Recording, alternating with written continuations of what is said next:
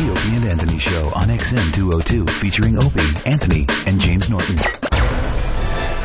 Nothing else has the power to bring a nation to its knees like the consequences of a killer epidemic. One goes in, millions come out. Every cell is dead. Don't mess with this stuff. Okay, sirs, here we go.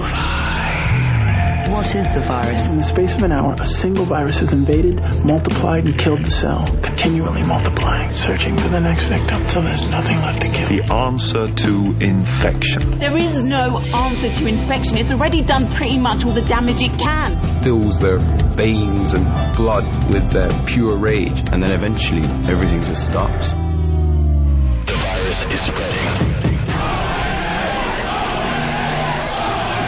If this doesn't make you want to throw up for failure, it's the most annoying thing on two legs. What a bore fest. Who cares about the funny? Just bring me the porn. Aren't we dumb? See, Opie. Oh, do you want to play? Anthony. I will beat children about the head. Jim Norton. I'm dancing. I'm a naked whore. It's indescribable. I'm trying. It's like a rape that's covered by insurance. Some of the comments they make are uncalled for. Why are you crying? The virus finally hit him. Well, with Jimmy, you never know. It could be AIDS. No. Yes. It's the Opie and Anthony Show. The virus that spreads from town to town across the U.S. of A.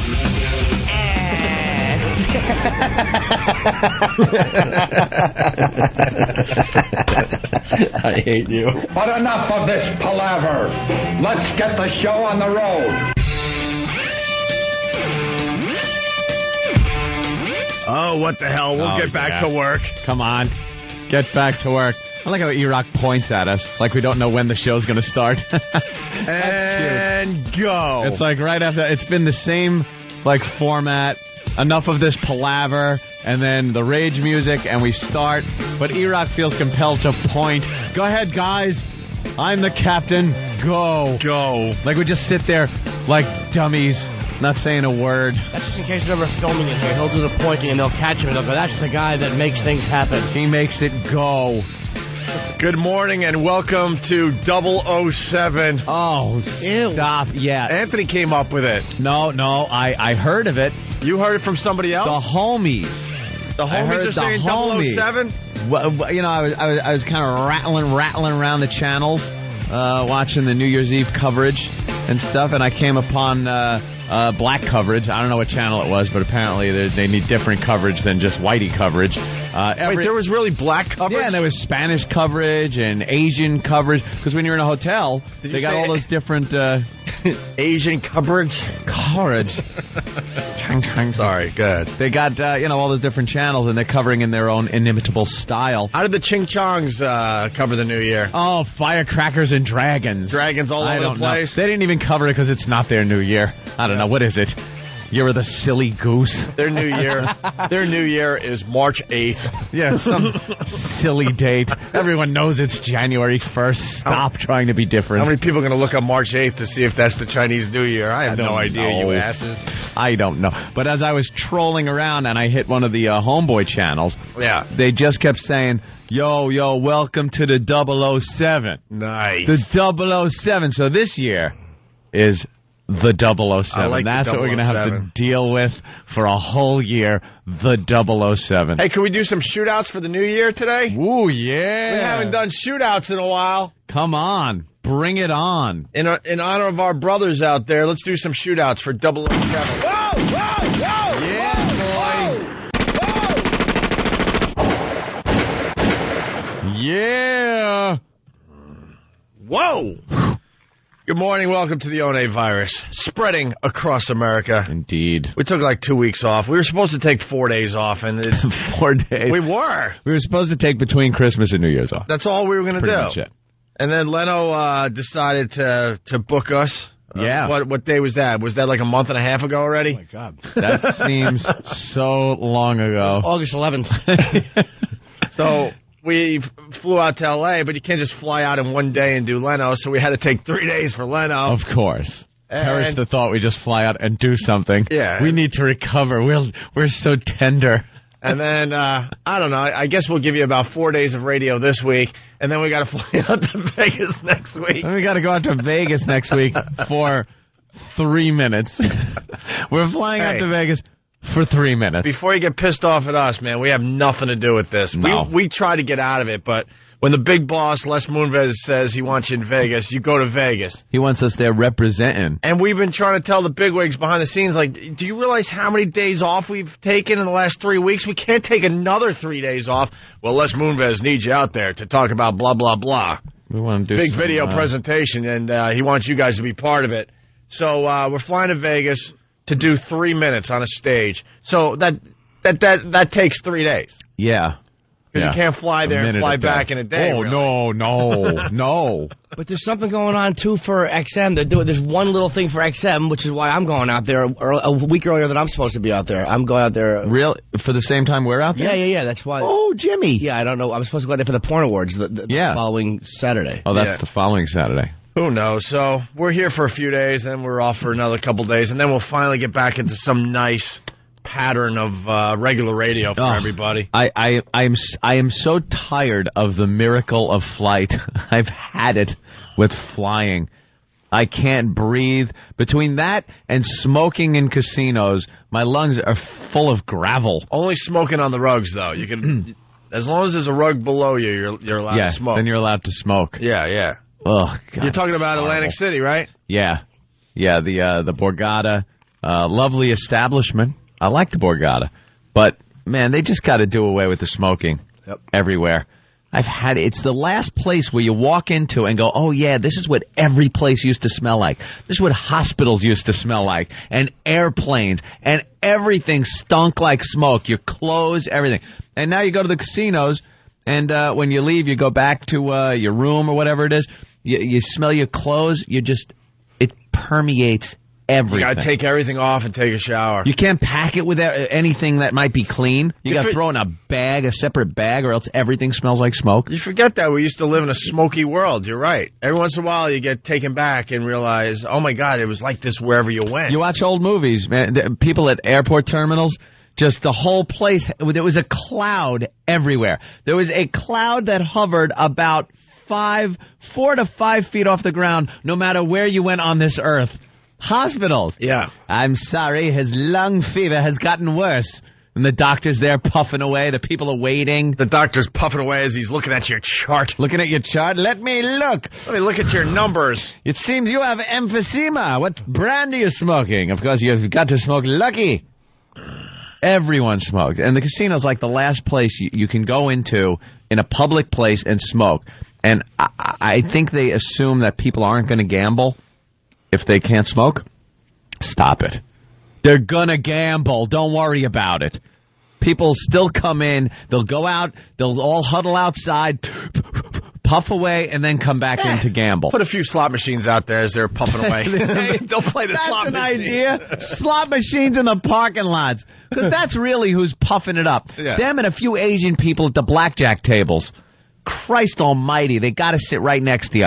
Bony fingers with the big long fingernails and a cigarette in there. And you know the guy knows the fine art of electrocuting someone on a box spring. Yeah. You know, he just knows how to tie someone to a box spring and electrocute him with sponges and jumper cables. And who's more boring than the Ching Chongs? Oh. They sit next to you. They're just a bore. You can't tell if they won or lost by their face. No. Are they happy, sad? Did they win or lose? They're too busy making calculations in their stupid heads.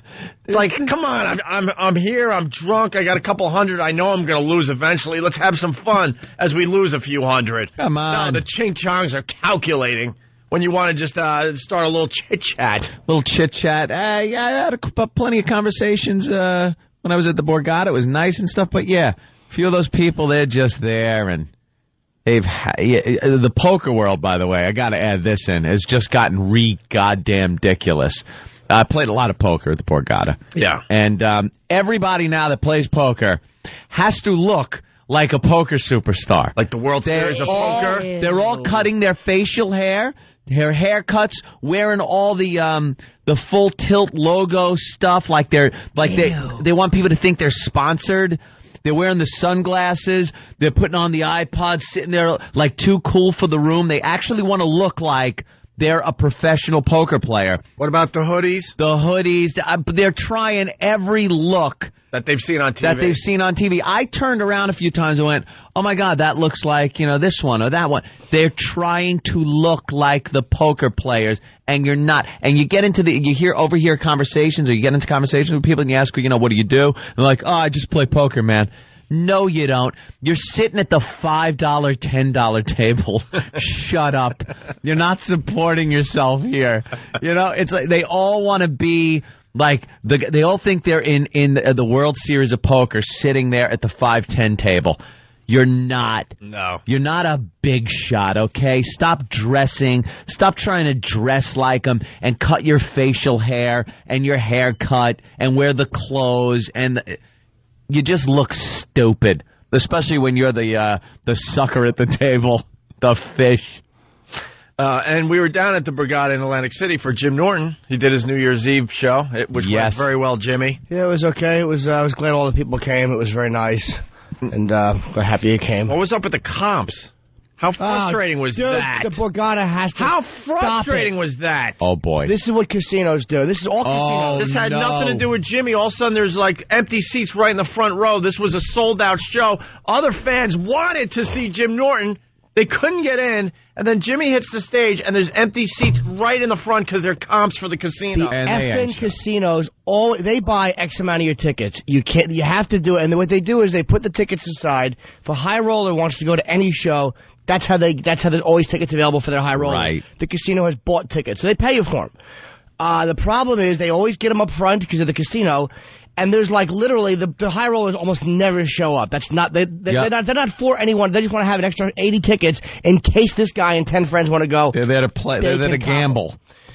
So when you get on stage, there's literally like 15 open seats here, 12 open seats there, and I think I had told Pete at one point, they have to be back. I don't want the first 10 rows. I don't want comps in like that because it wrecks. It looks stupid. It does. And there's fans. I wanted to bring fans down from the back. I'd be like, oh, my Billy Joel, I can't do that.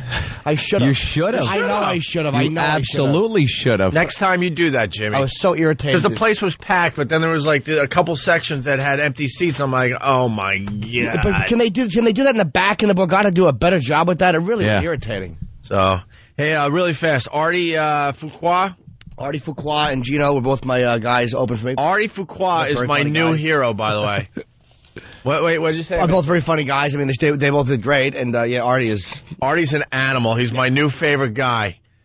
He's my new favorite guy. Yeah. After Jimmy's show, we went to the club, or Kenny was calling it the disco. Kenny was the discotheque. Kenny, like setting up the Borgata plans, was trying to get a night out at the disco for everybody. I would like to go to the disco. So we're getting emails all week about his updates about the disco. I'm still working on the disco for after Jimmy's show. What year is he living in? Disco.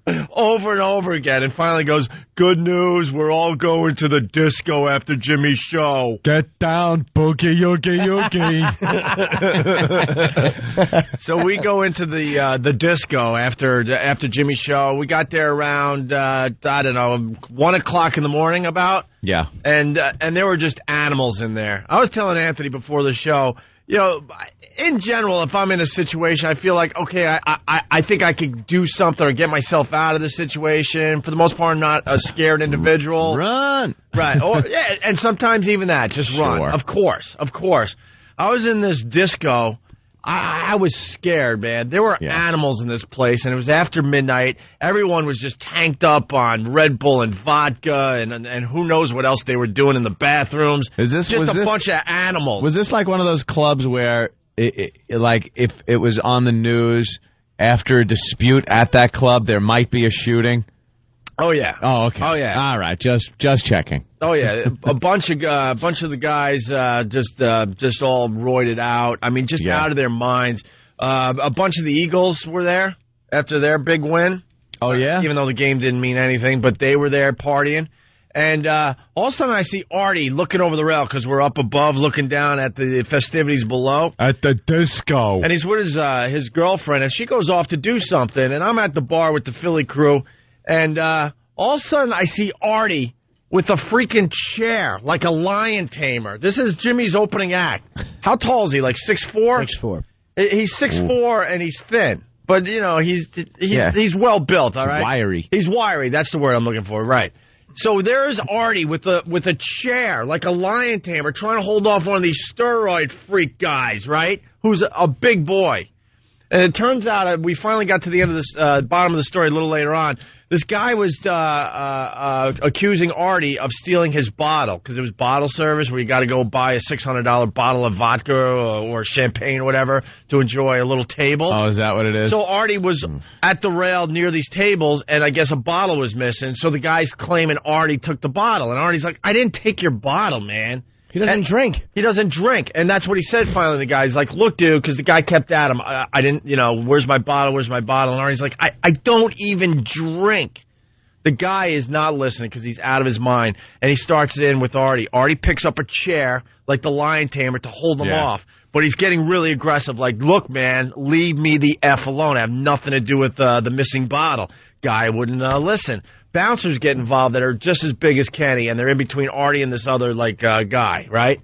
Artie reaches around the bouncer and clocks this guy, knocks him out cold. Oh, around the bouncer shot. All right, that's a good shot, dude. An amazing shot. He leans to the side, and with all his weight, it's all in his right fist, and knocks the guy out cold.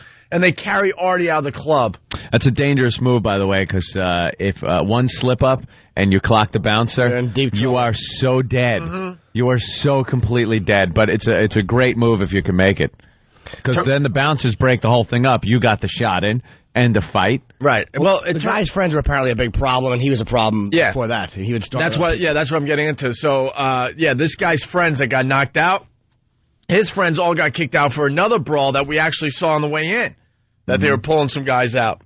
And this guy was still in fight mode, but for some reason they allowed him to stay in the club. He got into it with Artie, hence the wrap around the bouncer right hook that just knocked him flat on his ass. Oh. The bouncers take the guy out even though he's out cold. And I'm thinking to myself, Artie is arrested.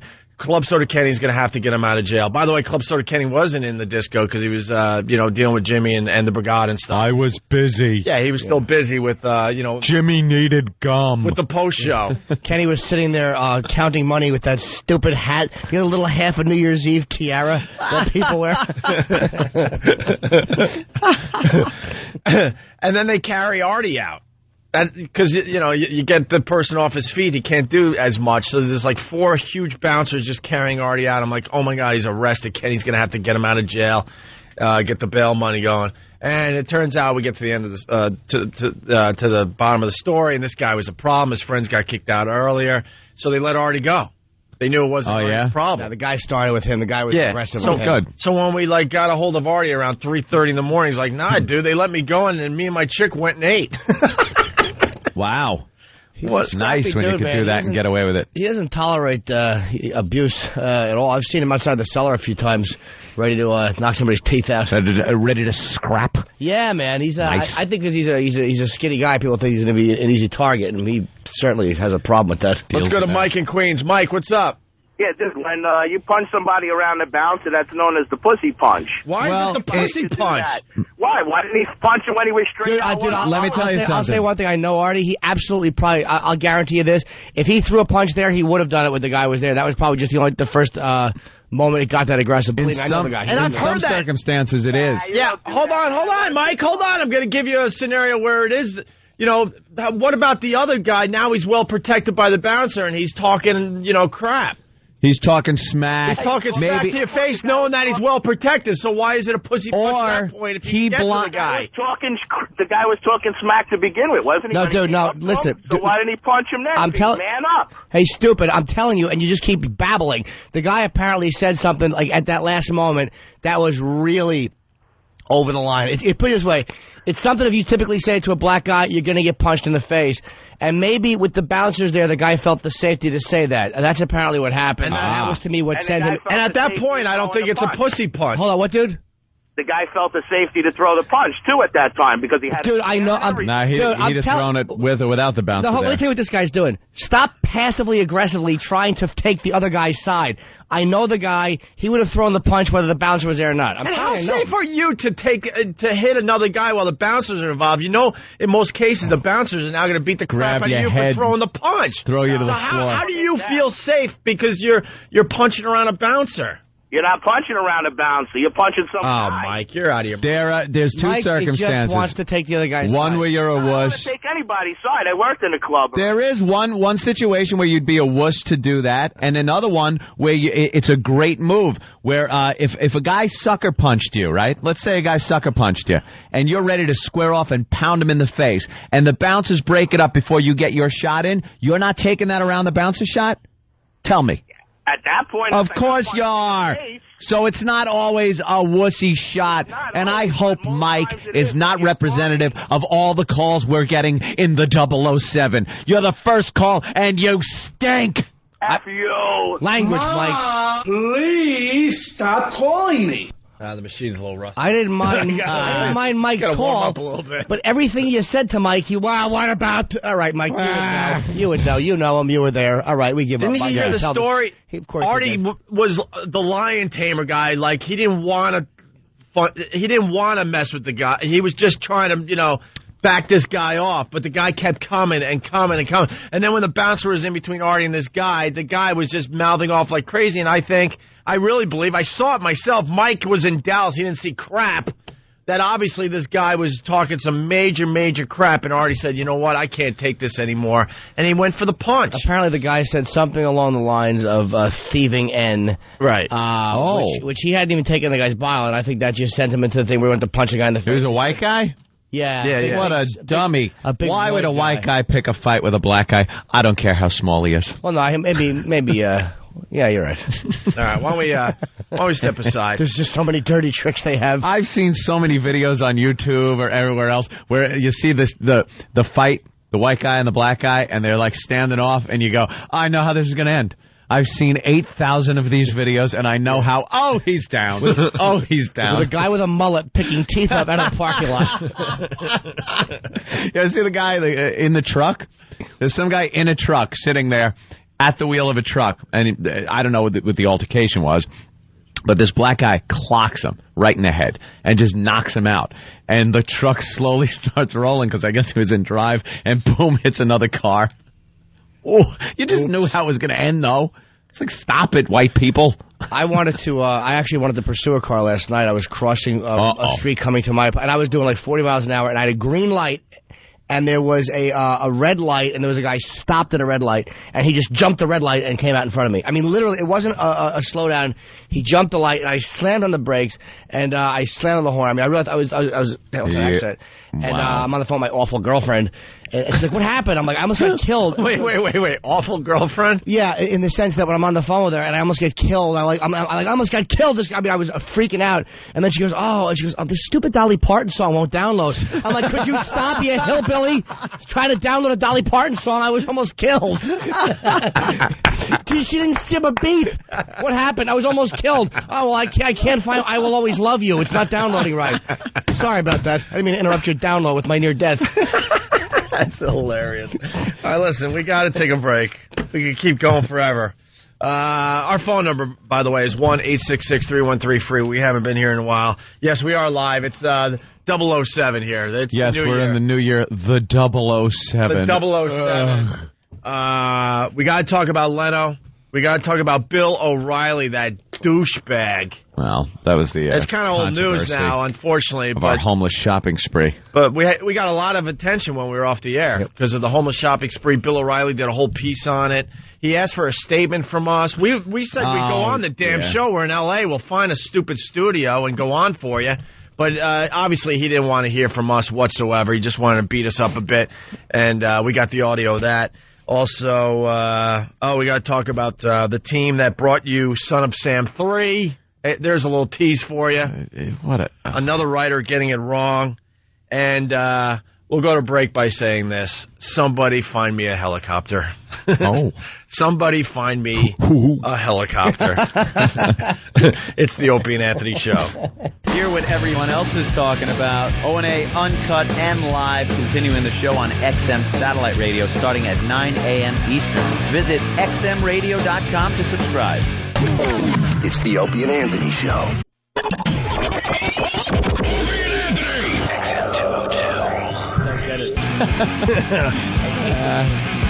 I felt like I was back in algebra class. Poker talk stinks. It just, I don't get it. I was talking with Tom Chiusano about my poker playing at the Borgata over the weekend. And they were doing inside talk. It was a little, They were talking slang back and forth to each other, and then Jimmy and I are looking at each other like, "Da." Well, they're like, it's like, yeah, he's drawn on a straight and did something, and Tom goes, oh, it's a gut shot. And he goes, yeah. And then Tom goes, well, it could have been a double gut shot. What does that mean? I don't want to know. Was it a gut shot? Was it? How about this? He had 2 5s. He sure was hoping for a third. That'd be 3 of a kind. Go fish. Unfortunately, that's what I had. 3 of a kind. Well, and this idiot I was trying to push him out. And he kept calling every bet that I put up there. And he had nothing but a gut shot straight. And he got it on the river card. And and I got thrown out. I don't know what the river card is. It's the last of the 5 community cards. So why not say that? Why that's the river card? Get the boat, flip it over, I get a gut shot. Really? How many jacks does he have? Right. When do I get to say go fish? I love it. I don't get it. But the best part was you were describing this hand to Tom, but you guys had to go inside with your conversation and go with all the slang and stuff, and Jimmy and I are looking like, duh. And then Tom looked around the room to see who was acknowledging the fact that he was so knowledgeable in this game of poker. And knows poker? Well, in that time, the language of the poker man. What did he say that made? Then he looked around. He said something, because Ant was just talking double gut shot, yeah. Yeah, double. He said something. He said something, and then he looked around the room like, how many of you guys know what I'm talking about? I'm like, all right, Tom, we don't know what you're talking about. Congratulations, you're smarter than us. It was awful. You know, I thought it's better than that damn blackjack where you sit there and one guy at the table screws it up for everybody. So at least you're just dealing with one moron. No, Tom's probably got some nerdy friend, and they get together and they play Texas Hold'em, and they both have on those stupid little visor hats, and they probably have a poster of the dogs playing cards behind them. Of course. Smoking a bad stogie, and they're each having like a Pabst Blue Ribbon. Only one gonna work tomorrow. You know, bag full of like a little bowl of pretzels. You know, nothing too crazy. A little snack. A little snack. Chex Mix. yeah, Chex Mix. Whatever, all right. Those party faggoty mix. little snacks. You know it's going to be a good party when there's Chex Party Mix there. Ooh. Hey, let's go to the phones. Our phone number is 1-866-313-FREE. We say hi to Steve. Steve, what's up? It's the Opie and Anthony Show. That is Steve. What's going on, guys? Hey. You guys killed on Leno the last couple weeks ago. Oh, that was a lot of fun, man. That was a dream come true. 6 months ago, it seems like. Jesus Christ. Yeah, hold. Oh, go ahead.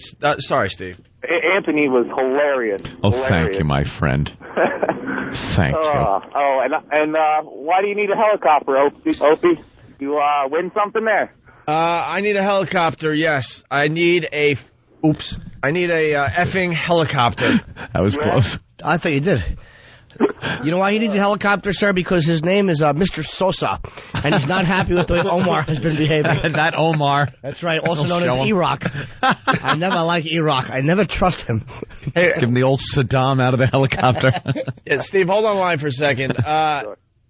Some people noticed, if you listen to this show on a regular basis, that we were doing football picks. Yeah. Who was the sponsor? I don't even remember anymore. But was it what?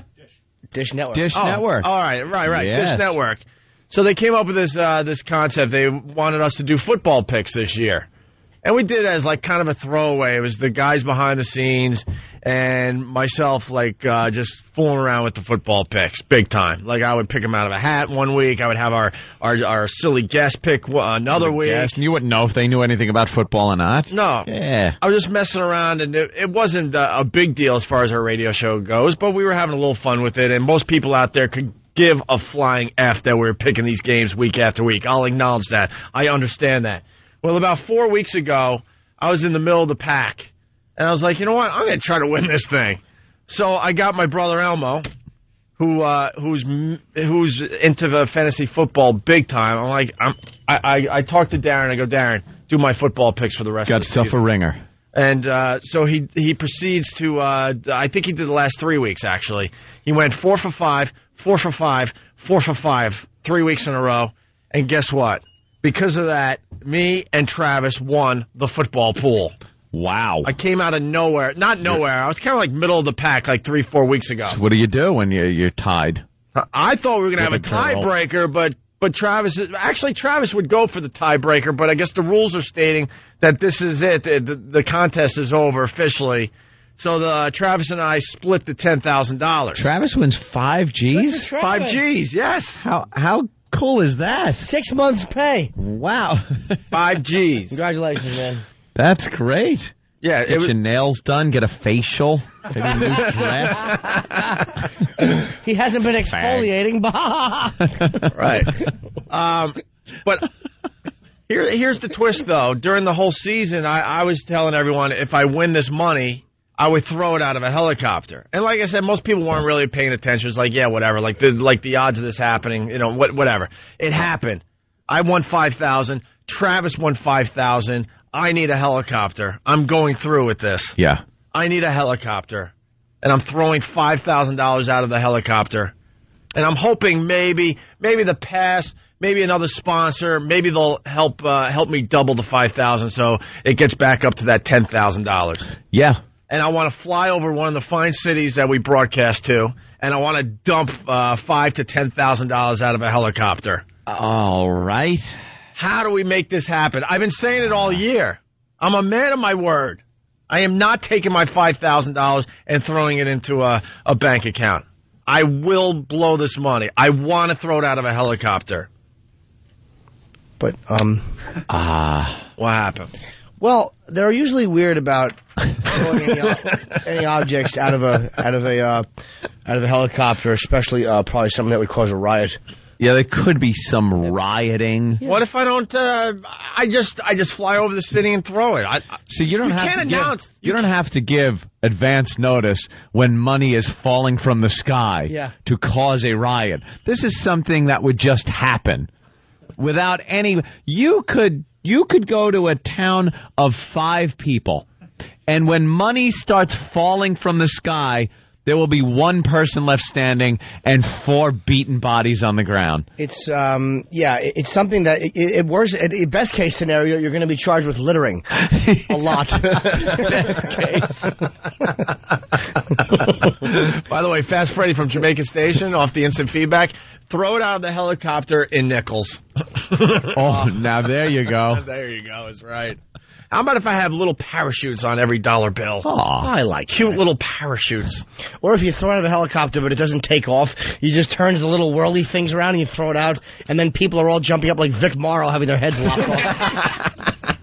The funniest part of that is how you call them little whirly things. What are you, 6? Oh, no. Jesus Christ. He's a 6-year-old. Oh, look, it's got a little whirly thing. Little whirly birds. You're right, there really was a blow past the facts to get to the joke type of situation. The thing that makes air rush so the joke works. That is just who you are, though. He's an ass. So endearing. Like a man-child. I love it. Well, what am I going to do? I honestly didn't think I was going to win this thing, especially with the goof picks and all, but thanks to my brother Elmo, he went, like I said, 4 for 5, 4 for 5, 4 for 5. Oh, it was Elmo that did it? Okay. Yeah, I gave up on the picks. I'm like, you know what, I'm going to try to win this thing after all, and like I said, he's major into fantasy football. He knows this crap a lot better than I. And he pulled it out for me. He's nuts. I figures he has that Rain Man thing for football. You just anyone that drinks only Dr. Pepper has got some kind of a major problem. What do you want? It's 6 a.m. A Dr. Pepper. That's good for your stomach. You've noticed, huh? He's out of his mind. Who still drinks Dr. Pepper? Nobody. 3 people. He keeps them in business. It was intern Pepper until he showed up. Folks, stop me.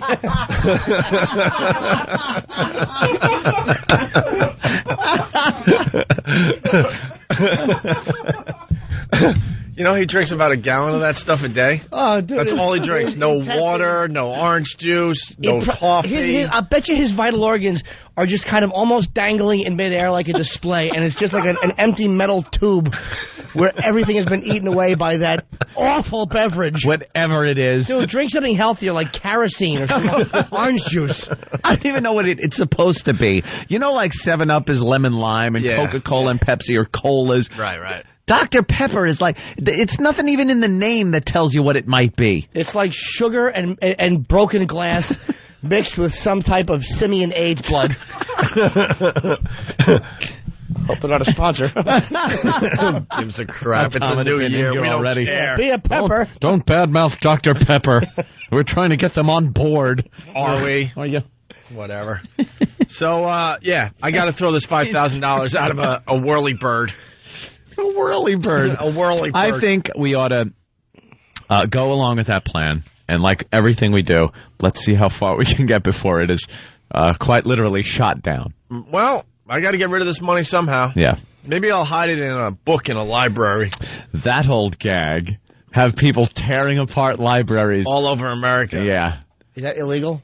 Yeah. Is it? Why? Yeah, it's another thing. Where, how is that illegal? I think it's what if I just said inciting destruction of property? What if I just said that there's $5,000 in a library book? Yeah, that would be some type of inciting destruction. I have a. What if it's some kind of special stamp? I'm telling you, we're going to give away this $5,000, and I'm hoping we could turn the $5,000. There's a way to do what is called the scavenger hunt gag type of thing, where you do have something worth something, and it's hidden somewhere, and people have to find it based on either clues or something like that. But I don't think you could just hide something in a public place that could be destroyed. I have it. I don't. All right, I don't want to steal everyone's thunder, but I have. No, I want to hear it. We hide the money somewhere in a city nursery, but you can only pick it up with a pitchfork. It's going to be in a bassinet under a sleeping old gal or old fella, and you have to either pick it up with a pitchfork or you flip the bassinet over and look underneath the baby. With those little wool caps they put on, the little pink or blue ones, it might be under there. Give the old soft spot a tap. Is that how they tell if it's a boy or a girl? Oh, in the nurseries? Yeah. Yeah, they usually put the little caps on them to keep their little heads warm. Cute. Little pink or blue. I swear to God, as you said that, maybe it's an instinct, you made me want to kiss a baby face. They're adorable, but they're horrid if you own them. The heads are fine. And let me tell you, that traveling we've done recently, I cannot tell you how much I despise children. You went to Disney for Christmas. It's not about children. It's not about children. Thank you, Jimmy. When I go to Disney, it's not about the children. It's about pretty much, we spend most of the time in Epcot, wandering around the various lands, drinking. That's the fun thing to do. I'm not going to the Magic Kingdom and sitting there on the Dumbo ride with little snot-nosed children. There are adult things to do. We went to a wonderful karaoke bar and had great sushi and got liquored up and did some karaoke. It was a blast. No kids involved. People have this misconception that there's always kids involved. The only involvement of children are on the trip there, on the plane, when they're screaming in the airport or behind you or in a restaurant or something, when you look at the parents and they're oblivious to the fact that their child is disturbing everybody. Shut them up.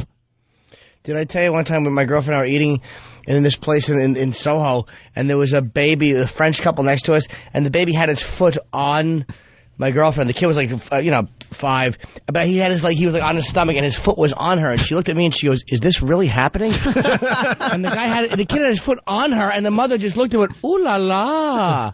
Ooh la la. That's what French people say. I guess that means, that's French for I should have aborted this thing.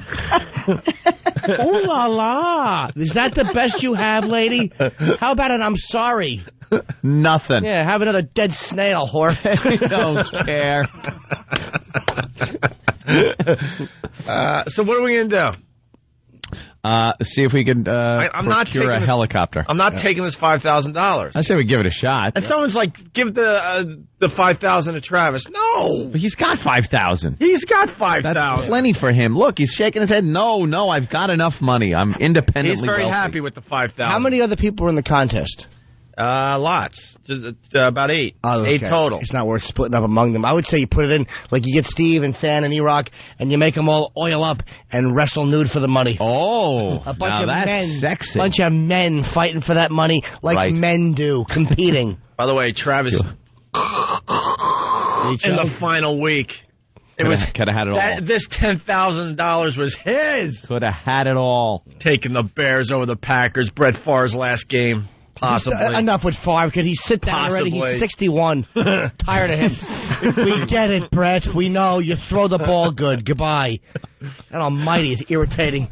He's got the mobility of a glacier. He just stands there until they sack him. Could you move? He used to run a lot, but he's an older man now. And he's going to come back next year. God almighty. You got to think he's coming back for one more, right? I can think of a guy named Williams on the Broncos right now who's moving better than Favre did. That's right. It's topical. Wow. It's a little too soon, my friend. It's not too soon because when the football team plays in a different time zone, you can make fun of anyone who's shot. Okay. Those are the rules. All right, I'm with you. All right, this is what we know. I won $5,000. Travis won $5,000. Thanks to that sponsor, whoever they were. Dish. Dish? Yeah. Dish what? Dish Network. Oh, Dish Network. Okay. I love them. I said when this contest started that I would throw it out of a helicopter. I still want to throw my $5,000 out of a helicopter over one of the cities we broadcast to. Mm-hmm. That's what I want to do. A whirly-bird. And I think I might add a couple thousand to the sum. Maybe another sponsor will add a few more thousand to the sum. And then I'm flying over a city in a helicopter until the lawyers say I can't do that. And then we'll have to come up with something dumb. Well, if the lawyers are involved, they'll tell you pretty much when you have a handful of money and you're about at 5,000 feet ready to wing it out. That's when they'll say, excuse me, you can't do this. All right, I can tell you this much. I got at least $5,000, and I'm giving it to the fans. That is a guarantee. Even if it's something as boring as me walking up to you and going, here, I'm giving the money away. All right? What? I got it. Uh-huh. You give me the money and allow me to distribute it. No. Right? Anonymously, so no one will ever know who gets it. Right. You know, they can't ever say a word. For charity. Yeah. Well. No. How do we decide what city to go to? I said maybe to Pittsburgh, by the way. Someone is screaming at me on the I say bribery. Bribery? Yeah. We could use some listeners there in Chicago. Ooh. I like Chicago. You like Chicago? Yeah. I kind of like Pittsburgh still. Jimmy, what do you like? Well, I have gigs in both, so it doesn't matter to me. Whichever one you want. What about Philly? What about Philly? What about Boston? Getting a lot of attention in Boston lately. That's true. Now, do you give it as a reward? Because Boston was very nice to us. D.C.? D.C. we've kind of neglected. We left them alone? They've been a good city for a long time, man. What about Dallas? Our friends in Dallas. It's true. Yeah. Maybe we should just name cities and then come up with nothing. Jesus, are we boring? We're all just naming cities. What about Reno? All right. How about I'll give you 2 Vegases and a Sacramento. We're not on there anymore. Yeah, West Palm. Exactly. No, everyone lives in West Palm is going to be dead in 6 weeks. They're ancient. No place where the average age is bunch of creepy old people. By the way, that stupid state. If your temperature doesn't get above 30 in the month of January, then your city is not in the running. Doesn't get above 30, yeah. Oh, is that... sorry. Sorry, Buffalo. We've had 18 feet of snow already. No, I'm just kidding. I don't care. I think what we need to do... Is there an address where people could send postcards in? I'm sure this place has an address, Obi. I don't know what this address is. Being Does anybody? Here in Manhattan. Can we get it up on the website, opieandanthony.com? How about this? Starting immediately, send in postcards from your fine city. And I know this part of the bit's going to be really hacky, but we'll pick a postcard from a pile of postcards. And whatever get one of those things that you used to, the big drum that you'd roll the postcards around and then open the little hatch and pull it out like it's 1975. Yeah. So we need the listeners to start sending in postcards immediately. And then I'll pick one dumb postcard from the pile, hopefully from a big bin. And whatever that postcard says, I'll go to that city and hopefully throw it out of a helicopter. But wait, I still want to throw it out of a helicopter. Why don't we just read the different postcards and see which one is the best? Because there might be some real gems in there. There's going to be hopefully thousands that come in. All right. Hopefully thousands of postcards. I was thinking one postcard per city we're in, which would look a little silly. Clink to clinkety ting plink ting pling ting tinking around in that big drum. You could read them as they're just rolling by. All right, we need an address. Let's get this bit going. We're developing this on the air. So the listeners send in the postcards. I'll pick one postcard or one of the guys around here. Jimmy, you will pick the postcard. I don't know, Ope. I get too nervous. Jim Norton will pick the postcard. Okay. And then whatever that postcard says, I will go to that city and throw my $5,000. $5,000 from a helicopter. All right? You have to tie a brick to it to make sure that it flows to the earth. Yeah, we don't want it blowing back into the blades of the whirlybird. You can throw it out depending on that altitude. That could end up in a completely different city. You're right. Really? Just throw one big brick. I'm going to throw singles. I'm going to throw it near a river. Watch people drown. Well, no, you do it near a highway, so they have to run out to moving traffic. Swerving cars. People are driving. There's hundreds on their windshield. They're flopping they're steering off the road. It's like a mad, mad, mad, mad. How many mads are in that title of the movie? I don't know. It's a mad, mad, mad, mad, mad, mad world. No, that's wrong. It's mad, mad, mad, mad, mad, mad world, stupid. How do you not know that? Wasn't it 3?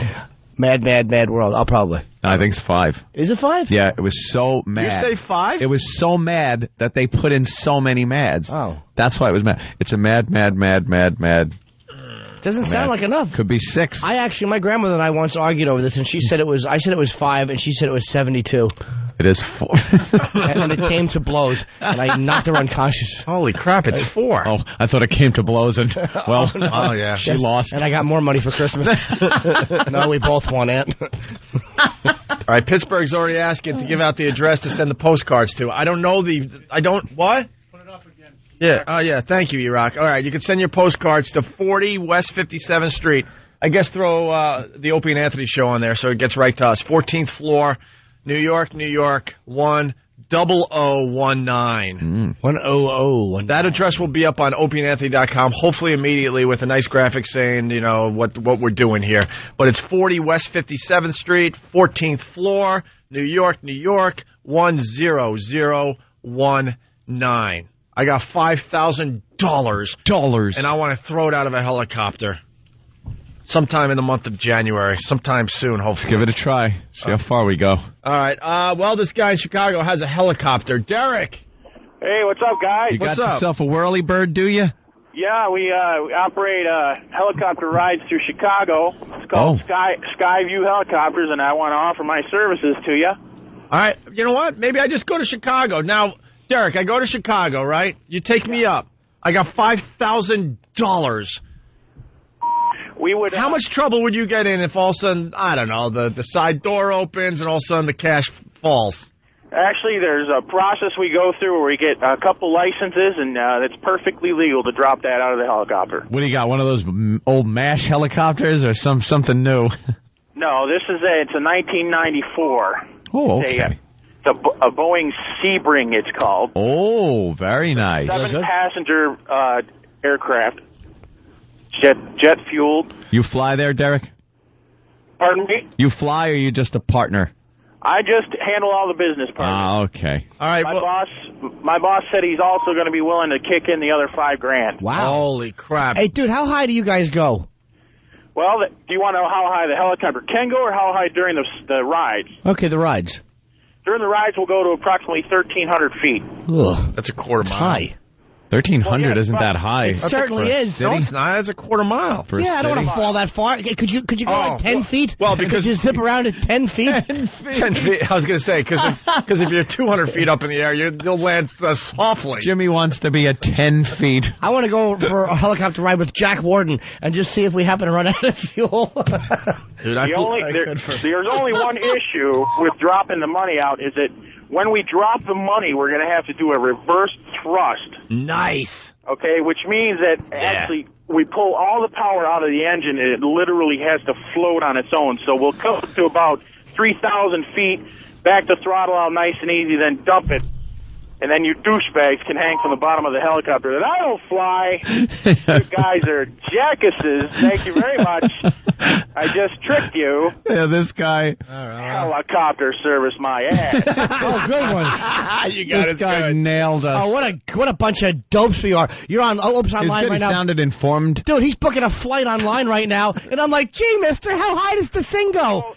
Thank you. The reason I called back is because I had an idea for how you guys could get rid of the money, and your damn screen caller's a douchebag. Well, and he wouldn't let me get through. Well, he won $5,000. Richard douchebag. Exactly. That's right. He's very high and haughty today. All right, thank you. What was your idea? Right. Yeah, what is your idea? All right, well, I know this much. Start sending in your postcards because at the worst, Jimmy will pick a postcard, whatever that city is. I will give my $5,000 to that city. And I'm taking sponsorships as we speak. If anyone else wants to hop on board and donate money to this fine radio stunt, we were pwned. Yeah, man. Jeez. Our address again. This will be up on OpieandAnthony.com. 40 West 57th Street, 14th floor, New York, 10019. Attention, Opie and Anthony Show, of course. Okay. Right. All right. It's the Opie and Anthony Show. It's the Opie and Anthony Show. The virus is an XL channel which may contain explicit language. Channel blocking is available by calling 1-800-XM-RADIO or in XM Canada, 877-438-9676. Show. The O&A virus spreading across America. Good morning to all the O&A pests listening to the show today. We're here live, of course. And a special good morning to Pat from Munaki. I guess he won O&A Pest of the Year.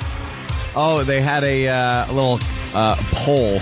On one of the websites. Website poll. Was that from Whackbag? Yeah, Whackbag voted Pat from Munaki O&A Pest of the Year. How is Pat from Munaki? I haven't talked to him in 2 weeks or seen him or heard from him. Last we saw him, that looks like him coming out of the water for the Coney Island polar bear thing. Apparently, some guy had a little problem. Yeah, it didn't go too well this year. What happened? Is that guy all right? Well, every year on January 1st, the polar bears, they're a national organization, but here at Coney Island is where they started. They decide that's a good day to get in their little bathing suits and jump in the water, in the ocean. And they call themselves the polar bears. And it's probably the dumbest thing I've ever heard of. It's awful. It could cause a heart attack. Yeah, exactly. And this year, I guess somebody had a little problem. I don't know what it was. I was listening on the news. They said a younger guy too. Yeah. Was it too much for him? He was probably coked up. It's a shock to your system. You can't throw yourself in there. You get hypothermia in a matter of minutes. Why would you do it? Why exactly? What'd you do today? I ran into the cold water, and then what? I got out. It's all right. Then what? I toweled off and went home. It's exhilarating, Jimmy. It's the same thing. Yeah, that's the interview that they get every year from these guys. It's exhilarating. You feel alive, and you go in that water, just gets you and really peps you up. And shut up. How long are they in for? Bunch of fat old people is what it is. It's like a swingers group. They look exactly like those old nasty swingers you see on those HBO real sex shows. Oh. They are. They're a bunch of old people. And they stay in for about, I don't know, a minute, if that. And then they kind of, splash themselves and then run out and talk to the press, who's there in swarms just every year. It really is. By the way, during the commercial break, we were trying to figure out how this helicopter thing's going to work. We're just a bunch of dummies. Oh, the theory's going around, and the laws of physics are in play. Right. And when Kenny starts talking about the laws of physics with thrust and paper, and when Steve starts talking about which ways the whirly-bird whirlers are going to blow, is it up or down? Right. I mean, isn't that a basic thing? Because we want the $5,000 to be pushed downward. Yeah, of course. Not back up into the whirly-bird's blades. Is that a question, though, that anybody over the age of 3 should be asking? Knowing anything about thrust, Newton's law? Who said we have to go backwards as I'm throwing it out forward? Kenny then suggested the helicopter fly backwards and up to throw it out, because I said I'm not sure of what the repercussions can be for that much paper being thrown toward the tail rotor. You might have some kind of catastrophic failure of the tail rotor. And then I decide I need some kind of apparatus to hang maybe 100 feet below the helicopter, which with then some kind would of need some release type system. of FAA approval. You can't just strap things to aircraft. Look, all I know is, thanks to my brother Elmo, he took over my football picks the last 3 weeks of the season. He went 4 for 5, 4 for 5, 4 for 5. So Travis and I ended up winning the football pool, and we have to split the $10,000. My $5,000 will be thrown from a helicopter over one of these fine cities we broadcast to. Right. And we're just trying to figure out how and when. But what the listeners need to do immediately is send in a postcard, because we're going to pick one postcard, and whatever city it says on that postcard, that's the city the $5,000 will end up in. Dumped on. What's that address again? It's up on opieandanthony.com. But for the people that don't 40 West 57th Street, New York, 40 West 57th Street, 14th floor, attention Opie and Anthony Show, New York, 10019. Oh. You didn't memorize that. Sure I did. Where else would I read it from? That's what I'm trying to figure out. Saddam be lynched. I mean, he didn't have it. He wasn't holding a little placard wearing a sandwich board sign. I'm kind of sad Saddam's gone. I can go on the record as saying I am saddened by his lynching. He grew on me, and he knew how to straighten them out. Look at the mess we're in over in Iraq. Saddam knew how to deal with those bastards. He knew how to deal with them, and that's why he was being hung, by the way, is because of the way he dealt with his countrymen. Yeah, correctly. He apparently this was for... There are a bunch of crimes that he allegedly committed that he was supposed to be tried for. But these crimes were the murder of these townsfolk in Iraq, that he was in this town at some point, and there was an assassination attempt on him in this town. So he just sends his thugs in to collect up some young men and kill them in horrific ways. I saw some video over the weekend of some of these guys getting killed. Put them on a little hillside, strap some explosives to their chest. Where did you see the video? It's on YouTube. Everything YouTube, really? Yeah. Yeah, I know. It's got a little thing you got to click. You don't put any boobies on YouTube, but exploding people's chests wide open. Wow, that's really? Fun. So you would put explosives on their chest, lay them on a hillside, and they'd get away, detonate the explosive, boom, just blows them up. And then the next guy, they'd lead him up into this pile of blown-up people, put the explosive to his chest, and they show him kind of just looking around. Like, all right, well, when's it and I'm watching going, that anticipation alone would kill me. Like, when's this going to blow up? Are the hands tied? Yeah, their hands are tied. Stupid question. Why? What? No, that you can actually undo the bombs and keep running, but they stood there. Throw it back at him. What a dopey question. What do I do? Well, he threw his hands in the air. My hands are completely free, and I got this thing on my chest. Why is he pop locking? Right. I think Ann said it in the office. You think Saddam knew where he was going? There's a lot of speculation. All we have is this video from this video phone, which is a whole nother subject we got to cover. But and you see him, he's kind of being let in. They had the official video, but they didn't show him being hung. They showed the noose going around his neck. And when they bring him in, he's kind of like, all right, where are they taking me now? He's wearing a little coat. He's got like his coat on. And they lead him in. And he's kind of like, all right, where are we? Oh, boy. Oh, boy. Here. Oh, this is a gallows, isn't it? I don't think I'm going to be watching somebody get hung. This is pretty much it. And that was it. They put that little black material around his neck, so not to chafe his neck. Well, wouldn't that make it take longer? No, it's not a choking thing. That was a neck snap. Oh, they went with... they went with wait a minute, now there's different nooses that one will snap your neck and one choke you? Yeah, there's a short drop, which it barely drops you at all. It just... and they used to do that in the Old West. They'd put you on the horseback and put the rope around your neck and then hit the horse, then you choke. And you're just there, like, flailing around. Takes forever. Then there's about a 1 meter of rope drop that'll snap your neck. And I didn't know this either. The noose itself helps snap the neck. They put that big fat noose. You notice how fat that noose was? Sure. Right to the side of his neck, so that when he bottoms out on it, the noose hits the side of his head and snaps it sideways. Oh, I didn't know So that. he died like instantly. Yeah, this was very quick. He twitched a little bit from what I heard, but there was no like spit or gurgling or anything like that. And what's up with the video phone footage? Somebody there was videotaping it with their phone. So there's an official video that's done on a real video camera that we saw at the beginning where they lead him in, put the noose around his neck, he steps up, he's saying his prayers. He's actually mouthing off. He ain't saying prayers. To the guys. He's yelling and screaming at those guys right to the last second. Well, they were mouthing off to him. Yeah. They were because they were guys that were in the same sect as the people that he had killed. Oh. So they have, you know how they hold grudges over there. Forget about it. Well, God forbid you hold a grudge. Yeah. So they put the noose around his neck, and they're giving him some crap, and Saddam gives it right back to him.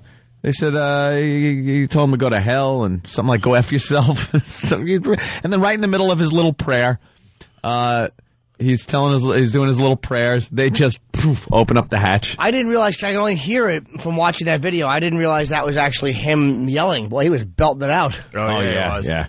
He was saying his little prayer, and then they drop it, and then they told him, let him swing there for 3 minutes, and they kept him there for 10. And somebody was videotaping it with a video phone. Was that up on YouTube? That's up on YouTube. That's on AOL. You could get that. Yeah, you get it anywhere. That one. on Drudge the whole hanging with him hanging, everything. I haven't seen that yet. It's awful because you don't really see it. This idiot with the phone, first of all, this savage that's videotaping it with the phone. It's a hanging. He's moving from up to down about a meter. Could you center the goddamn shot? No kidding. The guy's waving this thing all over the place. He's going back and forth. He's videotaping the stairs. Well, maybe you're not supposed to have it there. Maybe he was trying to hide it. I think he was trying to hide it like it's a rock concert. Yeah, exactly. They don't want no bootleg Saddam hangings. But it just really amazed me that the whole thing with the cell phone camera now, anything that happens, there it is. There, it's right up on the screen. And there he goes. There's dead Saddam. I've been watching. You can't really see. It's not lit well. I've been watching the No Filter Paul version. He put the Saddam hanging to the Benny Hill music. One of the things, and it's funny. One of the things we like to do on this show. Have you seen Trampoline? And that picture's up on YouTube. What? You seen Trampoline yet? No. That's pretty funny. They show him dropping through the hatch door. Yeah. But right when he falls out of view, they back it up so he comes back up again, and they do that over and over again. With Benny Hill music? And play Boing Boing. Oh, wow, there it is. There he is hanging. Holy crap. Yeah, that's him with his neck. Look, his neck is snapped. Ugh, that's sick. My Dead God. Saddam, right there. I haven't seen that yet. Yeah, the guy's dead. So who's that tan white lady? Oh, it's Oprah. Jesus, enough of her. What's wrong with Oprah now? She weighs 106 pounds. Wasn't she fat? Yes. Once? What happened? She's like an old Jewish lady from Far Rockaway. I've had enough of her. Oh, and there he is. Just dead with the noose still on his neck. It looks like he's kissing. It looks like he's nuzzling and kissing up at the... Nuzzling it. His neck was grotesquely bent, they said. Really? In like a direction where you know when you see it, it's not supposed to be that way. That's gonna hurt. Yeah, a lot of crap happened when we were gone, man. Gerald Ford. They hung Gerald Ford? No, Jesus Christ, this country. He dropped on the steps and he tripped into a coffin. That clumsy goose. 93. Yeah, Saddam got more coverage. 93 years young. Oh, there, Uncle Frank. Uncle Paul. Uncle Paul. Uncle Frank. Uncle Frank, I don't know. Whatever. I forgot the names of everybody on the show. Right. I've been gone 2 weeks. We've been, and then, of course, them... why couldn't it be Uncle Frank, by the way? Who cares? I know, right? Because Uncle Frank the Frowner. There's Frank the Frowner. Right. And Uncle Paul is different. One's a pedophile and one has palsy. And then you guys... You obviously heard about James Brown and them driving his body all over the country. It's still on tour. Yeah. James Brown is still on tour. His stupid driver had to drive him from what? Atlanta to Harlem? Creepy as that. Because they couldn't get a plane? For the Godfather of Soul, these damn airlines? You heard this? I am outraged. They wanted to get him up to Harlem, and they couldn't get him on a flight. They were all booked. With body? You would think they would in first class? You would think that... No. Ted. You would think they'd figure something out, though. So then his old-time driver said, screw it. He went to the funeral home, grabbed his body, and drove him all the way up to New York. Oh, wow. Imagine getting pulled over. What are you hauling? James Brown. Yeah. Might have heard of him. What's that, a euphemism for something? No, it's the guy. He's in the back. He's dead. I don't know what the rules are on driving the Godfather of Soul dead through state lines, but there he is. Through many state lines. The rosemary around his neck so he doesn't stink up the back of my station wagon. But you would think the Godfather of Soul would have one stupid friend with a plane that would help out here. A private plane, sure. Private plane something. You know how many frequent flyer miles you need? I mean, like, it's 90,000 on Continental to fly first. If you're a cadaver, it's got to be double that. At least. At least, right. Wow, yeah, poor guy, huh? Poor guy. Couldn't get a friend with a private plane. Well, how do you get bodies if someone dies in, like, let's just say someone dies in California and the body has to be flown back to New York? How do they normally get them home? By plane. By plane. Underneath. Commercial. Yeah, that's another thing. I don't want to hear anything from these goddamn airlines anymore about how they're crying poverty. After 9/11, they all went through a bunch of bad times, lost a lot of money, but they're still treating people like they're broke, and they are making money hand over fist. Travel is up higher than it's ever been, air travel, and they're still crying poverty. Fuel prices are back down again, so there's no excuse for not having a meal on the plane, depending on how far you're going. You know, all the little amenities they used to give you. Now they just treat you like cattle because we had a couple of years. Bring back the luxuries, you bastards. They're awful. And put some more planes in the air. Every plane you're on these days, we have a full flight, so could you please make sure you do everything you're not supposed to do? Why don't they just announce that? Have 18 pieces of carry-on, you greedy bastards. How many pieces of carry-on do you see slide down that you effed up slide with the red tag on it that it's got to be stowed? How long are you sitting at that gate because some jackass is trying to check his steamer trunk like Fred Mertz had? Putting on a show, Rick? I'll put it in carry-on, Rick. It's his old vaudeville steamer trunk. And he's trying to shove it in the overhead. It obviously doesn't fit. You're going to have to check that, sir. No, I brought it before. Everyone thinks, on what? Everyone thinks they're the most important person in the world. Well, dude, you can't fit that in the overhead. What is? It's the Godfather of Soul. We couldn't get him a flight. I'm trying to break his legs back before they put him bombing fluid in so we can bring him to Harlem. People can wave at him in a purple suit. Please watch while opening the overhead bins as the Godfather of Soul may have shifted during flight. How funny would that be if it's a bumpy flight and you open it and James Brown in that purple felt suit just tumbles out and he's in coach. Just falls into the aisle. Does it say dead Godfather of Soul storage here? I don't want to hear about the coffee in my kitchen, Jules. I want to hear about the dead Godfather of Soul in my overhead. The Godfather of Standby is coming in from Stephen from Bayshore. Yeah. Papa's got a brand new casket. Storing dead Godfathers of Soul in my business. Ah, damn, man. Guy couldn't get a flight. Couldn't get a flight. His Put some driver more planes in the air, for God's sake. Come on. I think the body started smelling. It had to. It's a long ride, man. Body. Yeah. A long ride. Has to. Not known for smelling nice. I feel good. Do ya? Do ya at this point? I saw footage from Harlem. There was a mob scene to see him, man. Oh, yeah. Yeah. Oh, yeah. Yeah. And that creep Michael Jackson showed up and kissed him on the forehead. Did he show up? Yeah. Did he kiss him on the forehead? Yeah, and then all of a sudden they saw James Brown's dead hand go up and wipe the kiss away and go back. Creepy ghoul he is. Oh. Michael Jackson. And MC Hammer was there. Was he? Was he? What did he do? Was he looking in the coffin for money? That broke idiot. How do you blow $30 million, Hammer? Rifling through his pockets. Trying to find something to pay your 80-person entourage. You had one song that was popular. It was a stolen Rick James beat. Too legit to quit stunk. What was the other big hit he had? That was LL Cool J. No, it wasn't. Wasn't it? No, Whitest Man in America. I It was have no MC idea. Hammer. Which one did LL do? Can't Touch This was MC Hammer. That was a Rick James thing. Super Freak. And then Too Legit to Quit was also MC Hammer. Oh, okay. I should have known. Yeah, of 'cause course you used should to have. be. I was Big Daddy James when I was a young kid. Yeah, we all know, Jimmy. And what was the other MC Hammer? I don't remember. But he wore those baggy pants, the same type I wore when I first started comedy. Well.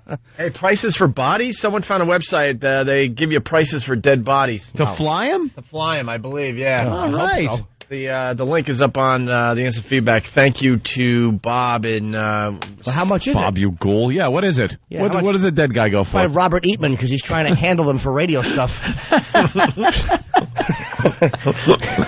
Yeah. That ghoul took us to Hollywood Boulevard after our Leno appearance. What was that about? I don't know. Bob is just... I missed that. Wow, yeah. I had to get out of Dodge. Yeah, we'll get into the Leno thing and some other stuff. Oh, Dick Clark audio. Oh, my God. Don't go anywhere. Don't go anywhere. You drag him out once a year now. That's it. And we got to talk about the O'Reilly homeless shopping spree crap. Yeah. We got to wrap that stupid thing up. He's a douche. That thing got a lot of attention while we were off. A lot of attention from Mr. O'Reilly. And you know what? That and Menino and the negative attention. And you know what? The show's fine. Everything's fine. See?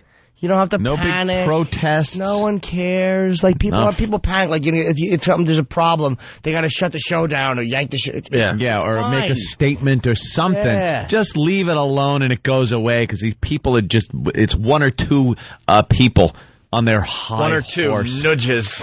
A nudge. A Budinsky. We hate nudges. There's nothing worse than a nosy Nancy.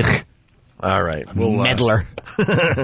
We'll continue, of course, because that's what we do. We do. Until what? Another hour and a half or so? I don't know. It's the Opie and Anthony Show. Call the Opie and Anthony Show right now. 866-313-FREE. Hey, who's this? Hi, I'm Toby. What do you got for the show? Nothing. So, why'd you call? The man on the radio said I should call. Oh, fantastic. Hang on. If you have a point that's relevant to the topic at hand, call the Opie and Anthony Show at 866-313-FREE. Okay, bye. It's the Opie and Anthony Show. The virus is spreading. Get infected. It's Pest Radio. For the pests, by the pests, and like the pests. Mostly stupid. Coming in 2007. Details on opieandanthony.com. Proof that it's happening. This is the Opie and Anthony Show. The One virus spreading across America. Good morning to Chicago. See any UFOs lately? They're over O'Hare. Watch it. Yeah, what's the deal with that? They're throwing $5,000 out, I hear, over the airport. No, it's their own money. It's 5,000 Guldars. A Guldar is the equivalent of 3,000 dinars and a baby pancreas. Wow. UFO sightings over O'Hare, though? What's that about, Ant? Apparently, you're an expert on this stuff, aren't you? Apparently a lot of professionals, pilots, yeah, air traffic control people, reported seeing something over one of the airline's concourses. Disc-shaped object, a flying saucer, as they're commonly known. And pilots, reported it and used their names and everything. This kind of goes against what has happened in the past. A lot of times pilots never wanted to say that they saw it, but these pilots absolutely reported to the FAA that they saw something, and it was disc-shaped, and they didn't know what it was. News agencies called up the FAA, and the FAA had said, no, we got no reports of it. And then when they dug deeper and deeper, the FAA goes, oh, yeah, we did hear something about that. And then they found out that they heard a lot about this, and it was credible sources, pilots. So immediately the FAA was like trying to brush it off as nothing. Why does the FAA lie? Why would these government agency scumbags? They're the worst. They're not. The NTSB is the only ones I trust anyway. The FAA is just worthless as far as their job is to promote the airline industry. Why would they lie? And why is there nobody with a cell phone on a plane? If pilots saw it, they weren't FedEx pilots, all of them flying cargo, or UPS pilots not picking up my crap when they were supposed to. asses. Could have been stuck in Denver. Why couldn't they? Who is this pig-nosed woman? Why couldn't they say cell phone? What is wrong with? Stop looking at There's the TV. a pig-nosed lady on television.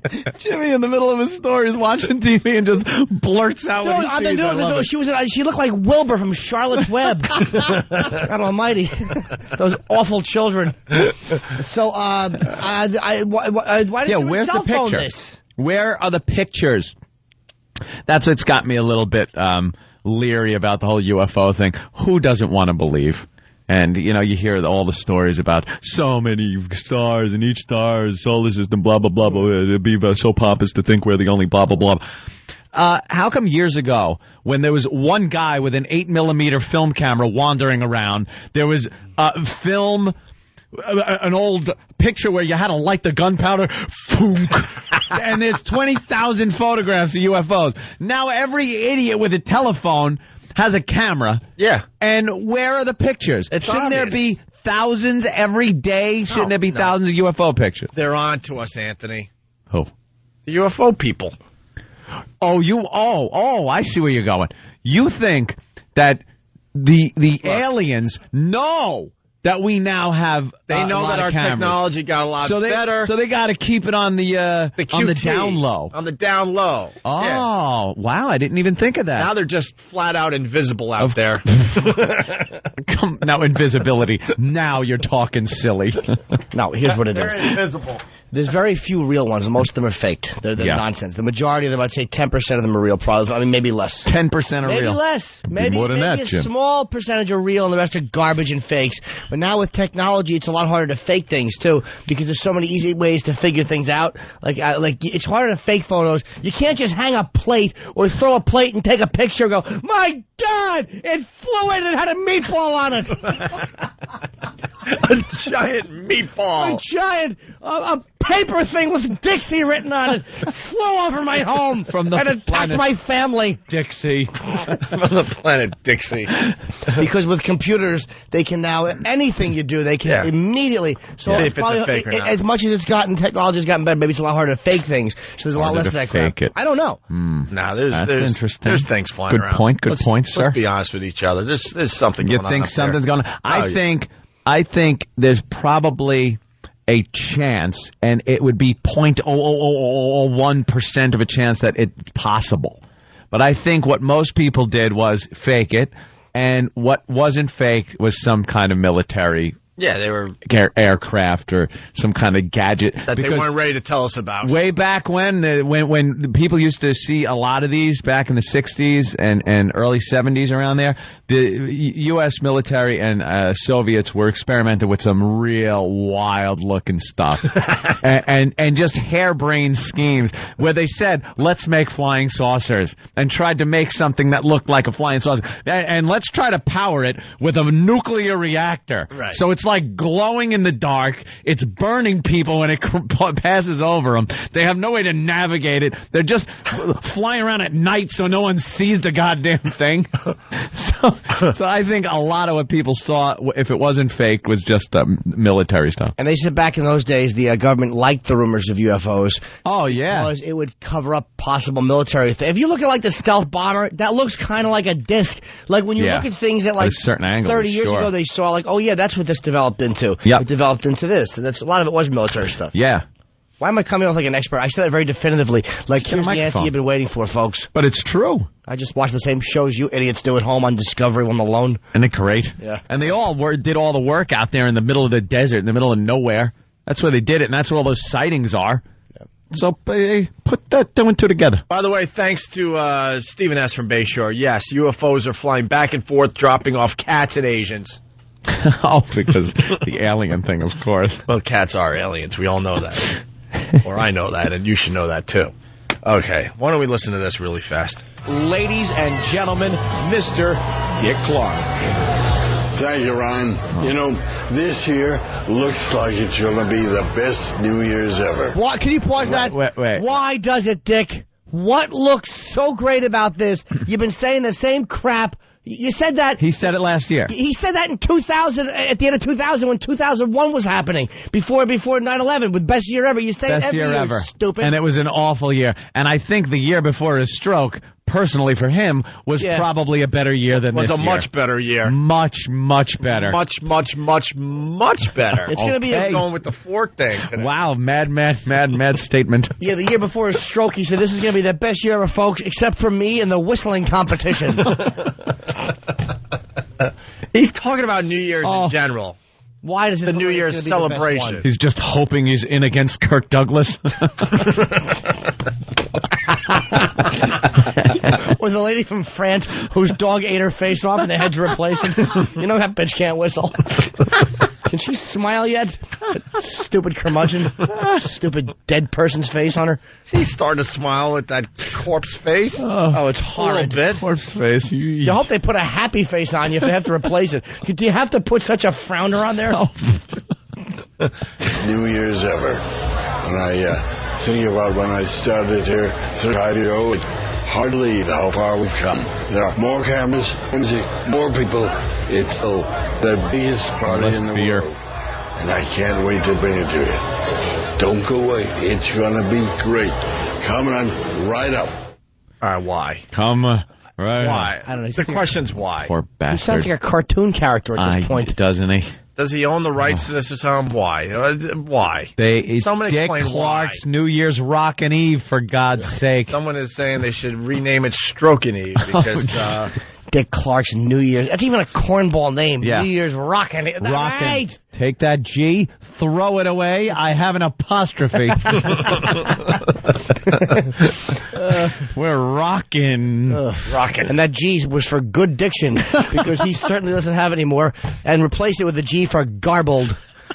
God almighty. 10, 9, 1. Good job, stupid. Yeah, he does have a difficult time with the old countdown. He was way behind. God it's almighty. a shame the countdown has to be a second apart, each one of those numbers. Yeah, it's a timing issue, Dick. Get someone who do everything but that. How about that's the one thing you don't do? It's not just about blurting out numbers. Yeah, there's a timing issue. There's only one thing you got to do right. There's only one. You have to blurt them out on every second. Right. I'm glad he's not working for NASA as they're launching the Challenger. 10, it's burning up through the atmosphere. 1. This just in, Dick Clark's down to number 3. Oh, he really is an uncomfortably old gentleman. Yeah. All right, here we go. Yeah. Welcome back. You know, there's a great feeling down there in the square. A great what? Did he just curse? No. He said, I think he, what? It sounded like he said, there's a great and then one of what a woman has two of. Black eye? You know, there's a great feeling down there in the square. Great. Did he say something, E? Is there a ditty? A great ditty? A great song? Ditty? P. Diddy? Or it sounded like that. I don't know what he's talking about. Welcome back. You know, there's a great feeling down there in the square. They started to arrive in the middle of the afternoon. And right now, they're all waiting for Christina, the tiny young lady with the big, big voice. She is a one-of-a-kind. Ryan, I think the time is here. Is it? You know, it's you're a also shame. one of a kind at this point. It's a shame. Why do they put him on TV? He wants to be there. Sit down, Dick, and why don't you sit in the study like the rest of the older gentlemen and just have a pipe and stop it? Hey, man, he's being brave. No, I applaud. Good. I like Dick Clark. I want to see him recover from the stroke. Good. I would love to see him turn into the old Dick Clark again, where he can just, hey, how you doing? Happy New Year's Eve. How about you give it a few years though, and then we'll check in on your progress in 2010. How old is he? Well, make a guest appearance. Come on and say hello. Let everybody know you're doing better. No, but to co-host like this is ridiculous. It's downright creepy. He gave Kiss a big break, so I have a soft spot for him. There's no need to, yeah, he did. He was good to Kiss. But there's no need to have to count like that, Dick. There's no need. We're live and ready for the big event. Over 1 billion people are tuning in all over the world. Of course, there are a million or so who came to see it in person and happened is live. Many of them came a long, long way. The numbers say that 8 out of 10 of the folks in Times Square tonight are from outside New York. What? Oh, wow. Wow. Oh, wowie, wow. This is too much work. No, Most people watching this are hammered to begin with. It really is a buzz ruiner. I'll tell you one thing. When I watch TV, I don't want to have to work at it. No. You just kind of want to watch it. Especially on New Year's Eve, you're drunk. That's what I mean, man. You're hammered. I want his time when he starts doing it. I want to look at a stopwatch or something and see how long it takes him to do the seconds. To actually do it. And you know he's not on. Cause I watched it live. He wasn't doing it. Hey, that's a good idea. Dick Clark should just drive around and weave a little bit. Wouldn't that be funny? And then he gets pulled over and he's talking and the cop is convinced he's drunk and gives him the breathalyzer and magically nothing turns up. Or beats him up like he was Mike Wallace. Remember they arrested that old 60 Minutes gentleman? They smashed him around and dragged him in. Him a sound thrashing. We're counting down to midnight. Now, one thing is always true. Every eye will be glued to the crystal ball on top of number 1 Times Square. It's mounted 380 feet. When did they start gluing eyes to the ball? I thought it was made of crystal. And then they got to give the stats of the ball. Does it change every year? Too bad the tongue is glued to the back of his throat. I mean... 180 feet above the street, and when it drops, you won't believe what you're going to see and hear. I won't? Down there. The same thing I saw last year? Why, is there a 2002 going to show up? Why won't I believe it, you jackass? Right. I see it every year. Yeah, also it says 2002, and you go, wow, who saw that now coming? That's a surprise. Yes. But I bet it's going to be 2007. 007. 007, but there was a 2, I'm sure, in front of it. Right. Now we can throw the 2 away and just call it the 007. You're not going to believe what you see. Why, Dick? Are you going to stand there and say Sally sells seashells by the seashore? While doing cartwheels? Doubtful. Right down there. You know what? There's nothing like it anywhere in the whole world. Are you ready, Ryan? He's talking like a child now. Yeah, it's not even that his speech is impaired. His thought process of what he's saying is childlike. You're right. The whole world. There's nothing like Times Square in the whole wide world. Yeah, and I'm sure Tokyo, there's nowhere like Tokyo, because it's Tokyo. And when it goes off, it's going to make a boom. Is it, Dick? Is it? He's using these childlike euphemisms now to tell his wife that there's been a little accident. I made poopy. I made some poopy. Enough already with Dick Clark. Well, no, the audio gets better. Here he is counting down. Do we have a clock? Do we have a stopwatch? We have a clock. There's 8 in here now. And I'm going to send it to the boss. Dick, take it away. Thank you, Ryan. We're coming up on the new year in 30 seconds. The crowd is getting louder and louder. We're about to say goodbye to the old year in 20, 19, 18, 17, 16, 15, 14, 13, 12, 11, 9, 8, 7, 6, 5, 4, 3, 2. He's like really behind. This is your only job. There's a million people loudly disagreeing with you outside the window.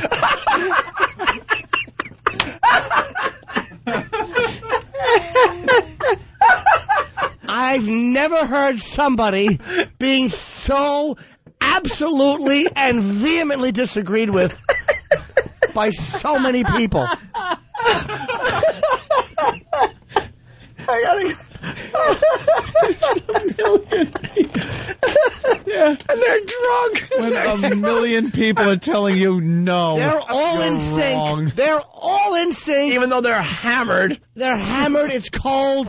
They haven't had a clean bathroom. Up, yeah, for hours on end. Yeah, they've been relieving themselves in their own clothes. And Dick Clark is saying no. This is the countdown. Let's hear that again. 16, 15, 14, 13, 12, 11, 9, 8, 7, 6, 5, 4, 3, 2, 1. Happy New Year! 2-1, Happy New Year. 6-5 Happy New Year. He was so behind, he had to skip a number, and he was still a second behind. He was doing subtraction. 10, 9, -7 is 2. We get it, Dick. It's the new year. We know. When the ball drops, you don't need to count with us. Just Yeah, the crowd's pretty much got it. Right, you could just kind of listen in at that point. And perhaps you can look at the 80-foot numbers flashing 10, 9, 8. Right in front of your retina. well, how about poor Dick. Having some dignity and saying, "Oh, let them take it away." Yeah. And they're all counting. You just sit there and watch. Just watch and say, "Isn't this wonderful?" Yeah. There's no play like it. I can't wait till Ryan Seacrest accidentally leaves his mic on and goes, "When is he going to die already? So I can get this gig." Steve from Pacia was terrible. All blood on the brain was lagging behind. Oh, you open his head. It looks like a lamb's brain about to be served in a fine restaurant. Wow. It's a great sight, and it's been that way for over 100 years. The crowd started coming here in 1904, and we joined the party. So did you. 25 years ago. Now, it was a tougher kind of crowd back then, not as clean-cut and as young as they are today. And not as many blacks, huh, Dick? Everybody. Not as many darkies in 1904 were there, Dick? The time of their life. They didn't drop no ball, that's for sure. He's saying how the crowd is different than it was in 1904. You think, Dick? Not as many top hats and canes. Dolt. The only difference you see in 100 years, not as many canes or top hats. Is that what he said? No, that's what I just said. All right. I assumed the crowd was full of people with top hats and canes. I just pictured it. A bunch of Mr. Peanuts. I know. I know, out of everything I could have chosen over 100 and some odd years, there I am. You're right, though. Well, picking top hats and canes. What an ass. How about aircraft? Well, what did he say, though? He was saying something inane. Yeah, he said it. Who could understand him? Dick advises us to plan now for next year's New Year's. Oh. Once again, we see that there is nothing like New York on New Year's Eve. This has been one of the biggest ever. You know, that's why so many folks plan their vacations around this event. Now, if you want to join us... And by the way, there is something like New Year's Eve, if you're listening to it, is take a 45 record, play it on 33. That's what it's like listening to the audio of New Year's Eve. It's horrible. It's like I'm drowning when I'm listening to him. You want to join us next year, plan now. People come here from all over the world. Rooms go fast. So let's hear from it. Ryan? Thanks, Dick. Finally. Well, thank you, Dick. Here's the last clip where Seacrest and Dick Clark talk with each other. And it sounds like Dick Clark runs out of breath here. Speech Center out. It's been another New Year's we'll never forget. What a night. It takes so many people to make this event happen, and they do it like clockwork every single year. I'm glad to be a part of it. I hope you have a healthy... Hey, Is that now. contagious? Oh, boy. Yeah. Oh, that didn't sound good at all. Middle of the speech, break out into a SARS cough. Dick, go home and nap. Just lay down. Get a nice little box and a satin pillow and doze off. Year. I'm glad to be a part of it. I hope you have a healthy and happy New Year from the bottom of my heart. Now, bring him in here. What's this complaining about rain? What? I mean, it's a beautiful night. It is a gorgeous night. It's warm. It was starting to sprinkle a little bit. I'm waiting for you to be out there in the snow, in the sleet. Put the temperature down to zero. Only precipitation was coming out of Dick's mouth. Exactly. Old tsunami gums. Yeah, because he's coming in with an umbrella. Ryan Seacrest came in with an umbrella to talk to Dick Clark. It's not because it's raining, Dick. It's because he's a queer. That's why he's traipsing around. It matches his parasol. He's a fruit, Dick. He's a fruit. You want me to be abused? Yeah. Listen, partner, it is just a pleasure to work with you. Oh, shut up! Oh, kiss his ass. Here he goes. God, is he insincere? You want that gig for you alone. He wants a solo gig, that's for sure. Of course. Listen, partner, you showed up 33 years after the gig started. Yeah, I think he carved a niche out. I think Dick Clark had his little niche carved out before you traipsed in. Yeah, listen, partner, it is just a pleasure to work with you. On behalf of all of us, Happy New Year. Great to see you. Dick Clark, ladies and gentlemen. One of a kind. He's feeding Dick Clark burgers and smashing him over the head with a mallet. It's a custom we have here on New Year's Eve, Dick. Here, eat these eggs, and I'm going to hit you with a ball-peen hammer on your head. Hey, Dick Clark, ladies and gentlemen, and then the camera doesn't pan far enough onto Ryan, and you see them just wheeling him back out the way they transported Hannibal Lecter. He's just on a hand truck, and they just wheel him out and they throw him in the back of a dairy vehicle. Drive him home and put him in storage for next year. Well, they actually know the rough guys that are handling him just like open his front door and they stop it and he falls face first onto his rug. And his wife has to pull him by that stupid hairdo. Had enough of Ryan Seacrest and his phoniness. Shut your mouth. Oh, on behalf of, how about you speak for yourself? On behalf of no one. On behalf of people with ears, I'm tired of Dick Clark doing the countdown. What do you think of them apples, Ryan? On behalf of everyone with eyes and a clock who can see seconds as they're ticking away, I am tired of Dick Clark being a part of the countdown. I want to see him. I'm happy he's alive, and I'm happy he's recovering. But don't do the countdown. Oh, my God. Jimmy's killing.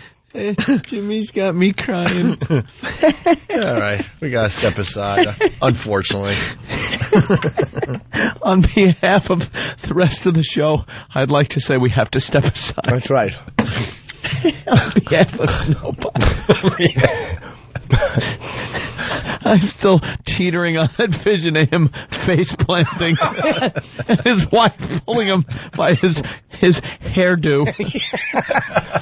She'd open the door and they would just, like, the hand truck is tilted back, and as they stop it and make it flush, he just tumbles with his gentleman's overcoat on. And as his face smashes into the rug, a little snow goes poofed off his hair. Poofed. I told you not to get that on the rug. You know, she's even nagging him at his stroke. Old blood on the brain. Wow. I'm going to giggle about that all day. Old blood on the brain. His skull looks like a meatloaf with too much sauce on it. Your mother ever make a meatloaf and put too much sauce on it? Put hair on it and let it do the countdown. Oh, God, it's the Opie and Anthony Show. Hear what everyone else is talking about. O&A Uncut and Live, continuing the show on XM Satellite Radio starting at 9 a.m. Eastern. Visit xmradio.com to subscribe. It's the Opie and Anthony Show. Checking us out today, it's the Opie and Anthony Show. The O&A virus spreading across America. This just in, we're in the latest issue of Player Magazine. What is it? Yeah. I don't remember doing the interview. I think it was the one we did in our office over at XM. Okay. There's a guy and a girl there. I think. Is that the one? Maybe? I guess. I really don't know. Sorry, I'm still coughing up phlegm. Yeah. From Jimmy's tirade on the New Year's Eve coverage. I feel guilty about this. No, well, you feel guilty. Uncalled for. No, I don't feel guilty. Know that I was weeping. I wouldn't have felt guilty if he was sitting here and I was saying pointing in his face angrily. But the latest issue of Player Magazine, the January-February issue, they actually do it right with their magazine. What's that? Usually we're in a magazine, and it's like the August 2008 issue that comes out January 2007. You know what I mean? Yeah. But it's Player Magazine. I guess it's a new mag. And we did an interview for them. And we don't remember doing the interview, so check it out for yourself. The Not at all. the One pests are mentioned in the article, so... I just noticed one glaring error, and once I see an error this glaring, I kind of don't like the rest of it. Like, I discount the rest of the article. Well, writers are just dopes. We know that by now. They always get it wrong. We've been fortunate enough to be interviewed a lot, and every single article that's out there about us, there's always something wrong with the article. Maybe something we didn't even say, or they get some fact about the show completely wrong. Yeah, well, I can understand if it's a small fact about the show or something. This is such a glaring error that I can't really look at the rest of the article and think, okay, they probably checked their facts and got everything right. Right. You assume when you sit down with these writers that they're well-informed about the show. Well-informed about your history. Well-informed with the major headlines of the Opie and Anthony career. Well, a lot of the article, the beginning of it anyway, talks about our history. Yeah. What we've done. Blah, blah, you've heard it all before. Don't care. Don't want to repeat it. But it's got the mayor prank, April Fools. It's got the other event that we did, Opie, when we were fired. Yeah. Which is being called... The duo was fired for the live broadcast of a couple having sex inside St. Patrick's Cathedral, an incident that was dubbed their Son of Sam 3 prank. Where is that? Where is that? By the way, I would have liked it better if it actually was that. Exactly. You get points shooting blonde girls in the head. You get points of her heads in his lap. 2-point conversion. An incident that was dubbed their Son of Sam 3 prank. Yes, Son of Sam 3. Son of Sam 3. What it was, Son of Sam 2 direct-to-video. What happened? Son of Sam 3. Son of Sam? Son of Sam 3? It doesn't even... Sex for Sam barely made sense, but at least it kind of was a tie-in. It was Sam Adams. Right. It was the sex angle. It just worked. Well, he got two of the words wrong, because sex for Sam was Son of Sam 3. Makes no sense, has nothing to do with sex in a church. And they screwed this up, or too. Anywhere else. In April '88, when on April Fool's Day, you claimed that President Kennedy was shot in Dallas. Yeah, see? They screwed that up, too. But we never said that. Oh, a dope. Son of Sam 3. All right, well, I'm sure the rest of the article's going to be just as accurate. And look, I don't have to be mentioned every 2 seconds. I'm perfectly fine with that. But Jesus, could you have thrown a photo in me instead of a photo of the microphone? There's a photo of a microphone. They'd rather have a photo of just a microphone. That's exactly what I thought when I saw it. Instead of old Jimmy Moore. I don't need to be featured prominently. How about just walking, but a photo of the microphone? Look, they'd rather have an empty... This is an empty microphone against a wall. Just to explain to everybody, there's 3 pictures that go along with the article. There's a separate picture of me, a separate picture of Anthony, and then the third picture should be a picture of Jim Norton. If there's room for a third picture, fine. If there's not, that's fine. But God, do you have to put a photo of a goddamn microphone, you hack writer for Player Magazine? Your magazine stinks. You had to mention Mike Rowe was in. The Pests are in. Well, who was the chinless hooker lover? Nobody knows. Not if they read. I hope you die, whoever wrote this article. Son of Sam 3. Whoever. His name's Douglas Emery. Hey, Doug, you're a dope, and your last name stinks. It's good for filing nails. What do you think of them apples? Nail filing sissy. The third picture is a picture. A microphone. It's a microphone with no one in front of it. Just with a shadow of it on a wall. I can't wait till the message boards light up with that one. Hey, that's the way it should be. Ooh, you are angry typing guy. I'm gonna bite somebody's face right now. I'm done. Done with that. Done with that. Anyway. Son of Sam 3. Son of Sam 3. Doug Emery is a dope. And instead of having a picture of old Jimmy Norton, it's just a microphone. Just sitting there by itself. Empty. You couldn't have... First of all, it's a horrible photo. It's not a good photo of a mic. If you're going to go for a mic shot, yeah, there's better ones to do. It's just... We don't even use that microphone. I couldn't tell you where... I think they had to go to a studio to to take that picture. Another studio. That's the microphone that Johnny Fever used to talk into on WKRP. No one uses this. That's the microphone we take out of the closet if we have 10 guests in studio and 11th shows up. Oh, Right. crap. Here we go. Go get that old microphone from the closet. Oh, this Doug, what's his name? Doug Emery? Yeah. And dope. And there's two things we want to point out, too. I don't know what it is with writers, but I guess they don't like how you say certain things, so they have to rework your words. And pretty much, they'll ask the question and then answer it, but they'll have your name, like you answer the question they asked. Yeah, because you follow me? kind of had some of the gist of their answer in your answer. Right. Little bit of it, piece of it, but you didn't word it good for the article or good enough for them, so they twist it around, and sometimes it changes the entire context of your quote. Well, they got me saying something really weird, and they got you saying something even weirder, in my opinion. Yeah. The question, do you ever get scared about being on the air? Opie, it gets easier the more you do it, but a smaller surrounding like a comedy club gets a little weird. I never said that. It gets easier the more you do it. Basically, what I was saying, it's a lot easier to be in front of thousands of people instead of being in front of like 50 at a comedy club. Okay? Yeah. But he reworded it some other way. And then he writes, we did a comedy show this summer in a venue with over 12,000 people, and I didn't flinch, not even a nerve. Yeah, would you say that? Dude, it's awful. It's easy to beat me up, no problem. I don't care. I'll take it any day. But I'm telling you, I've never said that in my life. I don't even know how to say it that way. That's the same cadence as the night before Christmas. Who talks like that? It's no one. I don't even know how to say it that way. I didn't flinch, not even a nerve. And then later on in the article, they got... Now, I know what I said here, and this ain't it. I know it's not. So what do you do when you're not on the air? Are you still working? Anthony, it's like a cop. You see a crime, you're on duty. If we see something that we know would be entertaining for the show, we make a note of it.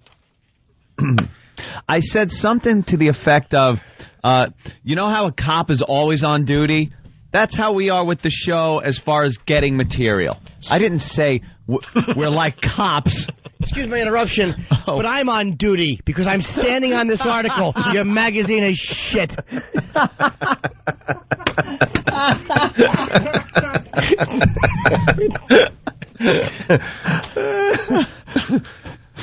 It is kind of funny, though, Jimmy. You got to admit. We're like cops on the beat. 3 pictures in the article, one of me, one of Ant, and one of an empty microphone. It's fine if they're just doing 2 pictures, but when you have a third one, when it's fair, when they like, look, we have to fill the space with something. That guy, no. Fine. How about that? But that's a thermostat. Put it in. How about this? The next person that wants to write an article about us, maybe you should know the show. Maybe you should know the show. Even if they don't know the show, it's fine. But when you have just an empty... For branding purposes, it's been Opie and Anthony for a long time, so it continues to be Opie and Anthony. But the fact is, if you're a writer, you really should know the show and that Jimmy is as much a part of the show as anyone else. Or you should know at least that it's called Sex for Sam and not the Son of... How do you make that... Son of Sam 3. You could look that up. You could Google that in a second and see that it's called Sex for Sam. It was called, and that was what... Son of Sam. I would look at that and go, Son of Sam 3. Why would it be called that? Let me do a little research and see why they called it Son of Sam 3. Oh, they didn't. It's Sex for Sam. Wow, good thing I didn't write that down. Because I almost wrote Son of Sam 3 and would have looked like a total dolt. He didn't get it, and his editor didn't get it. No. Fact-checking just doesn't happen with these people. Anyway, if you want to read the article, it's in Player Magazine, the January-February issue. What's Player about? What kind of magazine is it? It's like you're a player, you got you got your hot gadgets, you got your cigars, you got your babes, you got a little card playing. A card playing there, so Daniel Negreanu, a very good friend of the show. He did a little top 10 things not to do in poker. 10 tips for winning a Texas Hold'em. Oh, is that it? Like a guys magazine? Oh, yeah. For guys? Hey, put some things that guys will like. 25 most dangerous careers. There you go. You can count them down. I'll say construction worker, number 1. I will say the best 10, the top 10 best Super Bowl. Oh, I will say oral blood carrier in African hospital. Oh, it is. Hey, there you go. cares what the number one dangerous job is? I would like the readers of Player magazine. That's right. I care. Suicide assailant. Suicide assailant? Yeah. What is that? Like suicide bomber? Yeah, the Japanese kamikaze pilots. Oh, that's a job? Well, yeah. Wow, what else is it? Is that a joke? No. That's number one. Stop it. Number one. Are they trying to make they're trying to make funny? Is that a funny thing then? Maybe. They're not trying to be funny because number 5, soldier in battle. Most dangerous job. Number 5, soldier in battle. What is 4? A daredevil. Evil Knievel. That's more dangerous? Daredevil. Maybe. What's number 3? Narcotics dealer. Whoever wrote this magazine is annoying. No. What?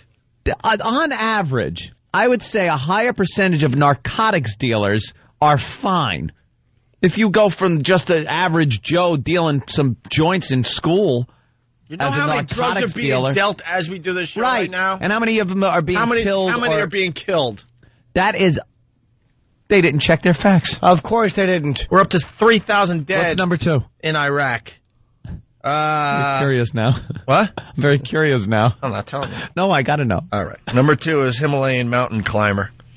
More than a soldier in battle? Yeah. And then right after Himalayan mountain climber is suicide bomber. Yeah. Is that a 100% death rate? Yeah. Does that really count?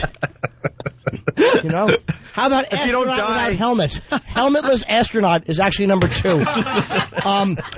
Naked firefighter with water pistol is 3. God almighty. Yeah. What an ass. How stupid. Well, you want the whole list now real fast? Yeah, you gotta hear it now. All right, well. The human bumper.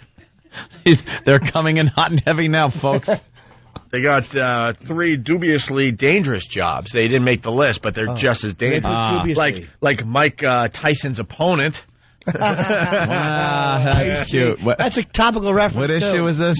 This is the December 88 issue. Because apparently they forgot, maybe Chuck Liddell, who won. You could have mentioned him. He's a dangerous guy who's topical, not Tyson anymore. Yeah. Number 2 is a rap singer. Oh, I see. Because they're very dangerous. And number 3 is Barry Bonds' flaxseed handler.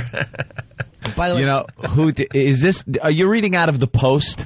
This sounds like something like the Post or the Daily News would put together as a funny kind of. Well, did it actually say a rap singer? Yeah. That's how you know it was an out of touch white ass. No one says rap singer. You're a rapper. You're not a rap singer. And coming from, what was your rap? Big Daddy James. Everybody knew it. Big Daddy James. Ugh, Shelto Adidas. I should have been killed just for being such a faggot. Well, a rap singer. A rap singer. You know, the kids love the rap. Yes. Put in a rap reference. What do they call narcotics dealer? A purveyor of Mary Janes? Selling horse. U.S. president is a dangerous job? Well, yeah, when you look at the amount of people who've done it and the amount of people who have been killed doing it, I mean, even 2 out of 35 is pretty good. Very good, Jimmy. Yeah, something like that. All right, would seem to be. Top 10. No, it should have been, before they did things, Lincoln. Top 10 is urban firefighter, number 10. Urban firefighter. Coal miner. Okay. Urban street prostitute is 8. Bull rider. A hooker is a more dangerous job than a firefighter? Is that a job? Why don't we how about this? Just real jobs, asses. Yeah. A guy whose job it is to pick up pennies wearing black on a dark road with only cars with no headlights are allowed to drive. That's not a job. It's not a job.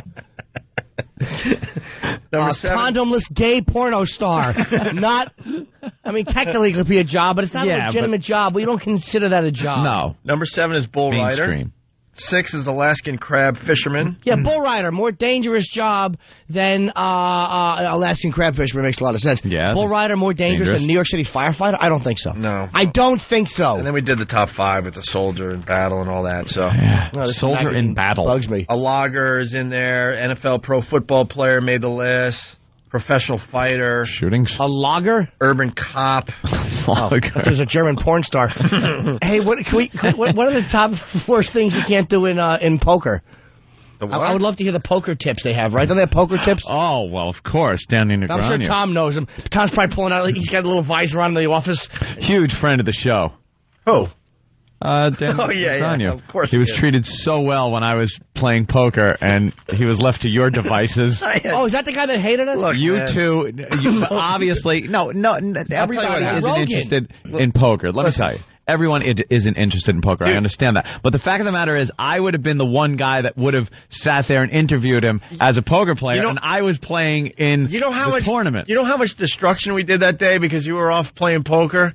It ended up being Jimmy was there, myself and Joe Rogan. Yep. We destroyed Ed Asner, and we destroyed your hero. You destroyed Asner, and Rogan destroyed the other guy. Yeah. I sat there and took pictures with groveling Voss. Rogan destroyed Negreanu. Rogan was asking this guy about his ex-girlfriend being railed by a black, but Rogan was just being funny. Yeah. And this faggot poker player played along with it and then went and wrote about it on the net because he couldn't have the balls to confront Rogan in person with his stupid thinning hairline. I don't think he's quite the type of guy that would be into that type of humor. He's a douche, hiding behind his 8s and his 10s. I can't communicate, so I only talk to girls if they're on a card with a Q next to them. You douchebag. I'm with Jimmy, man. I have a sense of humor. I know, you have a real job. He was pining away for his old chick. Poker. He was pining away for his old chick, and Joe Rogan gave him a taste of reality. Yeah, and teased him. Black cock! He teased him. Wow. Hope Al's down the hall. You get that, Al? You get that, Al? Okay, Pookie, continue. Rogan teased him. That's all Rogan did was funny. He was joking about a black guy railing your ex. Like, you don't want to picture that. Can you picture that? He just broke up with his girlfriend. Yeah. And apparently Rogan... Why, did you see the top of his head in a mirror? Oh, my God, that's your hair? You look like the Crypt Keeper. He really irritated me, this douche. Apparently he did. A baby. What was that, 2 years ago? Could I let it go? I know, right? Wow. But he just trashed the show. He trashed the whole show. Well, then he trashed us on his website, right? Yeah, he did. He's a faggot. He makes me sick. Well, he should. I wasn't there. I was busy getting my ass handed to me. Oh, the show was just all... brutal. Oh, it was brutal. I missed it. We didn't have a rudder that day. Damn. Top 10 rookie mistakes, bluffing too much. Yeah. Lack of patience. Yep, you don't play a lot of hands, you fold. Playing unaffordable limits. Yeah. I fold sometimes after 2 hands. I'll get a 9 and an ace, and I'll just throw it down and go, I'm out. I like to ante. I only like to ante. I like to ante. Oh, this is all. I love it. If I don't get 2 aces, I'm out. You're out. Or 2 kings. Very good. Rap singer. And the rest are, who cares? Bullets. Anyway, we're in the latest issue of Player Magazine, the January-February issue. Check it out for yourself. The O&A Pest got a bunch of mentions in this article, so there you have it. Oh, you would love some of the names they've made up for certain hands. Do you know what the Dolly Parton is? No. Hopefully, no. It is a 2 pair? No, it is a 9-5. 9-5. See? And they're just chock full of them. What's the Anna Kournikova? Anna Kournikova is the ace king. It's a really good-looking hand that never wins. Yeah. Something like that, right? Yeah, it doesn't play well. Play well, whatever. Cool. Yeah. What's the Dick Clark? It's a 2-7 joker. 2-7 joker. Exactly. Worthless.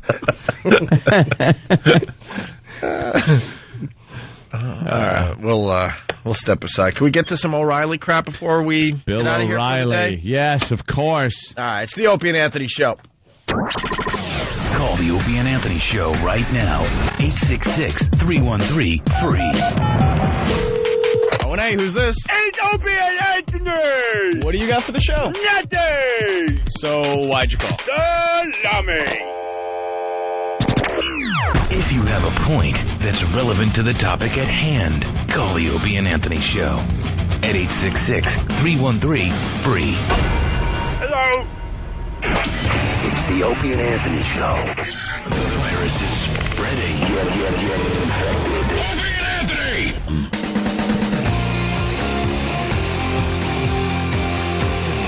Yeah, we're back. The Opie and Anthony Show. Back live, by the way. How do we prove that? Because there were times I was listening to, like, the replays. Yeah. And I'm like, oh, wow.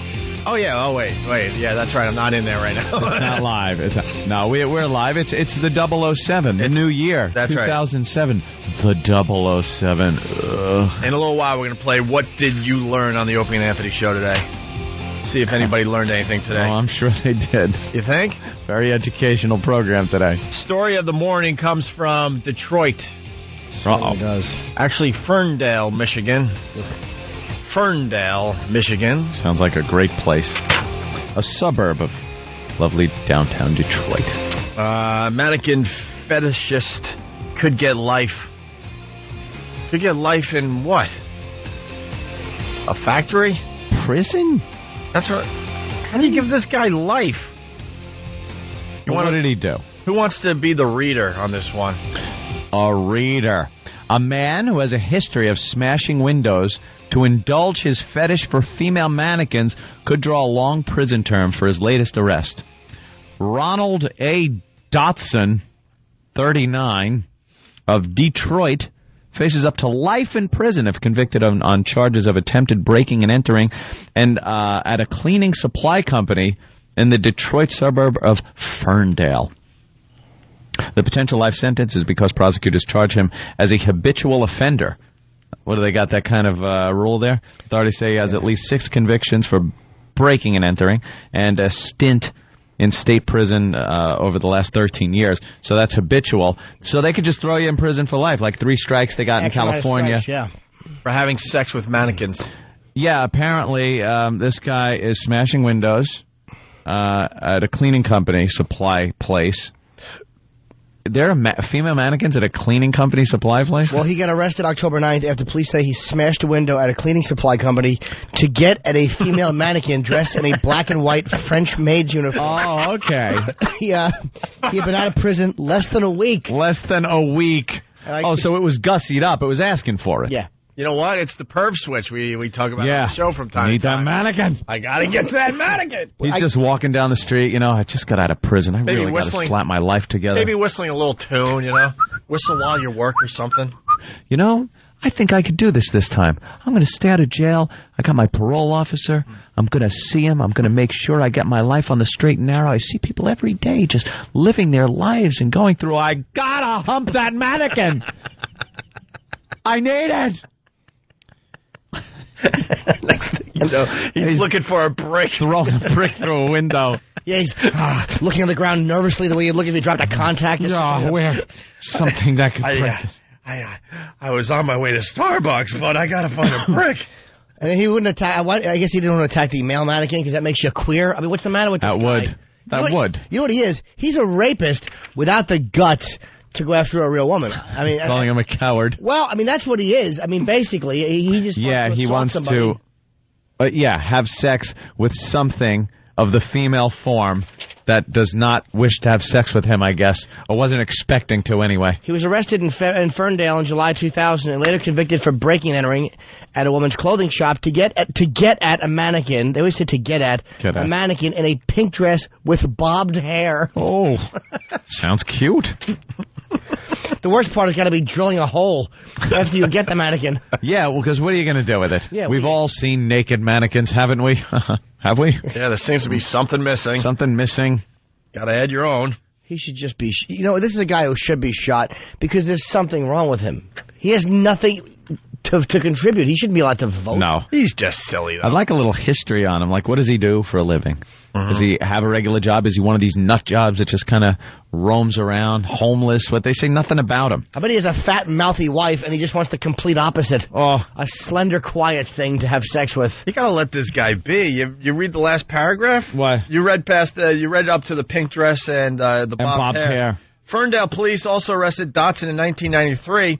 After finding him in an alley behind a woman's store with 3 lingerie-clad mannequins. Oh, my God. Wow. He also has similar convictions in Detroit and suburban Oak Park. This guy pulled off the foursome. This guy makes good print. You got to let him walk the streets. What does he do with them? They found him in an alley with 3 of them. When you're done, think he's got one at home, like that lays in the bed, and he's like, "I'll be home later, honey. I got to go to work." And, like, he thinks that's the nagging one, so he's going out and cheating on her with other mannequins. The ones who dress sexier? Yeah. His mannequin's in bed in a parka with gloves on. With a chipped nose. She used to be hot, but now her nose is chipped, and that lipstick paint is coming off. Or she's just a torso mannequin. There's no head. Head's in the other room watching television, watching her soaps. Hello? Hello? Yes. Yes, I'm on hold for Mikhail. And what is this about?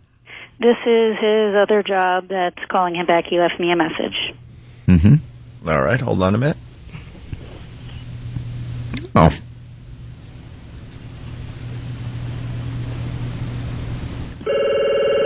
Hello? Hello? Hi, who's this? Is Mikhail there? Oh, Mikhail. God, he just stepped out. Who is the? Is this Judy? Yes, it is. Oh, okay. Yeah, he was saying that you would be called. What are you calling for? I'm calling with regards. He left a message. He wanted to know about the minutes on the cell phone. Right. Okay, the minutes on the cell phone. Yeah, he was just around here. Hold on 2 seconds, please.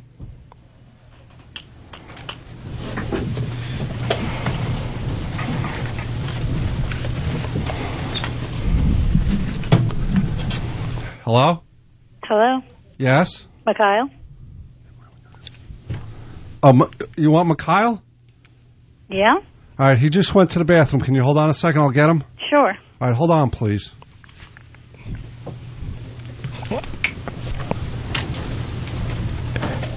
Hello? Hello? Hi, is Mikhail there? How you doing? This is Paul. Hello? Is Mikhail there? Yes, he is. Can you hold on 1 second, please? Sure. Don't shout at me.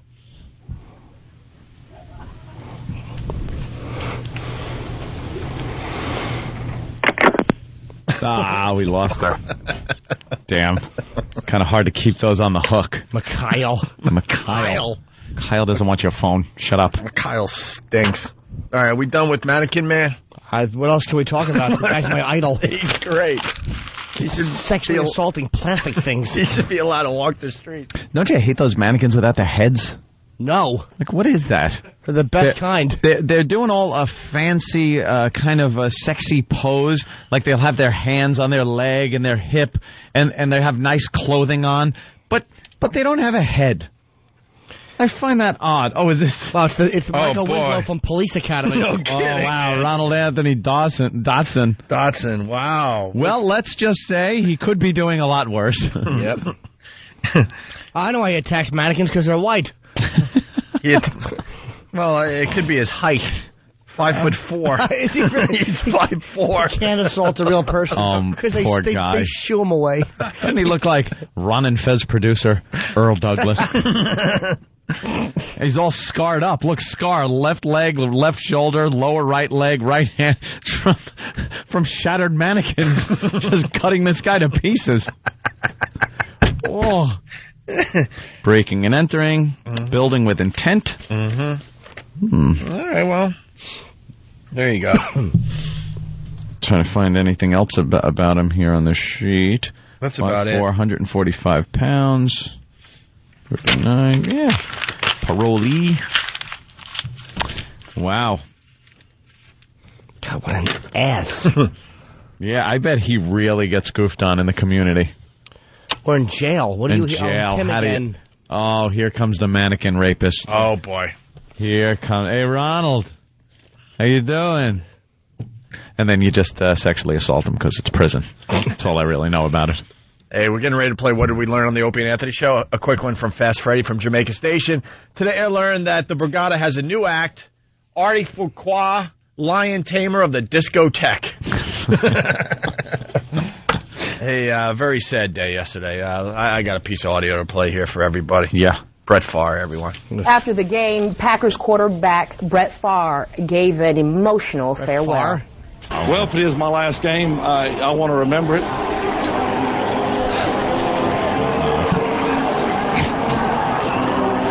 Stuff.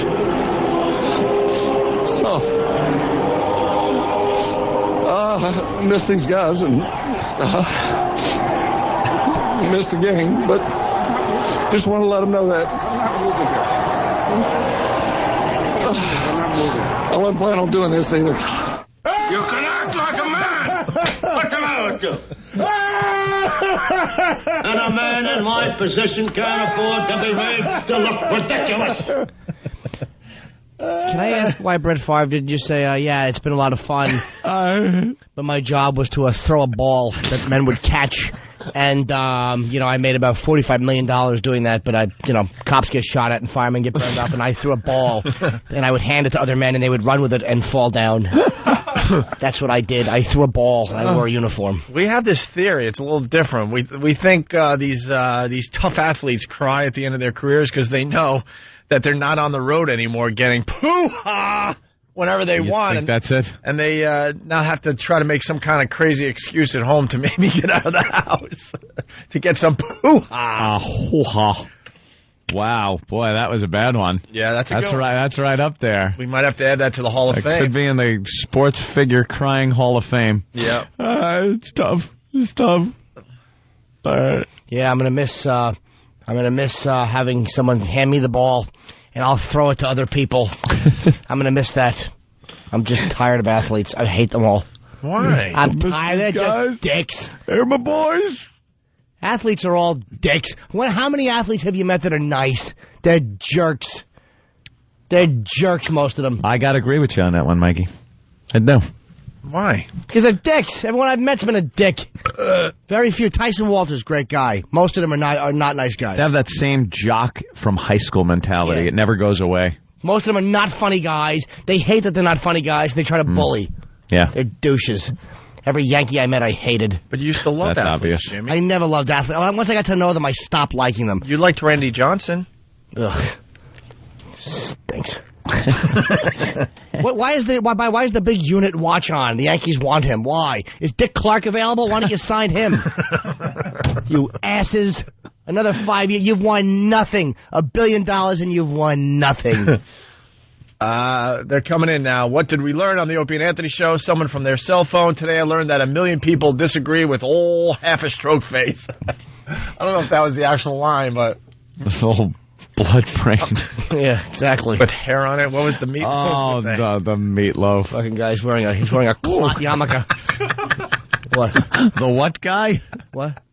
Did I? Yeah, you just dropped an F-bomb that you didn't even know. Pilot to bombardier. What? You dropped it did like... I drop something? You dropped it like the word the. I didn't even realize you I said just sashayed through that word. Oh, I'm sorry. I was trying to get to clot yarmulke. Yeah. That's right. Al will pick it up. Al got it. You get it, Al. Al's well rested. I'm sure he got it. Back from vacation, Al. Don't make any mistakes, Pookie. Okay. Say the F-bomb.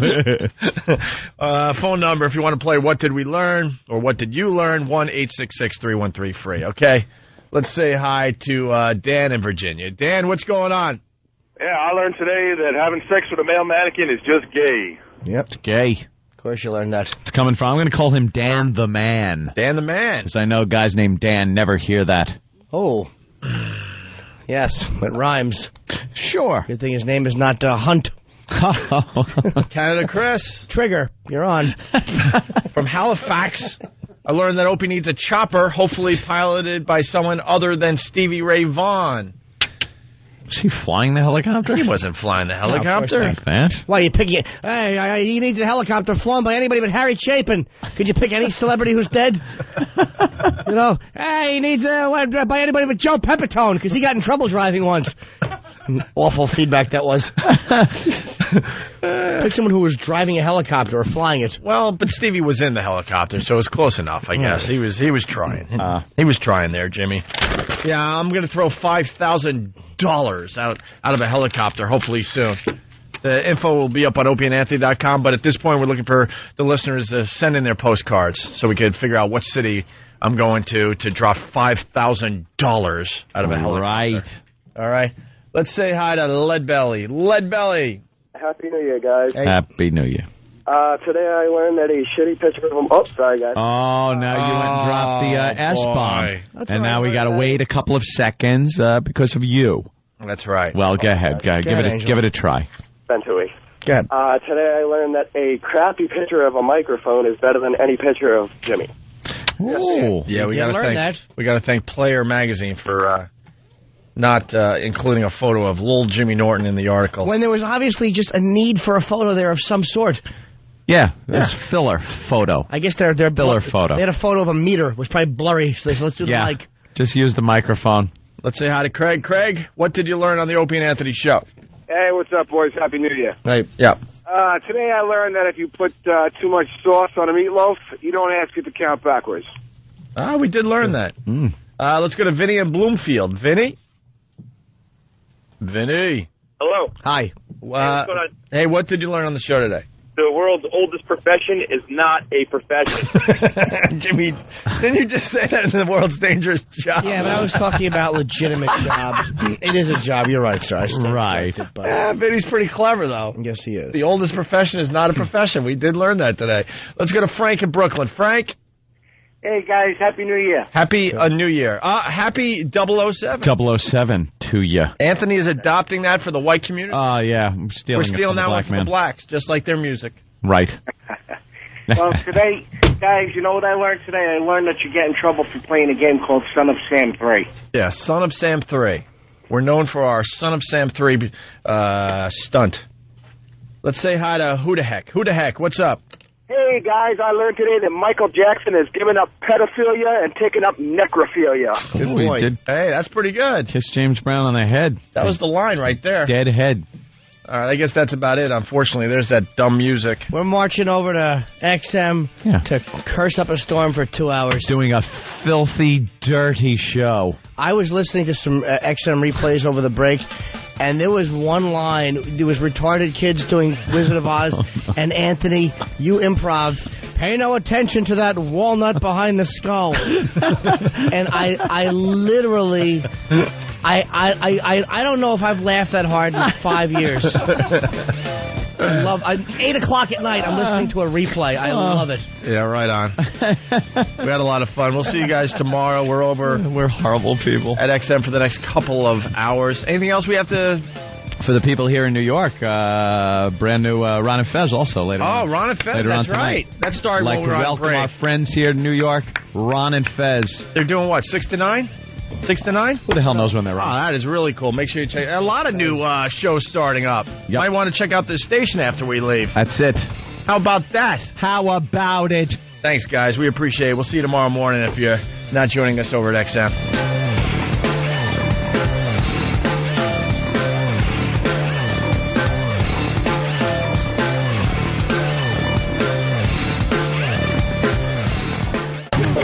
It's the Opie and Anthony Show. The Opie and Anthony XM walkover begins now.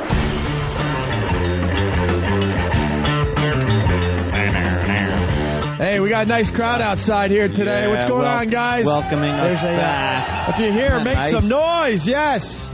Looks like we got a few broads out here, too, which is very rare for us. We love when the broads show up. A few. There's 3. Well, we say 1, 2, 3. At least you didn't have to say a couple. Yeah. Well, she doesn't count. The other one doesn't count. Where? Oh, Jesus. I didn't even see her. All right, that's another one. How come she's so shy? Hi, miss. She's a girl. Why are you shy? Say hi. Why? Is it because you have a Star Wars purse? She does have a Star Wars purse. Miss, you have a Star Wars pocketbook. That's so cute. Aw, that's so cute. Are you a big Star Wars fan, are you? Say hello. Miss, don't be shy. We're not going to pick on you. That was made out of Star Wars bed sheets. Oh, my God. It looks like she made it, yeah. Look, she made her own Star Wars purse. I know. I've done enough fucking on those. Exactly. Well, actually, lately it's been a SpongeBob SquarePants sheet. Where's she from? I mean, there's Philly. a story here. We're from Philly. From Philly? You're from Philly? You're from Philly? From New Mexico. And what's up with the... New Mexico. What's up with the hippo sneakers? I like my hippo sneakers. Ah, she's talking. There you go. And she's got like purple stockings on. Pigs, not hippos. What's that? Other pigs? No, they're hippos. They're hippo. Who said they're pigs? This guy's correcting me. What the fuck? Whatever it is, it's a big fuckable animal. Pig or a hippo, it all feels the same from the back. Anybody else from out of town?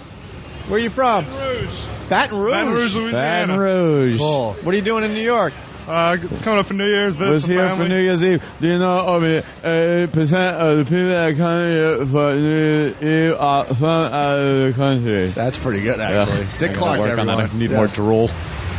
Great. That's why we have the tourists. Yeah, Baton Rouge. And everyone else looks pretty familiar at this point. Yeah. Seen them all. Except for that dude. Where you from, bro? What's going on, O&A? Where you from? Buckhead, dude. First walker of the fucking year, dude. It's got to be good. That's Have to great. show up. Wow. Where you from? What? From New York, Rockland County, Congers.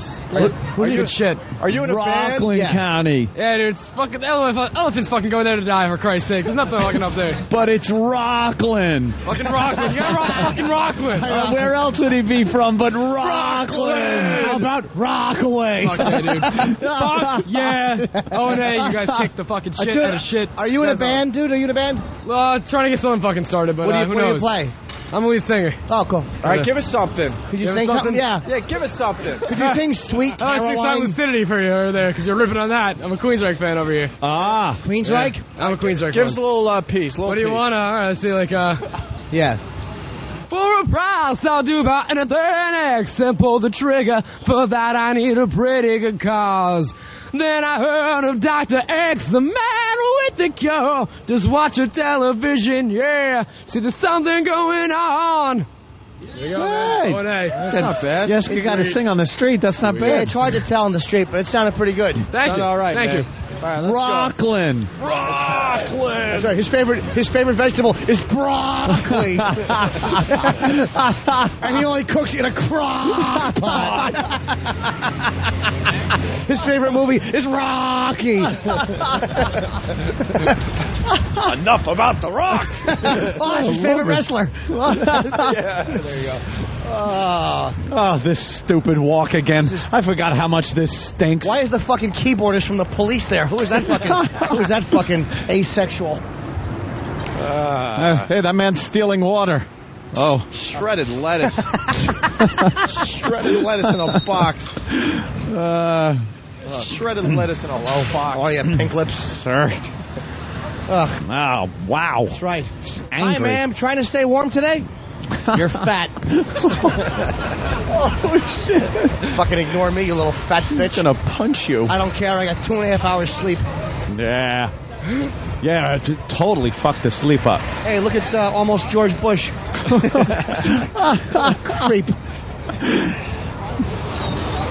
Oh, I thought it was supposed to be warm today. It's awful. It reaches the high for like 10 minutes at about 2:30. Yeah. The whole other time of day, it's fucking freezing. I guess you go. That I was guess the- you go. Now we gotta wait. That was the move to make. Now we gotta wait. That was the move to make. You know, by the way, taxis and limousine drivers are number 6, was it, or 7 on the most dangerous jobs? So you were talking about earlier. I hope they move up on that list. Oh, do I wish. Dude, I just laughed so hard I farted. Oh, Jesus. Hello, preppy murderer. Jesus, wow, what a fucking head size that is. Huge. I know.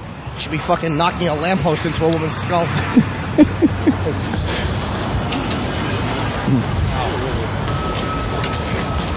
Nothing to tape today, Sam, huh? No. Got it all ready to go, that camera. Yeah. Got miles of fucking useless videotape. Wonderful. Hey, oh, look at a nice little family coming across the street. Why does no filter Paul's... Go Bears! Go Bears! All right. No filter Paul's stomach sticking out, even in a winter coat. Oh, where is he? Who is he? Right in the middle of the street. What? What happened? There he is. He's a Howard fan. Who is? He's the guy. Oh, the skinny guy? Oh, good. Yeah, with the cat hair on his clothes. Wow, one Howard fan. That's scary. That's representing. Oh, dude. He just looks so silly. He looks like fucking Matthew Broderick's friend, that douchebag who was going swing, swing. Swing, bada. Hey, Than, spit on him. Speculate. Oh, speculate. Speculation. Hey, here's No Filter Paul. How you doing? Hey, I missed you in Atlantic City. Yeah, how's your girlfriend? She good? I really feel terrible about that. Oh, she's fine.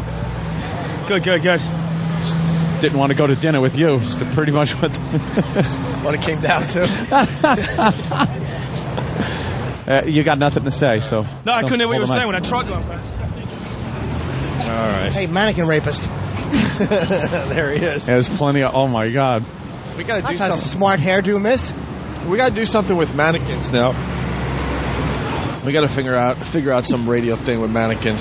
What do you think? You guys are staying out here? Let's go. What? These guys can come upstairs. Oh, we can have live audience? Yeah. Hand-picked, hand-selected. Kenny, do you work this like Studio 54? Like you, this makes... Exactly. This makes you feel like a big shot. I'm almighty and powerful now. There's going to be a velvet rope out here, and you're going to be picking people, young shirtless men, to give you oral favors upstairs. Here's the velvet rope rules. Anybody with a cunt gets in. Hey, here he goes. That could be any guy with his wife. Oh, wow, look. Oh, wait a minute. It's a new year, Jimmy. You know what? The blood leaked off of Dick Clark's brain out of his ear into a pile, and somebody dropped a tie into it. Yeah, there's stroke blood by the counter. By the way, I'm on Jimmy's side now. Really? Yep. Hate his guts. Why would you acknowledge him? Why would you ever acknowledge him? None whatsoever. Nope. Happy New Year, sir. Die. Am I allowed? How are you? Am I allowed in today? Oh, yeah, exactly. You That's why I want fuck. to talk to him. He's a cunt. He wouldn't let you in one day? No. I had Christmas presents upstairs, but I wasn't allowed to get them because I didn't have my building ID. Why would you talk? That's his job. Yeah, really? Piece of shit. I stopped acknowledging him a long time ago.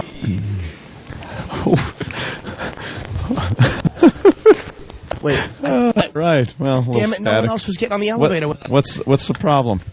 Oh, we didn't do our New Year's elevator thing. Fucking whoever got on the elevator. Opie and Anthony, XM 202. They are the most vile, despicable human beings in the country. Creeps, ankle biters. Obviously, the strength is their ability to turn mistruth into something people would believe. Wow, how long is this guy going to continue to babble and say nothing? All day long. Shut up! All right, here we go.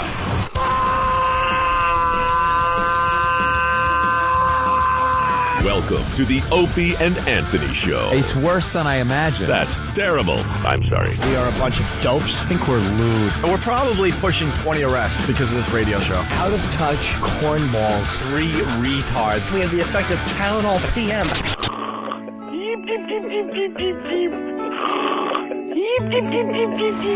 Opie. You know I could have been a model. Anthony. I'm gay.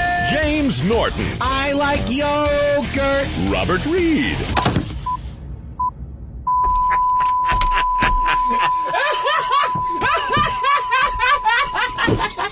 But enough of this palaver. Let's get the show on the road. Thought we had enough palaver earlier. Yeah, more palaver for everyone. Palaver. Did I make it known that I hate that guy? I think so. Now there's going to be a problem, but fuck him. Dude, I think calling him a piece of shit might have done it. I let some stuff up here. You know, we went on break for, 2 weeks? Turn off the goddamn music. Thank you. Or fade it out slowly. Jesus. So, I'm running around like crazy, right, just before Christmas Eve. And I remembered I forgot stuff up here that I needed for Christmas. Right. Gifts and such. Very important. So I was shopping on 57th here, and I'm like, you know what? I'll go get the stuff now. Perfect. You're right here. I'm here. I walk in. It's me and that dude. Like, I don't even know why he was working that day, because no one is coming in and out of the building. No. And I walk up to him and I go, hey, what's up? I don't have my building ID card. I don't acknowledge you. But I have to go upstairs and get some stuff for Christmas.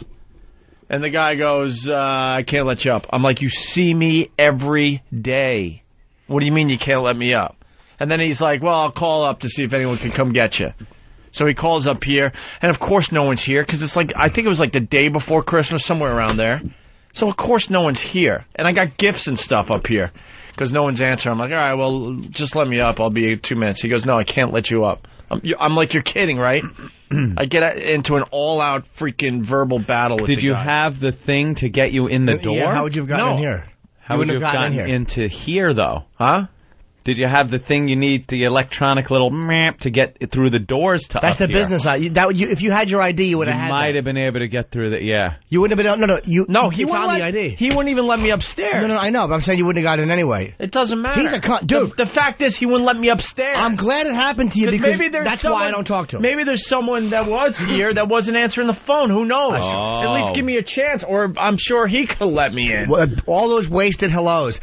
He's a pile of shit with a fucking tie thrown on it, and that's why I don't... he gave me a hassle one time it took. That fucking cunt. One time. And I'll never acknowledge his life again. Ever. I can't wait till I get screwed over and can join everybody in the fun. He's got a useless job. He's a piece of shit. And I told him all this. Well, I just said piece of shit right to his face, by the way. Yeah, that wasn't like hiding behind, That's not going to help. That was right to his face. And he is. And I said, you have a useless job. You're a fucking loser on a power trip. You know I work here. You see me every fucking day. He knows you have a microphone, too. It's like, not that makes you a better citizen, but the odds are most people who are on-air personalities, don't go on shooting sprees. He just sees you every day. He knows who you are. He's just a fucking worm. I tell you, there's a black guy that works here who I actually like now. But one time, I see him every morning. I didn't have my ID. He made me call up and get somebody. I never acknowledged there was a human being there for 6 months that he worked on. I would never acknowledge him. I'm like, if you want to look at me like I'm a robot, then I will treat you as a piece of machinery. Oh, I like the way you think. I don't say hi to machinery. Why would I say hi to you? If our interpersonal relationships are that fraudulent where you see me one day without my ID and don't remember me or don't acknowledge me, then why would I ever speak to you as anything other than a desk? Like an ATM, where you have to swipe your card. Yes. He is that. You can't talk to an ATM and go, I was at this bank yesterday. Yep. You know me. He needs to see your card. And I don't talk to the other guy at the other building because one day I forgot my ID. And I'm like, how could this possibly be a problem? The guy sees me every day. I'm walking in with Kenny, who showed his ID. What could be the problem? And we get all the way to the elevator. Inside the elevator, it's 5 in the morning. No one's around. And all of a sudden he's like, hey! You got to sign in. Like losing his mind which guy was it? There's 2 guys that work at the Free FM place. The bigger one. I like the fatter guy. Nope. It's the skinny one who looks like Fillmore Slim, the fucking San Francisco pimp that I don't like. Yeah. That's who I don't like, because he's he stopped me one time. Oh, that's good. Can I ask their purpose, really? Can I ask a civil question? Sure. Yeah. Out of the realm of friends and work associates and everything else, what if you just had your ID with you all the time? Correct. So why talk to them? But because we're on break for 2 weeks, I kind of emptied out the wallet because I wanted to do that, but I knew I'd forget. No, because to get into these stupid buildings, we need 2 cards for each place. I know, it's ridiculous. It's like having 4 extra credit cards or whatever in your wallet. And they're thicker than credit cards. So what I do on every Friday, I empty out my wallet, but I put it right on the counter. Oh, so Monday morning comes, I grab them. I don't want that big, fat fucking wallet. It's ridiculous. You're right. I hate all the cards we need.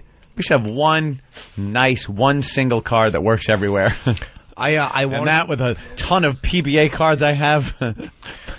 Like takes quite a So the other guy gave me a problem. Like, you're kidding, man. I won't talk to them. And the guy's like, you don't sign in, you don't go upstairs. I'm like, and I know it sounds like a little thing, and it is. I get that much. But these guys, the point I'm making is, these guys, what is their purpose? What is their purpose? They're security for the building? Are you kidding me? Yeah, it's fake security. But they know. False sense of security. Yeah. They know you. They see you every day. And the guys down here, I hate more. Because the Free FM guys see you early in the morning, so they look at your face. They know you every day. The guys here, the guy's a cunt. I think he was bringing a box out one time. He tried to hassle me. And the guy who whatever it is. That's the other thing. It is. No, that's the other thing. Just to explain, give it a little back history. If you try to leave this building with a box that's a little too big, That's a problem, too, for some Might be reason. leaving with some valuables. That's a problem for some reason. Even though it's your stuff, it has your name on it because someone, mailed it to you or whatever.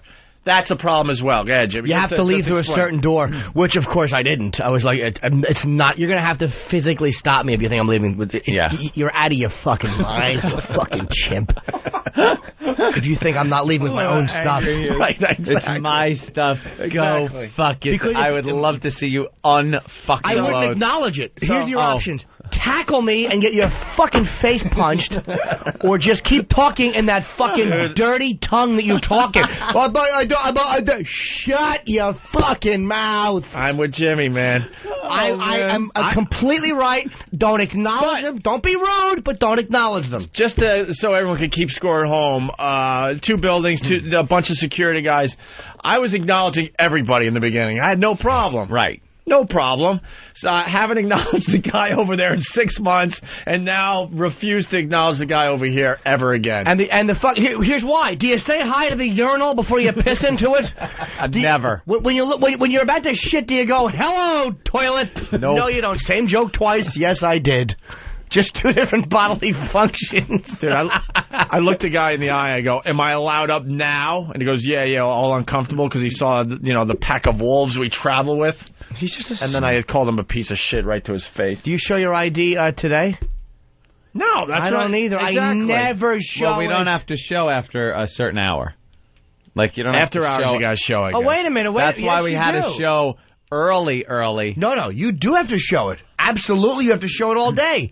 I have never shown my ID. Because they like you. See? There's a personality thing, and I was saying hi to people, and I tell you, I learned my lesson. No more acknowledgement. You want to treat me that way? Well, I'm not human to you. I'm like, oh, okay, then go fuck your mother. I'm not going to say hi to you. I'm not going to be rude. I'm not going to yell, fuck you. I just walk by as if there's a fucking coat. And there's a coat rack behind the counter. That's what you are to me. You're a coat rack who talks in a dirty tongue. I don't know what shithole you were born in, but you're not there now. You're a dirty-tongued coat rack. Dude, can you go downstairs with a huge box? Someone is suggesting this. Jay Peterson from Whack-Tag. Thank you, Jay. Jay's going, "Hey, I think it's time for a test. Send Jimmy in and out of the building with large boxes and see how long it will take before the lump of shit with a tie hassles him." No, in the building... Then Jimmy can explode. Can you please leave with a... In the building's with a different. fucking copy box? A copier box? In the building's different.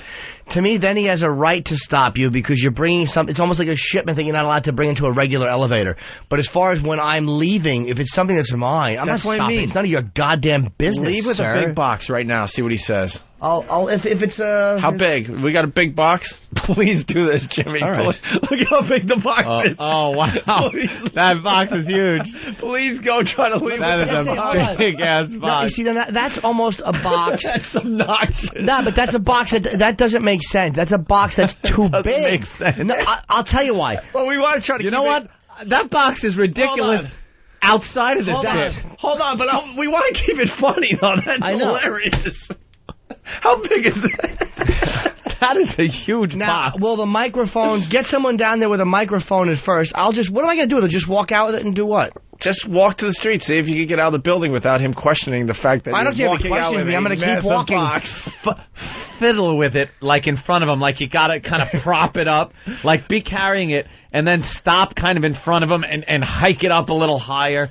Make him take note. You don't. I will, but I don't want to engage him at all. Like, I don't want to. Yeah, you really don't even want... You want to keep him as a machine. To me, he's a non-existent. I mean what I say. When I see a pile of shit, that's what I see when I look at that person. I'll walk out with a box, make it totally empty. I don't want to play with him. I just want to go die.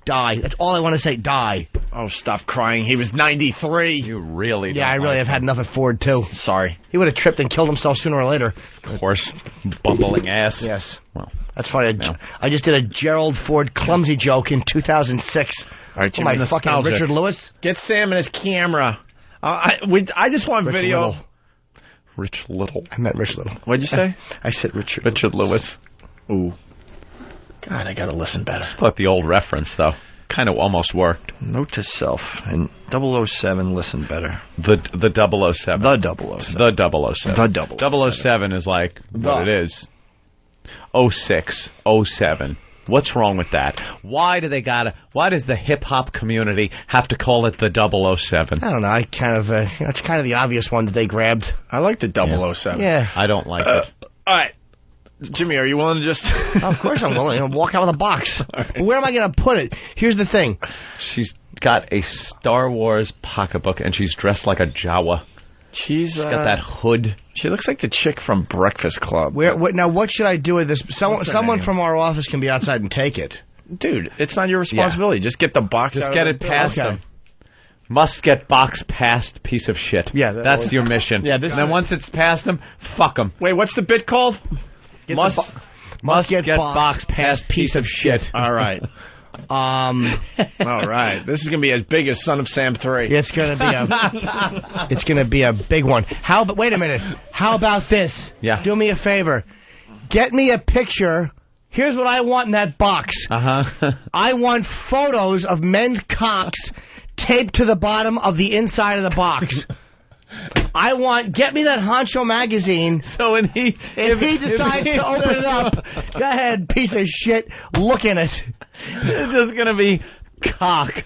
Lined with cock. If he says, what's in that box, I'm going to say photos of men's cocks. Get me photos of men's cocks and bring that box in here. And then he would want to look, and you wouldn't be lying. No, that's what's in here. Here's the options. I'm carrying the box out, or I'll leave it here. I don't want any trouble with that guy. And that box can fit a lot of cock pictures. As every good box can. As every good box can. Oh. If I want to carry a photo of a box of cock photos taped inside, it's my business. Fan, comment on the cock photos. Somehow our supplies are light. So of course they are. Who the fuck is taking home the honcho? What do you mean, who the fuck? Travis, not only did you win $5,000, you had to steal all my best photos. You can afford your own gay pornography now. Well, how about this? Someone's going out and buying a couple of quick fucking honchos. That's right. That guy's going to think we're fags for real, by the way. I want to know. This is a sad day. Who the fuck is it? We bought at least 5 copies of Honcho since we've been doing that gag. All right. They all make it up here into the office. What happened? Ah, okay. All right. Now it's answered. I'm doing a promo. I don't even know what I need an inspiration. You just walked into an explanation. You're backed into. Apparently. One of the guys said that you were the one that took the pictures. What are we talking about? I have no idea what I just walked in. The big cock pictures. Exactly. Big cock pictures. According to 2 other sources, careful. We are looking to take that box and have Jimmy play Get the Big Box past the piece of shit. Okay. Or something like that. Downstairs. I forgot the name. Who cares? It's a good name. And the name was so nice. As a little comic twist, we want to tape pictures of men's cocks on the bottom of the box. Inside the box. So if he asks what's in the box, Jim's going to go, photos of men's cocks. Photos of men's cocks. And if he wants to see, it's not that he's He'll joking. Open it up and there'll be just photos of men's cocks. If he minds his beeswax, he will let you just walk. He'll get off the big box. That's all he should do. Now, we were wondering. Suggesting that we should fill the box with dildos. Well, no, it's too heavy. Too heavy and how about funny. we fill it with fucking molten lava and so if he looks at it, he gets spilled onto his feet. It's a simple bit, folks. Fill it with dead babies and then throw them at him.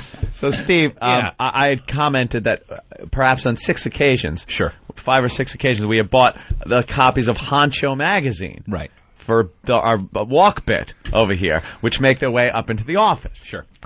Where are the Honchos? Somebody obviously has taken Honcho, what is nothing but men with washboard abs and giant hard-ons fucking each other. Somebody was stealing them rolled up one at a time. I don't like what you're implying. Here's the problem I have with this big box. This is the problem I have with it. I want a box that's almost one that justifies him stopping. I want one that does not justify a little smaller. Only because I can't begrudge a guy for doing his job. Not a ring box holding it out in front of you and walking going, lead.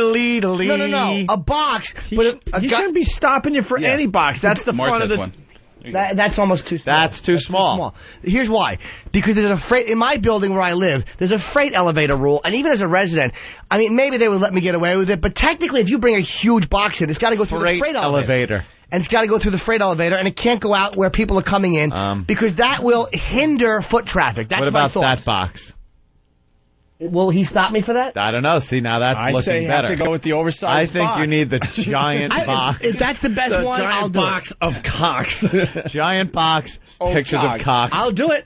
I want something a little smaller than that just to me would enrage me that wouldn't enrage me if he stopped me with that. Just say I got fired and it's all my stuff. It should enrage you. Yeah. Because they have a certain, there's a certain job they have to do. I don't want to be unreasonable. I'm not doing a bit. I hate the guy's guts for real. We're gonna take a chance with the box Stan just showed you, but we could go with that if it's more reasonable. I don't know. That might be too small. I don't want it to be too small either, so he doesn't stop me. No. It's either the one Than showed you or the giant box. It's got to be bigger than... It's a grape or a watermelon? Do we have a fucking orange or a grapefruit? Exactly. We need a bit of a bigger we're box. Not in the business of making boxes around here. What's in that box up next to the do the best thing up there on the shelf? No, that box. What's in there? That's a good size box. And that's one he shouldn't stop. See, look at that. Let me see. Perfect. Why don't you just... That's good. Okay. That's a good think box. that's good? What? Yeah. Did you think it was too big or? That's fine. Okay, that's a fine. good box. That's something that I'm wondering. That's about the size me and Danny were taking out. What were me and Danny doing? Danny knows what we're talking. Now get us some men's dicks. That's right. Danny was with me. And I was trying to bring a box out, and the guy gave us a fucking hard time. That's why. From Thank you. From your private collection. Yes. Wow, Craig, Jesus. Thank you. Danny came running in here all angry. You came up with that magazine a little too quick. Look at holy shit! Look at this There's a guy there holding his cock bulge in his underpants. But what a handsome fella he is! Holy shit! Jesus. Guy looks like one of the Goo Goo dolls. I don't even know what they look like. It just sounded funny. You're thumbing through. What is that one called? Inches? Hold on. This is the old make my cock look bigger by grabbing at the bottom of my ball bag and squeezing trick. Which one of us hasn't done that on Pal Talk? All right. All right. How about some scissors? Ooh, strawberry. And some tape and a box. That's a good picture right there to tape on the bottom. That one? Box of cocks. That's a good... And just the giant cock one. It's kind of a montage of cocks. It's going to be hard to figure out which ones to use because the front and back of the page are both so good. I think the dilemma we're having is which one do you really want to look at? Those are the ones that will face up. Look at these fucking dough faces. What about that picture of him pulling his ass cheeks up? Well, come on. Why? Well, you preach to the choir. Do I not know? Of course that. Why not? Why not, Jim? Why not enjoy the sunshine? Why, of course.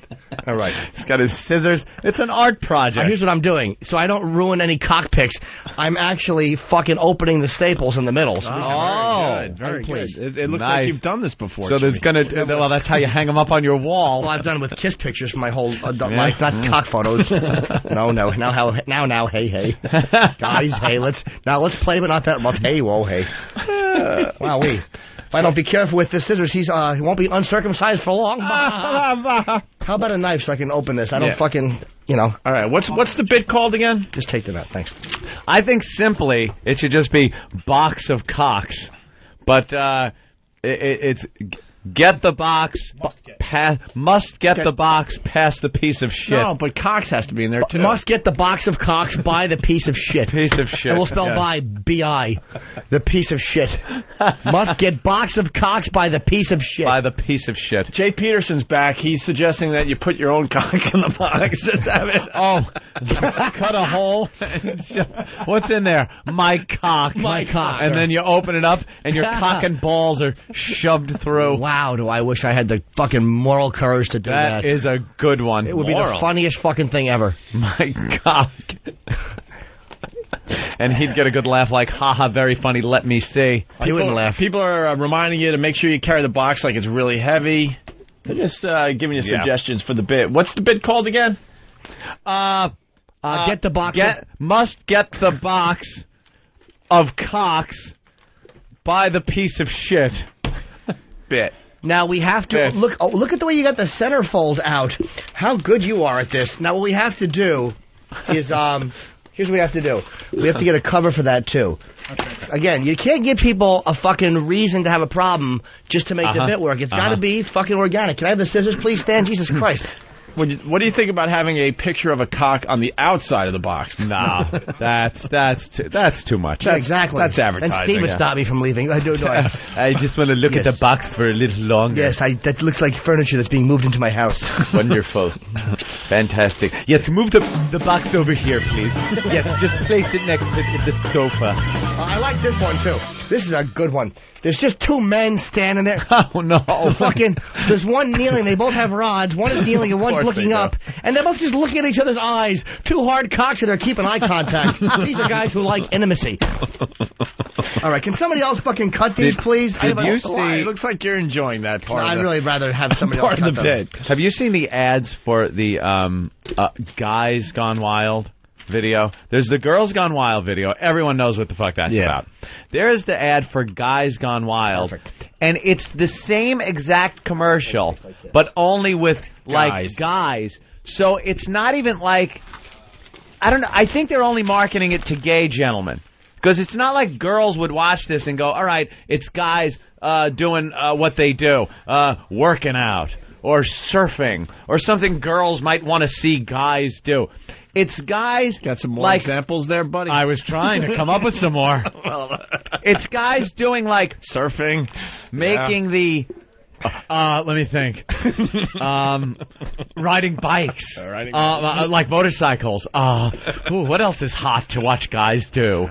Number one answer on the board! Number one, get hit by a whiskey bottle by your father. Guys on the elliptical machine. There you go. They do the same thing. So by the way, Bill they're shutting their eyes and no. It's horrid. Slow down a little bit. Yes, there's a yield sign right here. Bill in Waterford. I don't slow down for those. No, Ed, I have not seen Guys Gone Wild videos. How are you seeing these? I didn't see the video. I saw the commercial for it. You fucking faggot. As I'm trying to explain it, it's a commercial. It comes on like Comedy Central and Spike. I don't know why. Like a guy, it should be on Lifetime, perhaps. I don't know, but I've seen the commercials for it, and the commercials are exactly like the Girls Gone Wild commercials. So they show two guys like in a hotel room where, you know, if it's chicks and they're kind of touching each other, but they're wrestling around and they're guys. Was that on Logo? I think it's on Logo. I'm a subscriber to Logo. Logo. I saw Fatty's Gone Wild. No. That's on, I think, Break.com. Who hosted that one? Marlon Perkins? Wow. Fatty's Gone Wild was a great spoof. Going back. Great spoof on the Girls Gone Wild. On Girls Gone Wild? It's really funny. It's on Break.com if you haven't checked it out yet. The Girls Gone Wild, now they got them like on these anti-gravity planes. Yeah, so they're I saw floating. that. It's the most unsexy fucking thing. Here comes this floating naked whore but they've past run the out camera. of things to do with They've the hot completely run out of things to do. It used to be where it was supposed to be Spring Break. They taped girls, just college girls showing their tits. And it's mutated into this staged, like, fucking strippers licking each other. Just get fucking porno. Do they show any pussy eating? I don't know because I've only seen the commercials. I've never actually seen one of these. I hear they keep it pretty R-rated. I bet you they can't because it's sold on television. Yeah. No, it's all about the boobies. I'll tell you one thing, though. The commercials for Girls Gone Wild would absolutely have been jacking material growing up. They show enough where, you know, they're just kind of blurring out the titties. They put the little Girls Gone Wild logo over it and stuff, and they have them in their panties. They're showing pretty much bare ass. Absolutely. Would have been jacking material. Are we ready for the bit? What's the bit called? The bit's called Must Get the box of cocks past the piece of shit bit. Nice. Yeah. We have to actually make a lid. Yes. Because why? That box. You should have a lid on there. Can you just tape up? Oh, look, they made a lid. We're making a homemade lid, so it's taking a little bit longer. Christ. That's fine. You put a lid on fucking Alan Funt candid camera. Put a lid on there with cockpicks under it. I thought we had cockpicks on the bottom of the lid. So when you flip the lid open. Right. Okay. I thought we every inch of the inside should be cockpicks. Okay, wall to wall. Not an inch uncovered by cockpicks. Jesus Christ. Picture Travis telling what a decorator would say to a decorator if he was buying a home. Okay. Wow, hold on. Excuse me. Wow, could you car crash that fucking? My apologies, Travis. Does anybody remember last? Jesus Christ. I should fall face first into that box after that joke. Let's say hi to Jason in New Hampshire. Jason? What's going on? What's up, Jason? Hey, you guys show rocks, man. I just got XM, and anyone who hasn't gotten it needs to get it. You guys are friggin' hilarious. Thanks, man. Gives a shit.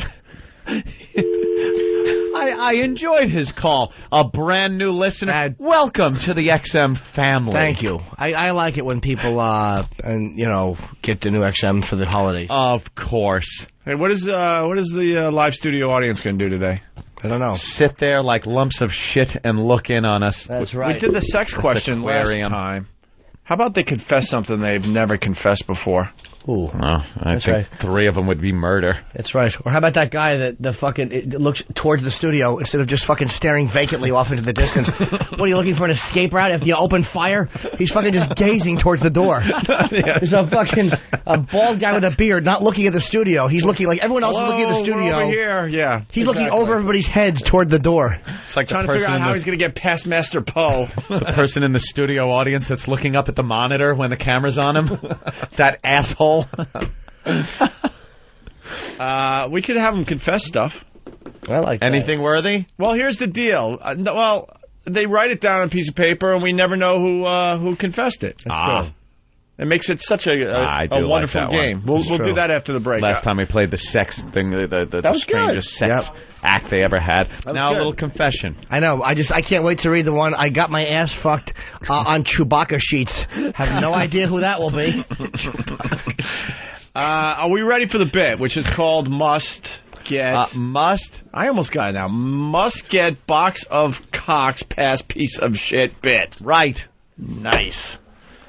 How's the box of cocks coming, Than?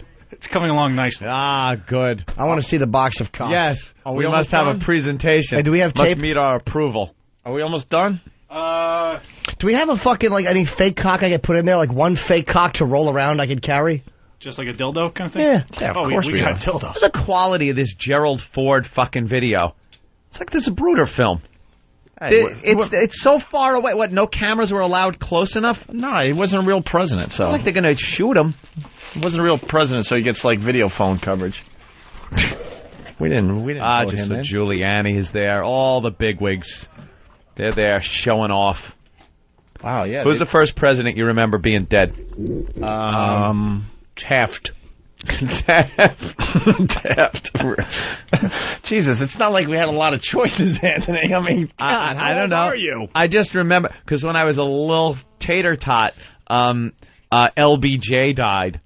Lyndon Baines Johnson. Didn't he die with, a long beard and stuff? Like, he was totally nuts? No idea. I was a little kid, and I was horrified because I was watching the news coverage, because my parents were watching it, so I was, in the room, and I heard him say, as the body makes its way down the street. And as a kid, I thought a body was only your torso. Right. Your arms are your arms, your legs are your legs, your head is your head, and your body was this part. So I thought they had chopped his arms, legs, and head off and just put his body in there, and it gave me nightmares of LBJ's limbless, headless body being driven down the street. So where do you think the rest of his body went? I didn't know. I was a stupid little kid. How old were you, 1? I wasn't 1. He was 21. I don't know when he died. When did LBJ die? I don't know. 79? Fuck you. I didn't know. I was just a frightened little child. For me, it was Nixon. Nixon? Mm-hmm. Yeah? Nixon didn't die that long ago, though. No. That was it? It went LBJ Nixon? Death-wise. Was that it, death-wise? Yes. Wow, what a streak. There's Nixon. Yeah, so there's a Carter's photo still alive. Ford was Carter. still alive. Reagan just died. Yes. Yeah. Nixon, Reagan, now Ford. They're all fucking dropping dead 10 minutes apart. Jesus, give us a fucking breather. Wow, I didn't know it went LBJ Nixon. Yep. It's quite the living president streak. Should we take a break before we do our... While they tape up, I see them taping. Now, make sure you're doing the right side. Don't put ugly cocks. Get the good ones. 73? LBJ died in 73? Yeah. Maybe I was a little too old to be thinking that his body... Sissy you That's were. impossible. You were in high school. No, I wasn't. That's right. You should have been in college, but decided against college. I think. Was I 12 or 11 or something? Wow, man. Aw. How about this? What a dopey little kid. How about this? A little too old for your stupid theory. A little too old. He was almost fucking voting. I thought it was just a man's body. Well, how fucking old were you? I could swear I was 7 or something. You weren't. How did that happen? It couldn't have been Eisenhower. How literal were you? How literal were you? I guess I was really stupid. And he's ahead of the procession. Ahead! There's a head! God almighty, don't get talk around you. I was very sensitive. I'm tired. There's 4 of them on a car! Very scary growing up. Oh, my God. Did you not handle things? Just scared. It was a body. Hey. Why'd you have nightmares? Did you dream there were Jews living next to you? Well... Truman died in 72. Johnson in 73. All right. Truman died in 72? Yeah. That's not even a good excuse. How come I don't remember that? Someone had to die in 1966. Eisenhower 63. Eisenhower was 63? Yeah. Uh-oh. I was 2. No. It could have been. No. What year? Wait, what month in 63? December, right? Make it late. Oh, I'm sorry, it was 61. Son of a bitch. All right, listen, we got to take a break. I'm sunk here. When did Kennedy get shot? 63. 63. Yeah. Maybe it was Kennedy. Hey, it might have been Kennedy. Yeah, the body is being... Oh, it was Kennedy. I was 2. Oh, weren't you sweet? I was scared. It wasn't Kennedy. It was Reagan. It couldn't have been Johnson. All these years I thought it was LBJ, and it was Kennedy. All right, we're going to take a break. When we get back, we're doing the must get box of cocks past piece of shit bit. Right, and we're getting confessions from the studio audience today. They just write it down. Someone explain the rules of the game because they're going to get paranoid. We want good stuff, and they don't have to tell anyone it was them that wrote it down. Okay, make sure they know that. Maybe pass out the paper and pens when we take a break here. Bobby. There will always be retarded idiots to entertain us with their stupidity. Mindless, crotch-grabbing Anthony. Mindless, crotch-grabbing Anthony. People grabbing their crotches and saying, suck it. The Opie and Anthony Show. Suck it. Love the show. Mindless. Opie and Anthony. What? Is that how it had stopped him? All right, listen, we're... She was shooting him? Yeah. Wow. We're back. Anthony's looking at a list of the presidents that died and what they died of. Our fine staff handed me this whole list of dead presidents. It came right from the lab, the Opie and Anthony lab. At the Institute. The Institute and Opie and Anthony Learning. Because I had heard that a president, when I was a kid, had died and the procession was going down the street and the news person said the body is making its way down the street, and me being a little kid assumed they chopped the arms and legs off and head and just had the body going down the street because I was young and I was an idiot. I thought it was LBJ.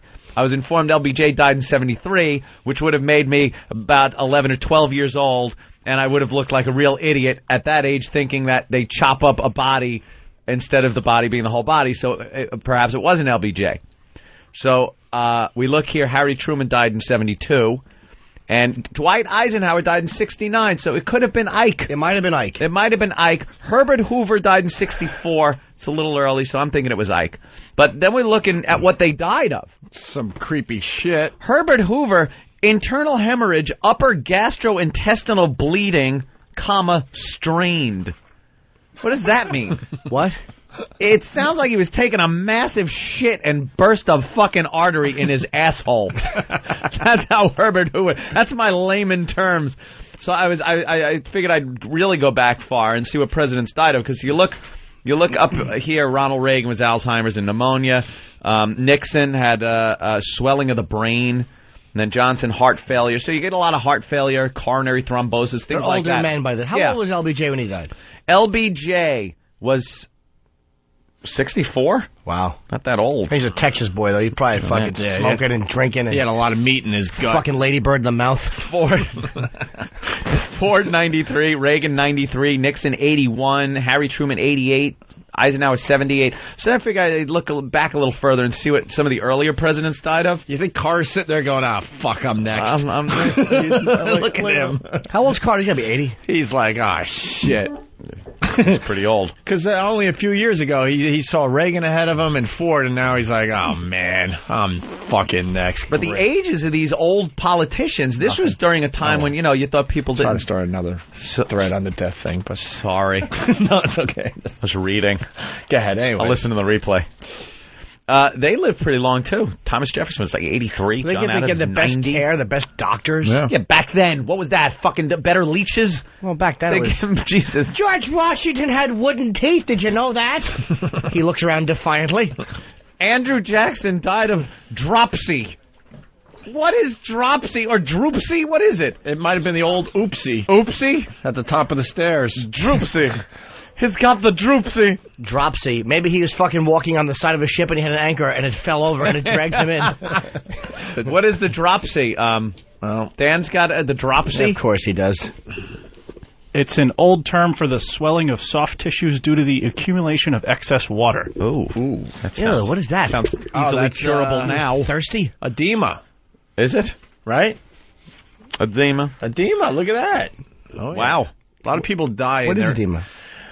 When your body's overtaken by your own fluids. Ulysses start Grant. getting swollen and to the point where you pretty much drown in your own fluids. What a great way to... Edema, yes. Can they fix that now?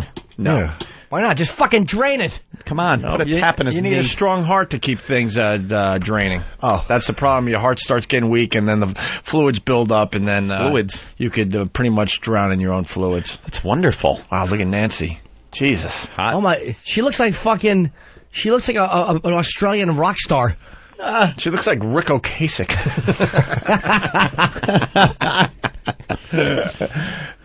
Ulysses S. Grant died of carcinoma of the tongue and tonsils. What? What's mouth cancer? Yeah. Okay. Of the Sure. tonsils and On stuff. the old cigars. Or the pipes. Grover Cleveland, coronary sclerosis, paralysis, or intestinal obstruction. Uh-oh. Oh, boy. That's never good. Kennedy shot, Lincoln shot. This is an embarrassing one, though. Where the hell did he go? Yeah, Chester Arthur was Bright's disease. I never heard of that. I never heard of Chester Arthur. Yeah, so it was Chester Arthur. Where the hell did he go? Trying to find my favorite cause of death. We're getting info on the old dropsy. What is dropsy? Bruce in New York City. What's up, Bruce? Hey, dropsy is congestive heart failure. That's it? Why did they call it that? Because that's what you do to the floor. They didn't have... Because back then, they didn't know what was wrong with your heart. Yeah? Your heart doesn't pump the fluid through your lungs properly. All right. And that gives you the drop because you just kind of drop keel over? That gets you Yeah, the edema. You just fill up with fluid and you drowned. Yeah. Worst presidential death ever? I would go with James Polk. James Polk died on the afternoon of June the 15th, year of our Lord, 1849. Year of at your the birth? age of... Oh, yes, was born the same day, same year. At 53 years old, Nashville, Tennessee, he died of cholera morbus, resulting in debilitating diarrhea. He shit himself to death. Debilitating. James Polk crapped himself to death. The last presidential words were... Oh, my God. Liquidy, stringy presidential dumps onto an eagle in the toilet. Fucking eagle seal. And He died with a butt hickey. his quote didn't quite make it. Like the other ones that he said, I have not yet begun to shit. And it didn't quite catch on. No, his last words, and they can't print this in the presidential library, were, I'm out of paper again, you cunt.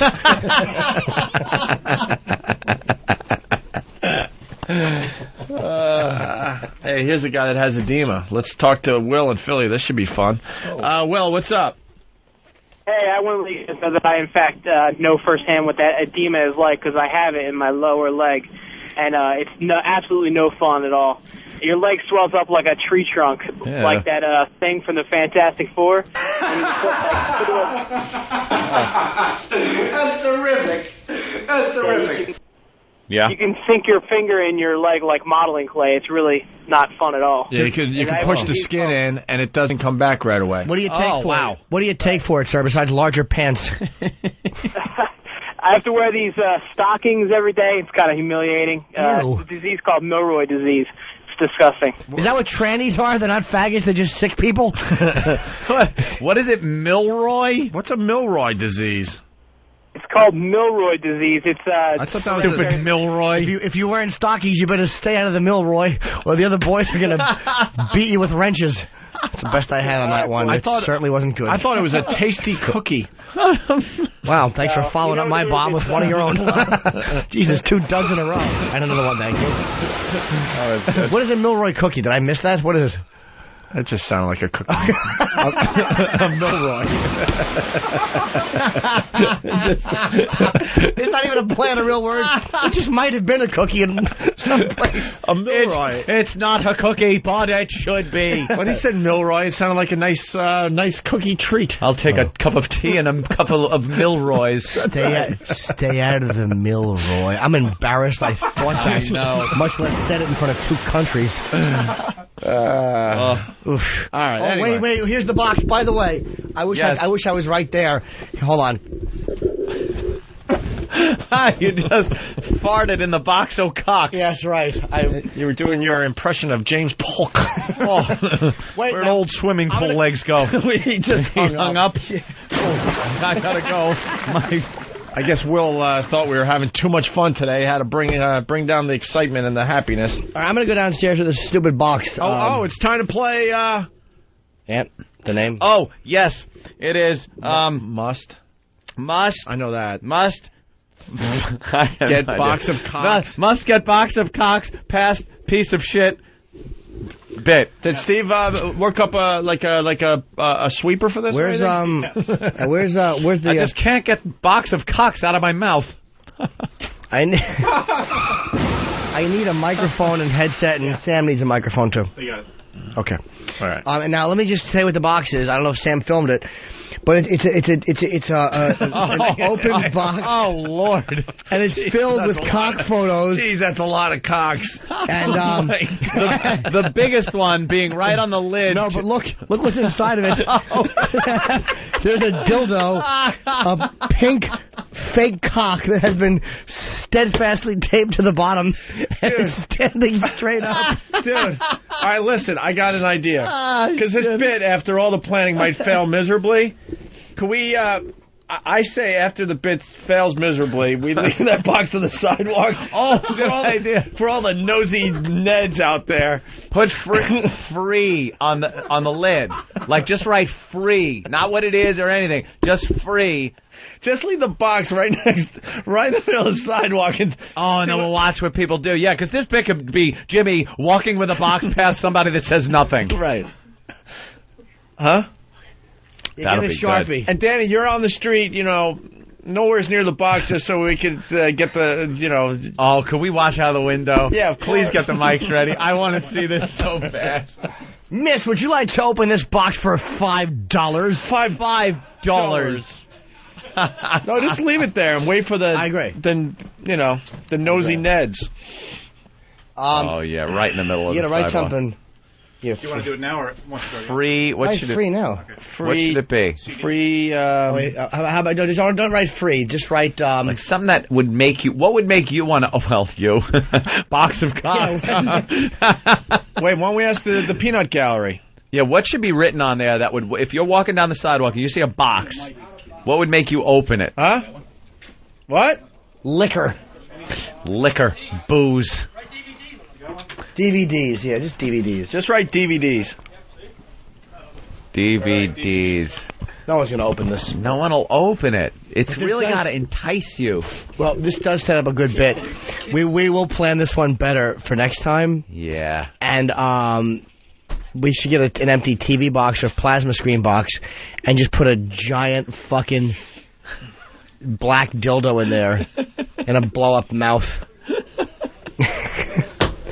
Go suck this plasma whore. Why did I have to ruin it? I guess we'll just throw it in the middle of the sidewalk, see if anyone is will open it up. All right.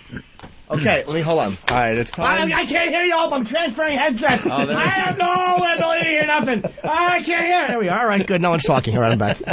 People saying do not open. Please take one. Gerald Ford memorabilia. Human head inside. Free kittens. Please take one. It's good.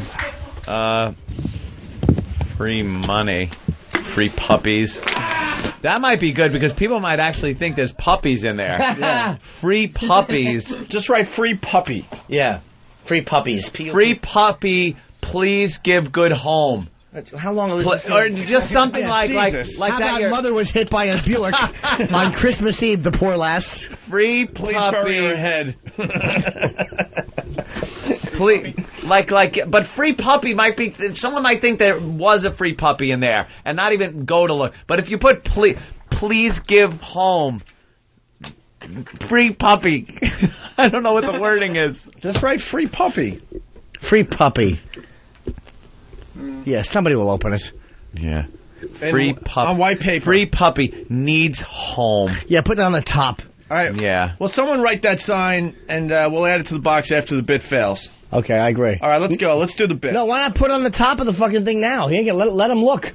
If he's he can ask what it is. What do you I'll got? just say it's a box of photos of men's genitals. Box of cocks. Opie's bank book. Anthony's home address. Free mumia. Free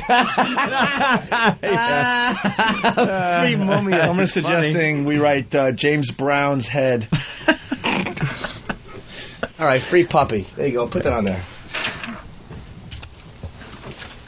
Max leg shitbag. Could you tear a bigger piece of tape off there? What are you, just fucking arts and crafts? He tore off a smidge of tape for the corner. Company man. You didn't want to waste. You know what it costs. Here we go. Tape. Here you go, you fucking dainty motherfucker. Oh, wow. Holy shit. How hard is this? Jeez, Jimmy put a 2-foot-long piece on, though. Fucking tape. Somewhere in between the two. No, 2 pieces done. He's fucking smidging it off like it's an art project. Oh, with the cover these guys made, this could work.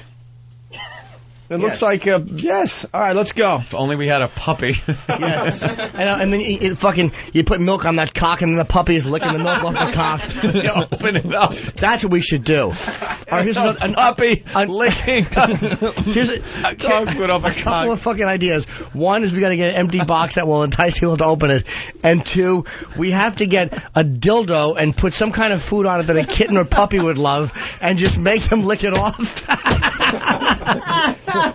Like a fucking a cock with like a hole in it, a little milk coming out of the tip. It's my impression of an animal licking. All right, let's go. I'm ready to go, boys. All right. I can't. Oh, there we are. My phone's on. Okay. All right, let's go, Jimmy. Okay.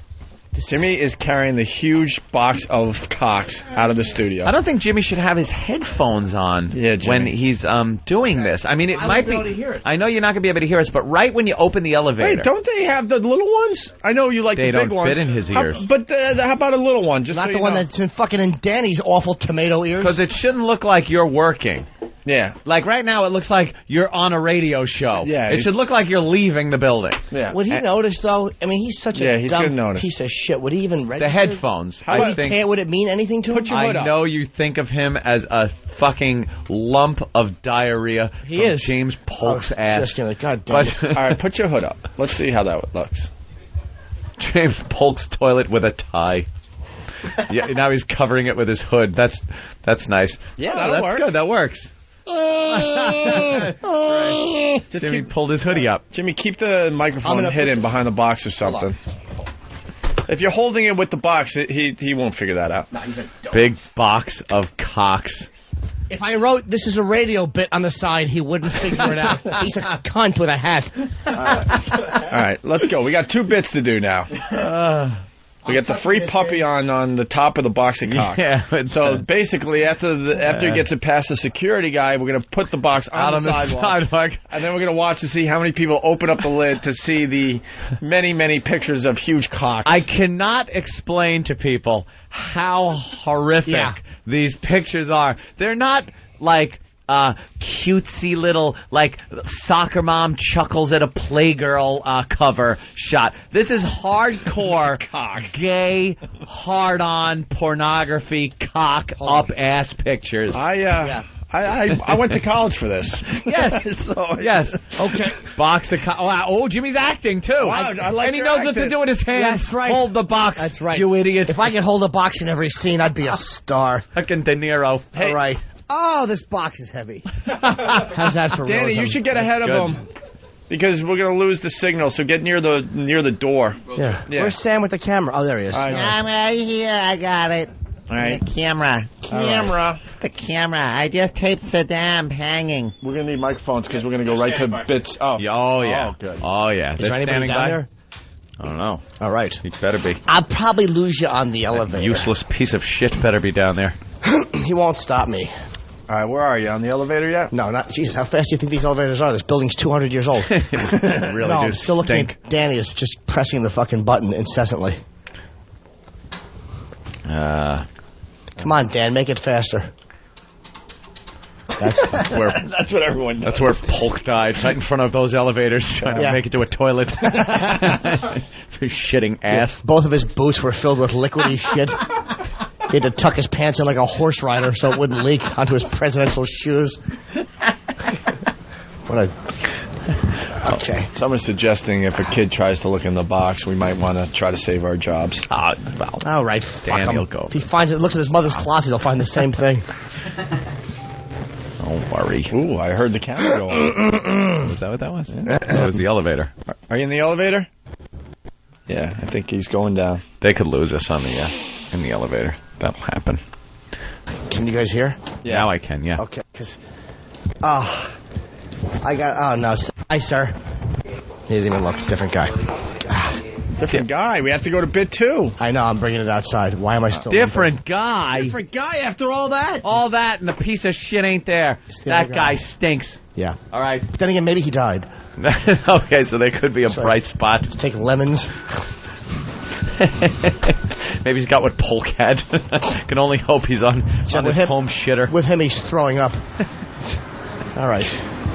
Where do I put this? Where can I put it where you guys can see it? All right, guys, I'm right in front of the street. I don't want to walk across the street. Well, have Danny get it across the street. We'll be able to see it a lot better. Yeah, walk across the street. But then again, if a truck blocks you... Oh, wait, Jimmy, right there is good. I see you now. Okay.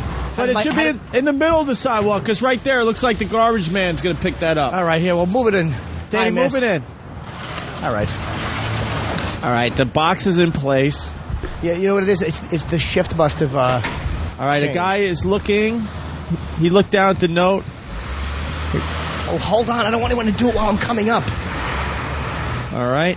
Where's Danny? I'm here. I'm in the doorway. All right. Whoa!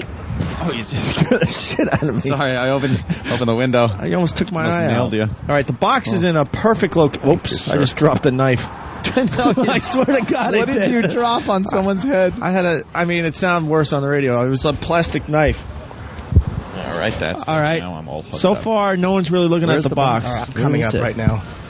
Oh, there it is. Okay. All right. And it says free puppies on it. Yes. I see a couple of, two young ladies and a gentleman. All right. Is God, no one looks. That girl looked, but sort of. It says free. It looks so lonely. It's like, is it in the exact middle of the sidewalk? Danny, it can't look like it's garbage. You might have to turn it so they could read free puppy without turning their how head. about fucking turning it one way? Wait, like wait. where everyone's coming from. But wait. Wait. Let all these people pass just in case. Oh, that guy looked. He looked. Did you see him? Yeah. Now here comes an older gray-haired gentleman. He sees Bond. They're looking at it. He would have loved to have seen what was in that box. I'm going to try and move it. Move it, kind of, yes. No, but move it in the middle away of the from sidewalk. The curb, away there from you the go. curb more. All right. And straighten it out. A little bit. Yeah, Dan. Make it You had look to set up a box of organized. genitals. It's a box of cock you're working with there, you douchebag. right, this is much better. All right, let's see. A woman of color. Your son. Here comes another woman. Older lady. Taking a look. It's going to take one of these real tree-hugging animal lovers to walk by and take the chance. Maybe should we have free puppy on the side too, or is that? Well, this one's in. Where's Jimmy? Up here? I'm right here, sweetie. Oh. Hi. Imagine if we just looked out the three window and homeboys. saw each other. Look at three homeboys walking by. Oh, great. Okay, here, hopefully they're not robbing somebody. Right. Uh-oh, guy looking. Oh, God. That's the piece of shit. Oh, Hey, that's piece of. He wasn't behind the counter. He must have been in the fucking can. Oh, some guys. Wait, no, he's here. Okay, here comes the three homies. God The homies will look. Danny, make sure he doesn't take our box. It says free on it. But make sure at least he looks at it. Homies looking. Free puppy. No? It might be a pit bull, motherfucker. We might have to change the sign on the top. What do you think it should say? Free puppies getting people to look. Free puppies getting people to look, but Then again, they might think it's a prank. It is New York. that guy's still looking. See, the homies are still looking. Of course they are. All right, we need one guy. We should take bets on who it's going to take. Oh, please be the piece of shit. Okay, here comes some fat person. Oh, yeah, piece of shit could open up the box. Wait a minute. Here comes a fat Who's the person. biohazard suit person under us? It might be food. It might be food. Free puppy. Oh, Puppy's if it's good an eating. Asian, she'll open it. Puppy's good eating. right. What about this fat Old guy? No, Old his bald hands are guy? full. Oh, wait. His hands. God, people are taking a glance. Look. We might have to, fix up the box a little bit. Here comes please look. It's going to A lot of people coming I think now. a girl will do it, but All right, come on. Okay, a lot of people, a lot of foot traffic. Come on, woman. They're all looking at the box. It's right in the middle of the fucking Uh-oh, kids. Take a look. Wait. Here's somebody. Here's a girl. Here's a girl. Look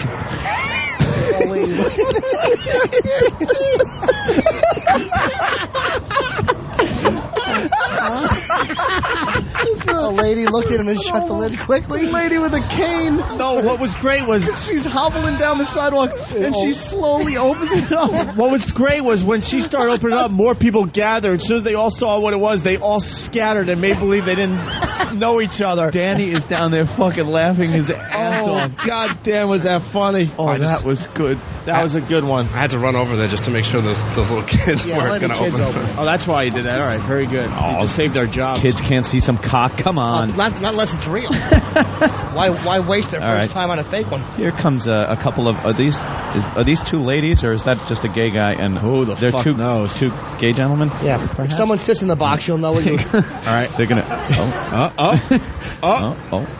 She really was. Oh, she's still looking. She's looking. Come on, turn around. Self-centered whore.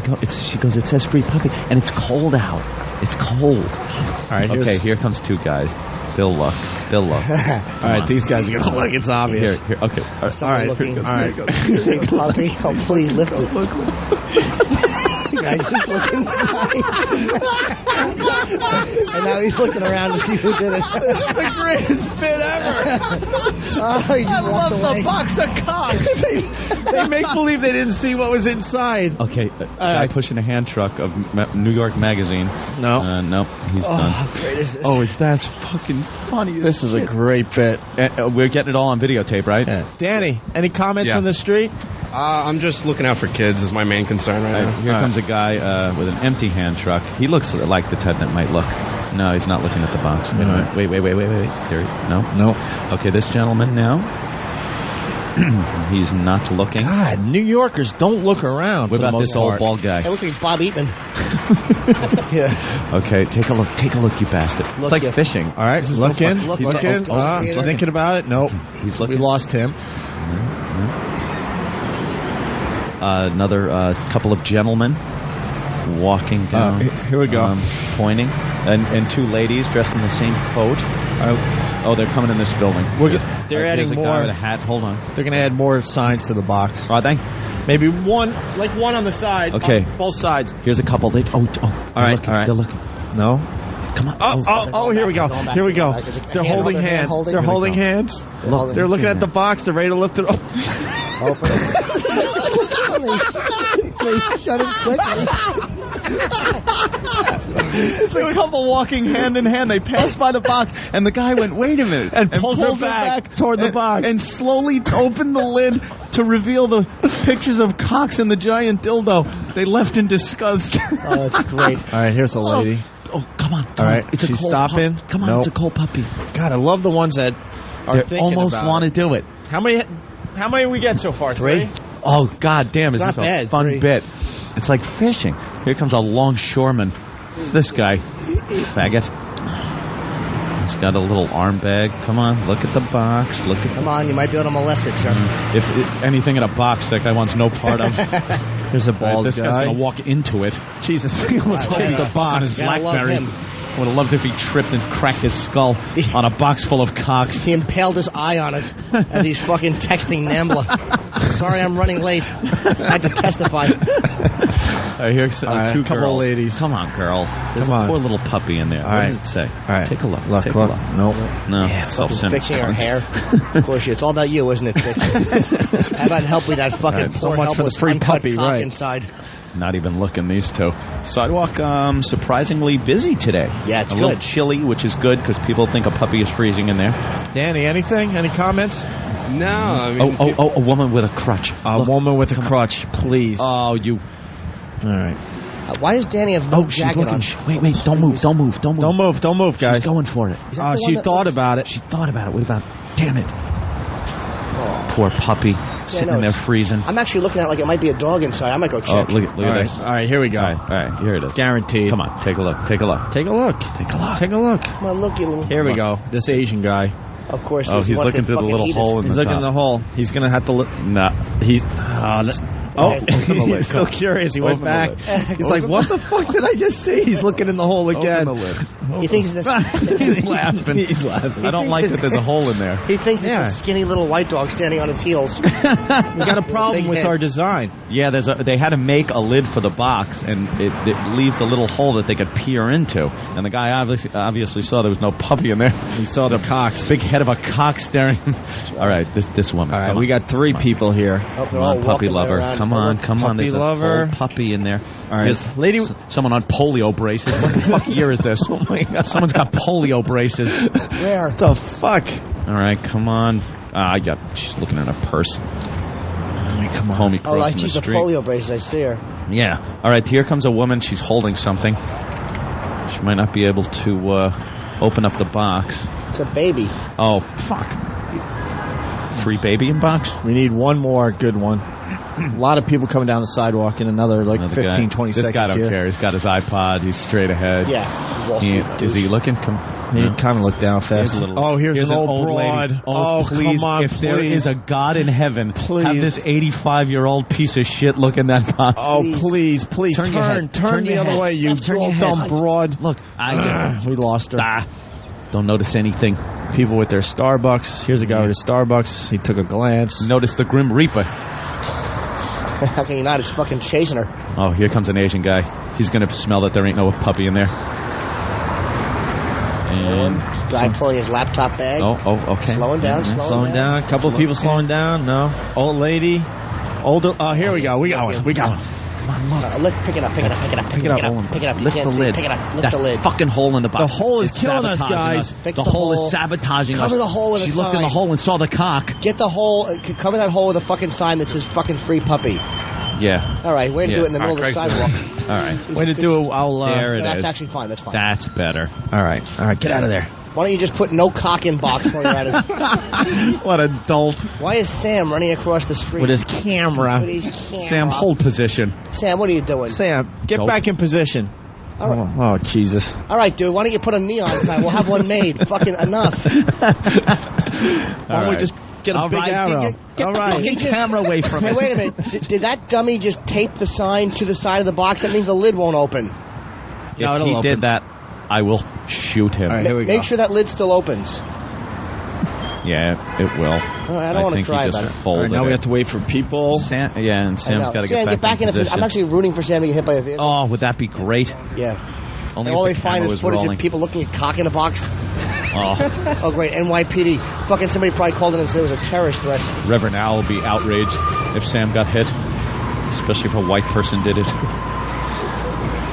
No more commute. Sidewalk's a little clear. It goes in waves, you know. Yeah. Oh, this is the big city. Channel 4 News just pulled up. What the fuck is this about? Yeah, and those cops are making a U-turn. You know something? No, the cops obviously are here just picking up barricades that were here for New Year's Eve.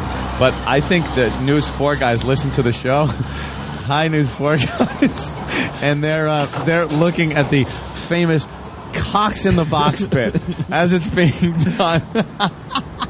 Oh, yeah, we'll keep everything on the QT. Don't worry about that. Okay. That is really funny. Okay, we got more people. Please send Ernie Anastas in there to investigate. Here comes a couple. Mouth young woman. And They this stopped. gentleman. They stopped. Now they don't know where they're going. Okay, here comes an older woman with a little scarf. Oh, come on, lady. Here comes another lady on a cell phone. How does she not? She's on a cell phone. How do these people not notice this huge box? Okay, here comes a couple. Come on, take a look. Free puppies. What? All right, we might got. He's looking. He's looking. Take the hook. Take the hook. Nope. Oh, we almost had him. We don't care. All right, here's a guy with a backpack. He's looking. He's looking. Open the box. No, now he doesn't know what side to open. You dumb fuck. You open it from the other side. From the other side, you ass. What an idiot. He tried to open the taped side. He shook the box. Maybe we need to get a little weight in there. How about this fatty? We got a dildo. Come on, fatty. Open it. It's free puppies. All right. No. Okay, here comes another lady. A bus is stopping, as you can hear. We need one more good one. Yeah. All right, here comes a guy. Gentleman. No. Passed it by. Here comes another lady, I think, in a big furry coat. Take a look. Come on, slow down. Damn it. Uncaring New Yorkers. A guy with a bicycle. This should be a tree hugger. Yeah. Riding a bike. Either that or he's a fucking delivery person who wouldn't care if it was an infant. Oh, God, we got a guy with a broken foot. Giving it a wide berth. They might be scared of the box. You know, in this day and age.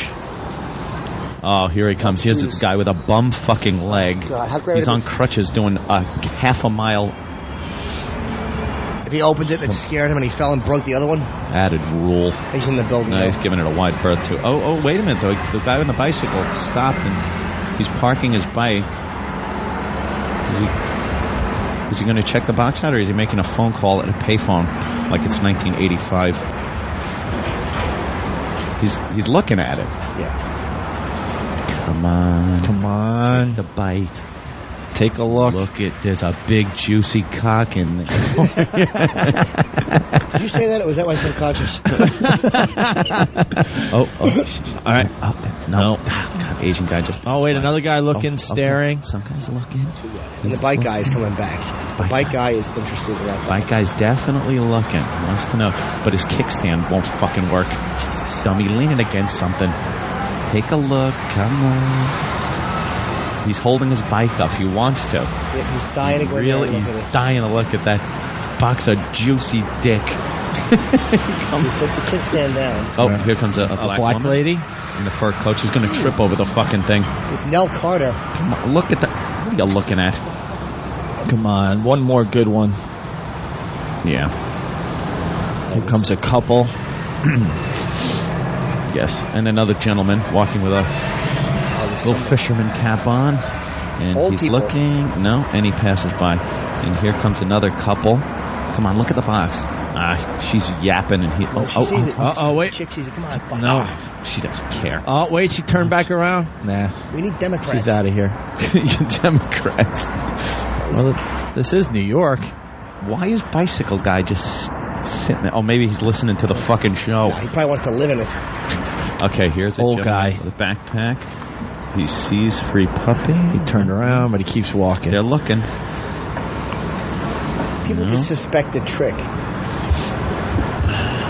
Do you think they suspect a trick? Yeah, free puppy in the middle of the sidewalk on 57. Hey, we got a few people. How about gold bars? A woman. A woman circling. She's it. hovering. She's opening it. Other side. circling. Other side. Other side. Other side. Other side. Other side. Open it. Open it. God damn it! There's stick in there, and she fucking couldn't open the box. Dude, we got to get a weight inside because she kind of moved the box around and realized if it's that empty. fucking idiot taped the box shut, do me a favor, Danny. Go over there and jiggle that box. Yeah, I'm gonna have If to. he If that taped thing that is taped sign- shut, I want him fucking shot. If that fucking box is taped shut, because he taped to cover the hole. He taped the fucking puppy sign down to the side of the box. See if it opens, Danny. Does it open? No. He taped it shut. Oh, my God. Who the fuck did that? Oh, my God. Who was that? That was Craig. Craig, you fucking dope. I called that 20 minutes. You stupid fucking asshole. Holy shit. How could you be so stupid? Our whole bit is based on people opening a box. And you fucking taped it shut. Why? What did you write on the sign? Don't look in here, cocks. That'll work now. All right, Danny. All right, Oh thanks, my Danny. God, what a blithering idiot. I want to look at the idiot. I'd rather look at a complete fucking idiot than people opening a box full of cocks. We want to tape you to the inside of the box. Oh. Holy shit. You taped it shut. What a dope. Travis, call him a douchebag. Oh. All right, we're back in. Wow. That woman shook the box upside down and couldn't get it open. I've never seen a woman want to open something so badly. Oh, we lost 2 people because of that. Yeah. What an idiot. The I saw him object do is it, to too. open the fucking box. Tape the box And shut. stupid me, I assumed no one could be that stupid. All right, here comes a couple. All right, here we go. Back to business. He's looking at the sign. Nope. No. One more good one. 3 people. 2 ladies. They're looking at the she's sign. looking. Puppy. Nothing. It's got to register in their head that, oh my goodness, it's so cold. And then, of course, they get the treat when they open up the box. Oh. All right. Come on. We'll get one more. Come on. We need one more. Right now, there's a guy We coming. can't end the bit this and way. a woman coming from the other way. Somebody's got to look in. All right. Guy looking. With Look a full in. head of black hair. Nope. And, here comes a bunch of people. Wait, Asian lady and gentleman. All right, here we go.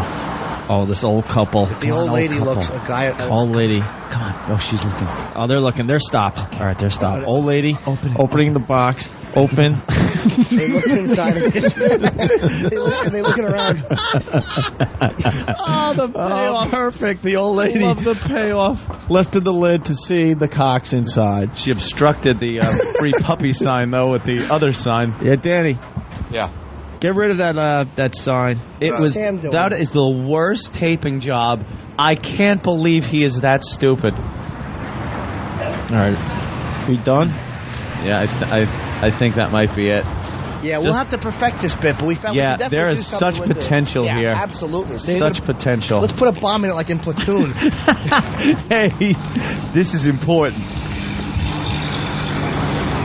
All right.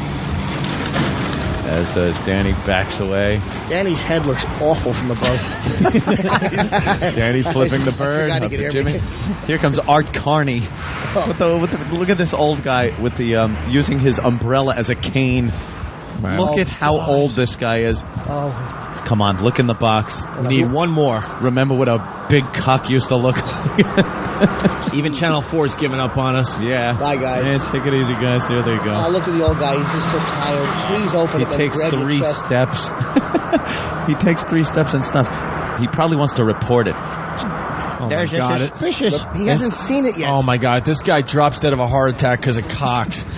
He's gonna. No, look at him. He's making his way down the sidewalk. He's my giving God, it. He's this giving old it some guy. room. He's giving it room. Wait a minute. He's looking. It says free puppy. Come on. All right. Old guy's passed. Oh, here comes a hippie-looking chick. She got like some paisley top on. She would want to. She can't imagine that there'd be a puppy in there. Yeah. Oh, here's a whole bunch of people. Now, let's just give this one more because some people might come by here. Well, we need one more now. We got to end on a high note. Here's a whole group of people. These people will definitely stop. Guaranteed. This is going to be a group effort. Here comes. Guaranteed. Lift up the. He just looked right in it. He got a good fucking wide look at it. He opened that lid wide. The best part is after they see it, they want to make believe they didn't see it as soon as possible. Yeah, not acknowledge it. All right, here comes a This is addicting. homeboy. How weird is it that you know which ones are going to look? Here comes an older woman. Nah, she's not even looking at She the ain't box. looking. Nah, she ain't looking. That's obvious. She's a hustling, bustling New Yorker. Yeah. Oh, what a scream! Yeah, we got it. It needs some tweaking, but it's pretty good. But this really has potential. The box. We could get a tape recorder with like little dog noises inside. Yeah, that would work. Nope, those two have no interest. All right. We done, or you want to try for one more? We'll just wait. There's one person walking by right here, dragging some wheelie luggage or something. Is she walking up and takes a look? She's looking. Come on. It's free puppy. She's thinking. No. Yeah. We lost her. Punch her in the foot. Punch her in the cunt. It was better. No. That's about it. Oh, there's a father and what looks to be his 11-year-old daughter walking down the street. Like she hasn't seen that don't do before. anything yet. Wait till the second, because I want to see if... Oh, hold on. Someone's opening it. Oh, he got a good look and he kept walking. It's a box with a cock in it. He's on the phone. Okay, let's see how close to losing our jobs we get here. Yeah, let's Danny, go. get in position and just yell, "Don't open that box!" if she looks, because I think a little girl might want to save a puppy. 20 feet away from losing our jobs. Here it is. Look at this. 15. 10 feet from losing our jobs. 8, 7. Here it is. Okay, good. She kept going. All right, she kept walking. Oh, here's an old broad. This would end the bit perfectly. No, she's hustling and bustling. Here comes an old lady. Old broad. Got a jacket old broad. on. Look. Looking. All right, here it is. Open. Oh, why did she got so close? Why did she did everything but open the box? She's old. Absolutely would have. Right, we're so selfish because we can't stop doing this, people. We apologize. We definitely if apologize. you understood how great this was. All right, here we go. Here's 3 people. We'll have it downloadable Here comes too. a kid. Oh, Danny, tell the kid to open the box. No, Say, hey, kid, there's a fucking PlayStation in there. Oh. That's what we put on next time, PlayStations. We get a big box of PlayStations we're holding. Here comes a lady. No, she's on the cell phone. She ain't gonna open it. All right. One more group. Are these?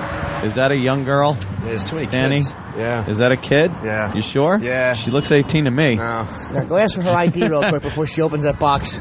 Told the cop that once. All right, we're 10 Me feet too. away from losing our jobs. Yeah, they're just going. They're slowing down. All right. A couple of feet. Nope. Passing by. All right. Boy, Danny's really making sure that kids don't go near that box. I like my job too, guys. I like my job.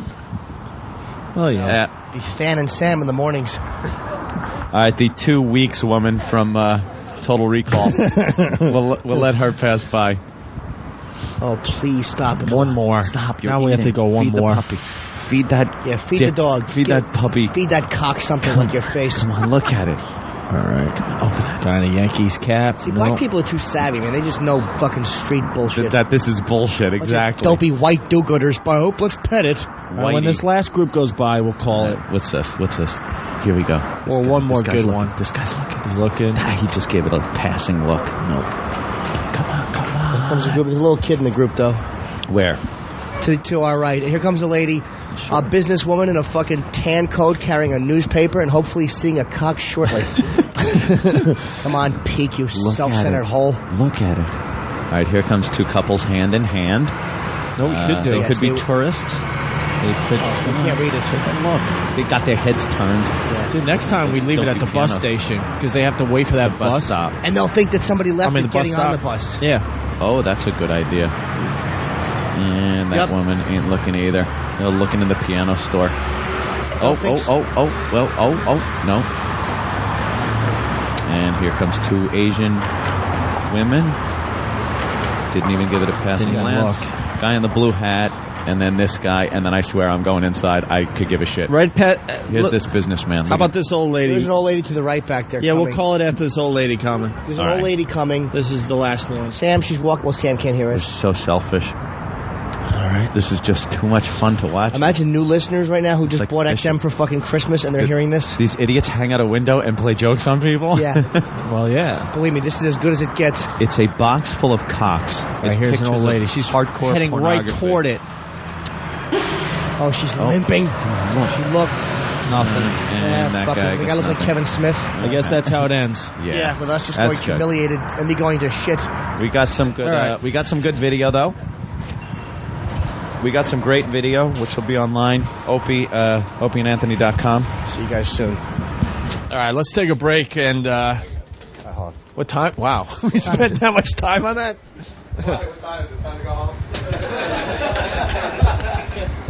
All right, we'll break. We'll be back. Bye. Lovely Nordic nymph, Jiggly Jimmy Norton. No, that pulchritude is real. It's real.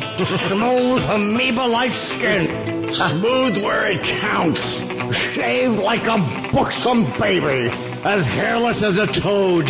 Too much for one man. Without apology.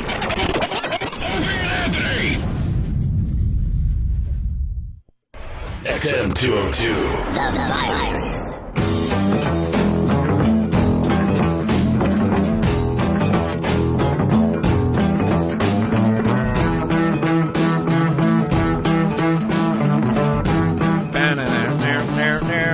All right, we're back with the Opie and Anthony show. That bit has potential, that's for sure. It's got legs. It's got legs, is right. Oh, god damn. That was funny. Fucking lunatics. Okay. All right. Well, we have a studio audience. We have a big audience today. There's like close to 20 people out there. And we had them write down some confessions anonymously. Anonymously. And we're going to read some of the confessions and try to figure out who did what. And they don't have to acknowledge that we're even talking to them. No. Because some want to keep it anonymous. Anonymous. People were digging the Cox in the Box bit. It has potential. It certainly does. We have to get some kind of audio device inside the box. Yeah. Just very subtle where it sounds like little puppy noises. Just little subtle puppy noises, yeah. And then I think we'd get a lot more takers. But for the first time, not bad. I can't wait to see I can't wait to see the video of the Cox in the Box bit. When is that going to be up? Stat. I like that. All right. Sam doing the long distance taping there. Sam. Not going to be all shaky, is it? Like that guy with Saddam's fucking hanging phone?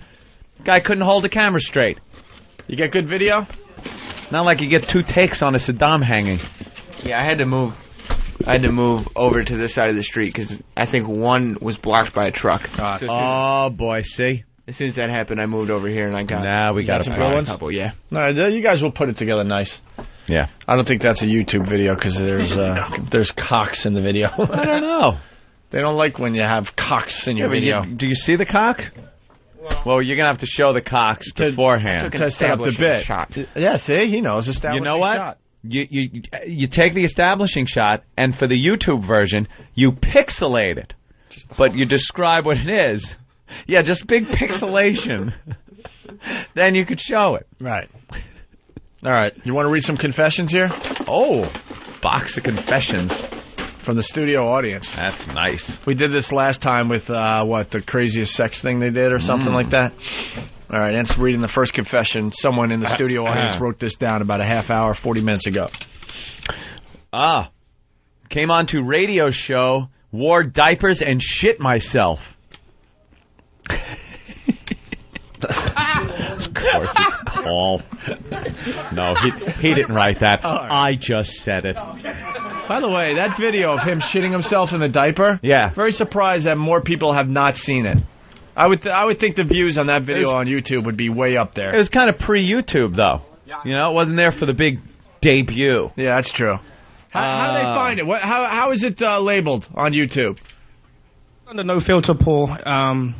What? No Filter Paul video. Just as No Filter Paul. They keep kicking it off if you write exactly what it is. Really? They've deleted it like 9-10 times. So you just put No Filter Paul and you're in there. Yeah. They've deleted your diaper bit? Yeah, like I put up the Power Talk videos. There was 4 Power Talk videos, and they deleted the last one, the payoff. Oh, the payoff is hilarious. They're fine with death. They don't like shitting their tits. Yeah, him shitting his pants while wearing a diaper. One of the greatest things we've done on XM. Here's a little secret. All right. A little confession from someone out there. I'm a virgin. Whoa. What? Well. They're all looking around the room. I would assume it would be Star Wars Sheets Girl. Like, that's it. I got a lot of people nodding their heads. And Dude, Star Wars Sheet Girl is a virgin. Did she confess? They're all nodding. It has to be. Huh? Yeah. Yeah. Aww. Star Wars Sheet Purse Girl. Haven't found your Jedi, have you? Yeah. Nobody ever put their dick in your cantina? So are you actively seeking, or is there a reason? I just don't care. You don't care? No, I don't care. Shouldn't you be shooting GARP? How old are you? 21. Have you ever had one? Have you ever had one in your mouth? No. Like, you don't care about sex, or you don't care about relationships, or you don't care how it feels, or you have no feeling toward people. Like, by saying you don't care, it can mean you don't care about a lot of things. Like, specifically, what is it? Relationships. Yeah. Is it because you haven't, like, been in one, or have people tried to, and you say, fuck you, I don't care? I don't have time. What do you do? You're Save too the galaxy. busy. She's too busy putting fucking little holograms into fucking R2-D2. You had time Exactly. you had time to knit your sheets into a purse. You don't seem busy. But sci-fi conventions got all your time? Yeah. What do you do? What are you busy doing? School, work. Do you like girls or guys? Guys. Okay. There's a school hesitation and there, work. though. Don't you understand? School and work is where like 99% of the people on the face of this planet find their relationships. But bars are the other. I'm a fashion design major, so it's all gay men and women. Oh, now it makes sense. Fashion design. Yeah, that is a bunch of gay men. Fashion design, and you fucking sewed Star Wars sheets together for a purse. By the way, for the radio audience, she's cute, too. Yeah, very. She doesn't have any real problems except for the fact she's carrying around a Star Wars sheet purse. Have you ever held a penis before? Huh? Have you ever held a penis? No. Ever see one in person? Yeah, but it was a life drawing class. Oh, you sketched it. How romantic. That's great. Would you like to see Jimmy's? You want to hold one like a lightsaber? Would you like to hold Jimmy's? What? No. Why? No. Why? You don't have to hold it. How about on the back of your knuckles? You can just balance it. We make dreams come true here on the Opie and Anthony Show. It'll only come across 2 fingers. You can look at it like it's a ring. You want her to go from 0 to 200. How about if I just squeeze a little tinkle onto your knuckles? How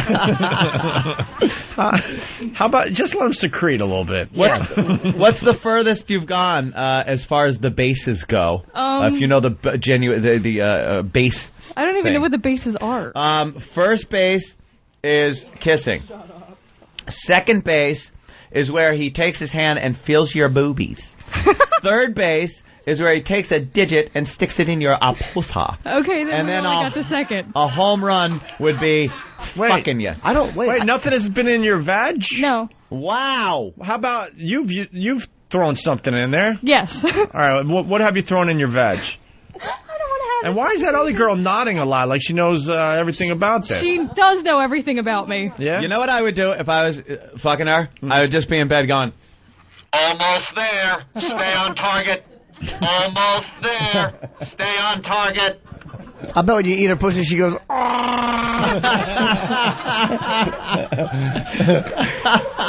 By the way, really fast, cam in the box, Ant, for the reaction of the people.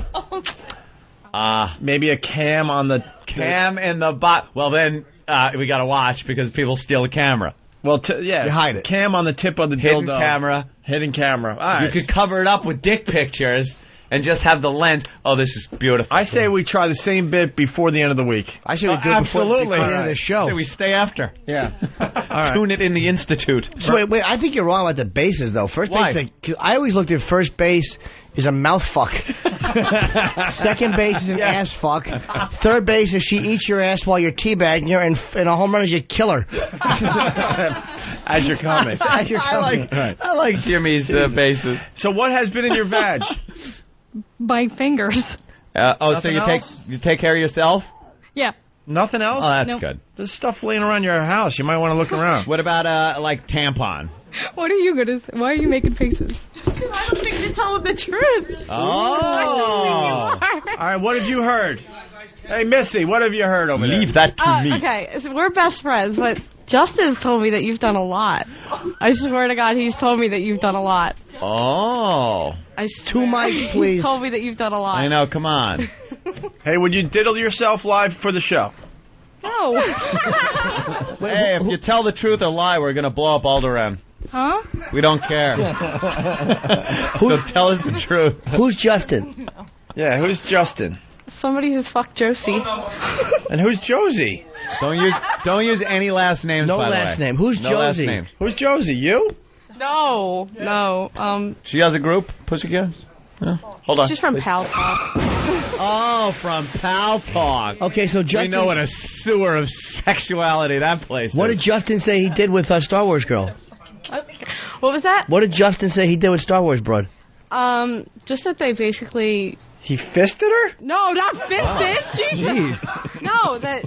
That what? I think he said that he fingered you. No, he didn't. I swear to God. Oh my God, he's getting punched. Wow, what a great conversation. It's like junior high. No, he didn't, my God. Yeah, they're both 30. Finger me, they're both 30.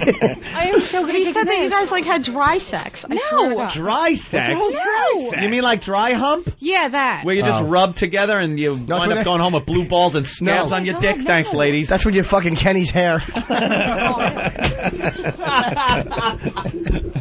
Okay. It's not cheating because it's dry. It's a dry fuck. Like So- it's radio. I never know. heard dry I'm fuck. so Dry good at hump. that. Justin, I'm killing you. Wow. Why did Justin lie? I don't know. Justin likes me a lot. And I won't date Justin, so Justin has an issue with that. Why won't he date you? No, I won't date him. Why not? Whatever, yeah. Because I don't want to. Why don't you want to? She's Because going I out don't with wanna date Biggs. anybody. But I think you don't want to date anybody. I think you said you didn't have time. Huh? I thought you didn't have time. I don't have time. But can't you squeeze a relationship in? No. Were you molested? No. Okay. No. Oh, shit, yes. All right. Are we done with Star I Wars? love her. I don't know. She's good. She's fascinating. Sheets, purse girl. So Justin lied. Did you ever make out with Justin? Yes. All right. Answer slower. Jesus Christ, hussy. So you made out with him. Did he try to touch your vag? Through your no. pants? I don't think so. Have you ever tickled his balls? No. I don't believe her. Yeah. Okay, don't believe No. me. I don't think you're lying. I think you just, like, you guys are making out and Justin probably cupped it a little bit through your panties. Touched a little. Right? He cupped it a little bit through your panties. No. No? That's where the dry fuck thing comes from. It's been touched over the pants, right? Huh? It's been touched over the pants No. through some makeout session. What about your upper half? Making out? You've been felt up a little bit. Yeah. All right. Big boobies? Me? No. So what type... Some guy tries to touch her down below and realizes Obi-Wan didn't turn the shields off. It's going to be a short trip. Let's play What's in Your Pants. Do you have an R2-D2 or a Peter Cushing? Got a bad feeling about this. All right, let's move on to the next confession. Yes, let's... please. Thank you. All right. Jimmy? What, baby kid? The box is yours. Ooh. Well, not hers. I would never get my finger in. Put your hands in this box. All right. That one's off limits. These are confessions that the audience wrote down. Okay. I fucked Star Wars girl. Wait a minute. Okay. I sucked a black cock while wearing my red hat. I'm just kidding. I'm just kidding. He quickly took off her red hat. I've never seen someone take a hat off faster. I was only kidding. Wow. I was only kidding. I was kidding. That's a girl on the... By the way, for the listeners at home, there's a girl in a big red hat. Of course. Like Jiffy Bella Pop. Abzug is here. Bella Abzug joke. Shut up. No, it rules. Okay, Jesus. thank you, Jimmy. I once jerked it 26 times in one night having phone sex and later found the chick was 400 pounds. Oh, that was me. Yeah, I was going to say, you can't write in your own. No, I once jerked it 26 times in a night and found out the chick was over 400 pounds. I don't know if I believe that. That sounds like Bravo Sierra. No one jerks off 26 times. 26 is too much. Yeah. Maybe 11. You could jerk off. You could... Really? In a 24-hour period. Depends on the age of this you could individual. probably jerk off, at your peak. 6 times. 24 hours? More than 6. They said in one night. You could probably, in one night. Long, in one night, 6. Yeah. Where do you live, Alaska? I thought a fortnight. In one night. Anybody want? Yeah, there's no way it's that many. No, that's more than fucking once an hour I don't straight for a whole fucking 24-hour period. Yeah, I'm going Stop to the it. next one. I'm going to the next one. All right, I don't Jimmy? buy that. That was just silly and it was nonsense. It was drivel. All right. Dreck. I had my first threesome Friday night. Wow, look at that. And it's a girl's handwriting. Oh, man. Because the Y under the Friday, and Friday, the Y is looped in a girl way. Could have been a guy and two other guys, though. All right. Be the same faggy writing. That's true. It was the feature on the Fan and Sam show. There's only 5 girls for out the gentleman with a pen up his ass. That's how he wrote it. That's right. We had a Travis kebab. Travis throws his hands up in the air like, why, mate? Sorry, But Travis. he doesn't care. He's 5 grand richer. It flowed better than Danny kebab. I thought of it. He's got $5,000. All right, I'll tell you who had the threesome. It's the fucking girl with the Jim Norton shirt. Isn't? Has to be. Yeah. God, we're 2 for 2. Where is that? I can't quite see. She's right there. Oh. Your first threesome on Friday? It says, Yeah. your shirt says, I slept with Jim Norton and all I got was this lousy virus. And that's a fine shirt. And you had a threesome Friday night. Where was it? Very important. At his house. What was the ratio? She's pointing at that guy. At his house. Was it with him? With Yeah. him? And her. And who? Fuck. Wow. Oh, Eric just said ew. Why? Because there's a girl involved? Shut up, Hawk. Oh. You want to bring up Sorry, no professional wrestlers were up there. How many people was The Rock and Hulk Hogan and they were holding you in their wrestling shorts? Singing fucking... All right. Wait, who's the guy? What's the guy's name? Lee Mells. Lee had both of you? What? You had both of you girls? Yeah. Let me see Lee's face. Hi, Lee. And which one is your girlfriend, Lee? Neither? Neither. Is Mike on? Look at Lee. Nice. No mic. Okay, so wait. How'd that hook up, dude? You sure it wasn't a rape? Look at Lee. No. It was late at night. A lot of alcohol, right? The 2 girls. Wait a minute now. The 2 girls you buy? I guess. Now. Yes. Did you both blow Lee at the same time? No. They took turns. That's fucking hot. Oh, God. Is Lee packing? What, blowing Lee is hot? Yeah, Lee's packing for a Jew. Lee's packing for a Jew? Oh, boy. We got. What's that mean? Small with payas on it? We got to break out the Jew chart. I didn't know we'd have to do that today. That's right. Who knows? They measure it in bills. Well, he's got 2 5s. Here's the question that would not be good. Lee, which one was better? I can't say that now. Turn around. Which means there was a better one. Turn around. Face us. And just look one way or the other. Or close one eye. No, look to your left or right. Look up and close the eye of the person that's... You don't know where they're sitting. Who gave better head? All right, look, the blonde would be... Wait, the blonde would be... Your better head. It's because he got lessons from Wait, Lee, did you blink? You missed it. I missed which way you looked. Oh, okay. Okay. All right. You said me? Oh, thanks. No, how do you know? He said me now. The brunette Sam said was better in the threesome. Oh, God. Wait a minute. Now, who got the load? Yeah, who got the load? We were pretty drunk. I mean, we know it happened because we were in the same bed, but... No, who got the load? Yeah, who got came upon? Lee, who got the load? I should turn around and look at Sam. Maybe the sheets got the load. The sheets? Oh. It's all over her purse.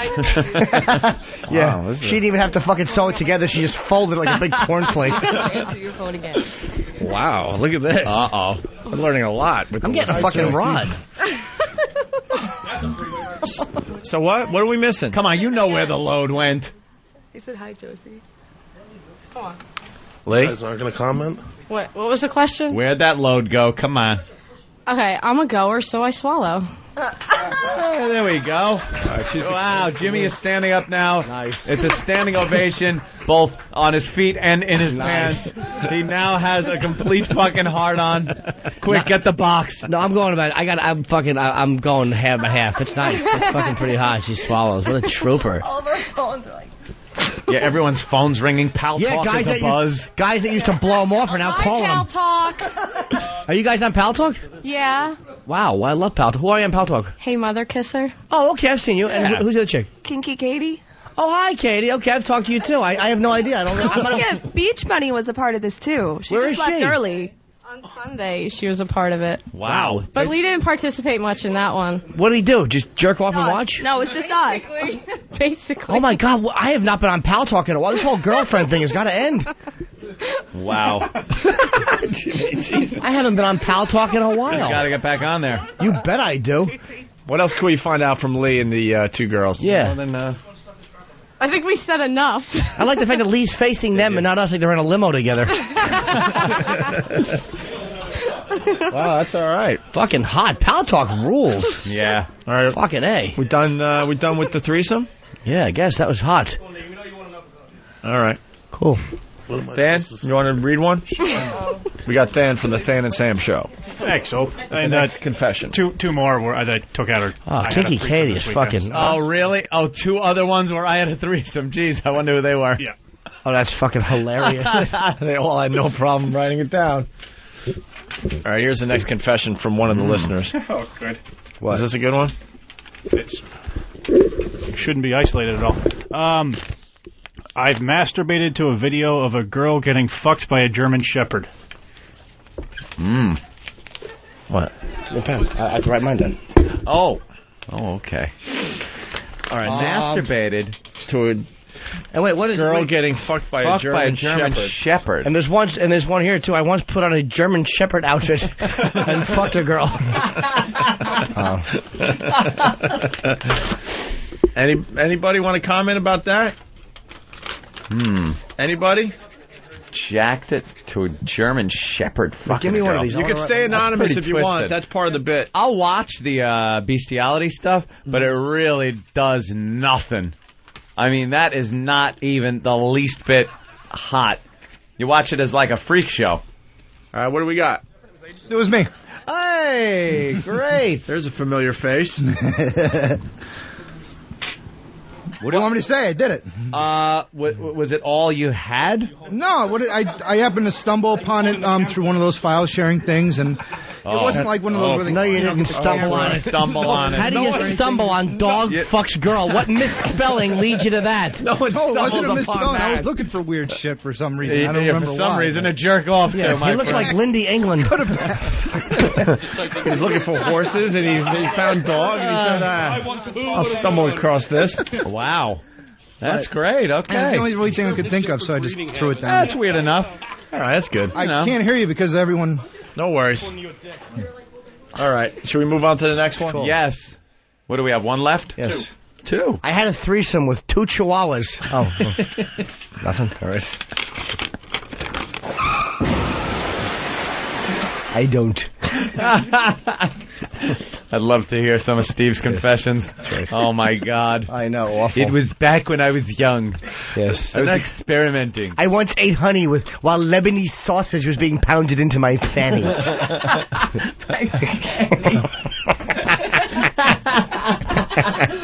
I once did squat thrusts over a giant piece of Lebanese kielbasi.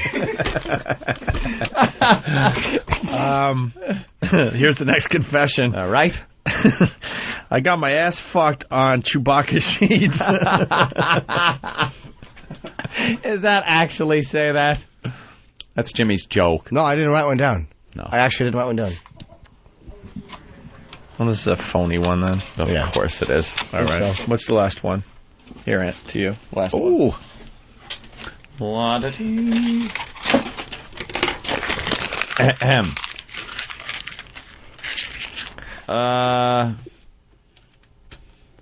Let me make sure this is right, because this is 2 different things. Oh, yeah, okay. First it says no homo. It's prefaced by no homo. Oh, boy. No homo. Oh, boy. Blowjob from... it says something tranny. From a known tranny.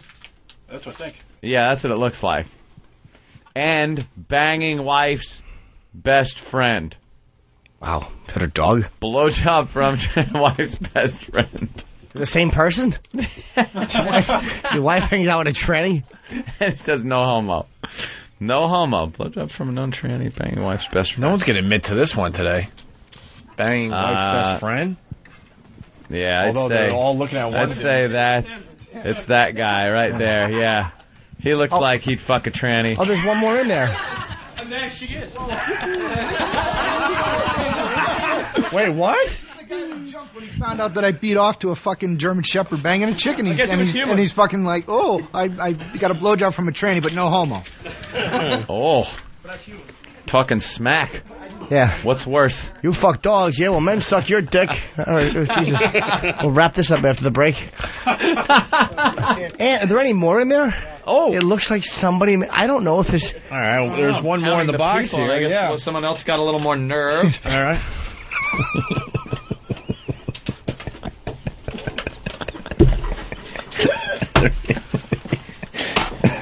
All right. Well, that is a secret. One more confession. Who could this be? I once consorted with a nigger.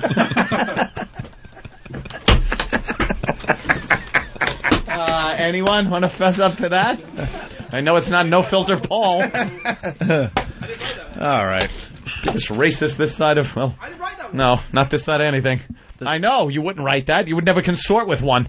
And he couldn't spell consort. Does tranny blowjob dude want to talk more about what happened? How is the tranny blowjob? Okay, here's the story. It was when I was right out of high school. Yeah. Hook up with this chick, get in a Volkswagen, start blowing me just as I come, the wig comes off. Yeah. Sorry, Norton. That's right. Wait, you knew it was a... I didn't know it at the time until the wig came off, and then it was like pull up, trow, and run. Foot shaking. I don't like it. The wig came off. I don't like it. No, it's true. How did the Trust me, wig it's not just BS. come off? No, I believe you on part of it. I just don't blow believe it up like that... a bottle rocket? I don't believe that that all of a sudden you're getting your dick sucked and you pass behind the Stemmons Freeway sign and the next thing you know you're coming and the wig falls off. Well, you know, when you go to, you do the grab the head and, well, something stayed and something didn't. I think the wig was a bit askew and you just kind of left it on there. I went, what the hell? I think when you picked her up, you were a little, it's a little, You, sexy girl with the cigar and the Pro-Ked sneakers. Yeah, maybe. Were you drunk? Yeah. Yeah. And what about the wife thing? The wife thing, my wife and her best friend, and they're over at our hotel, and she doesn't know. Oh. I'm sure she doesn't listen to XM, so I'm good. Oh, good thing. Wait, you're in town with your wife and her best friend right now? Yeah.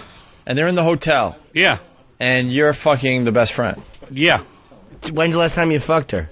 Well, not this weekend, but, wow.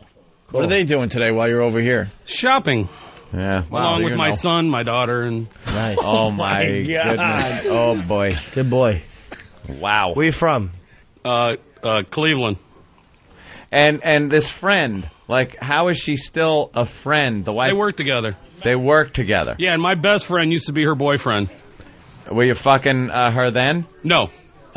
So when she broke up with your best friend, she kind of came to you? Or... Sort of. One of those things. Guy's the loyalty of a cobra. Yeah. She went to cry on his shoulder, and he grabbed her head and just shoved it in his lap. Yeah, like fucking Pesci and Sharon Stone. Yeah, but the hair didn't come off, so it's kind of disappointing. Wow. That's also what's going to happen once this story gets out. Ooh. Wow. All right. There goes that. Time for the line of the day. Thank you, Danny. Thank you, studio audience. Do we even have to? By the way, the threesome couple, you guys were at F.H. Riley's on Friday? Look at what happens when you go to F.H. Riley's, huh? Wow. F.H. Riley's. Wasn't at F.H. Riley's. Well, it you was got after. Yeah, you got liquored up over there. If it was at F.H. Riley's, it would have been a foursome. Hey, ladies, gentlemen, how are you? Perhaps you need someone else involved. Yes, do you need a vehicle? Very good. All right. BowDogFight.com still sponsoring Line of the Day? Hope so. All right. Do we even need... I mean, can I please do some wagering here on what Line of the Day was? Holy shit. Blatantly obvious today. Yeah. Let's go with the first runner-up.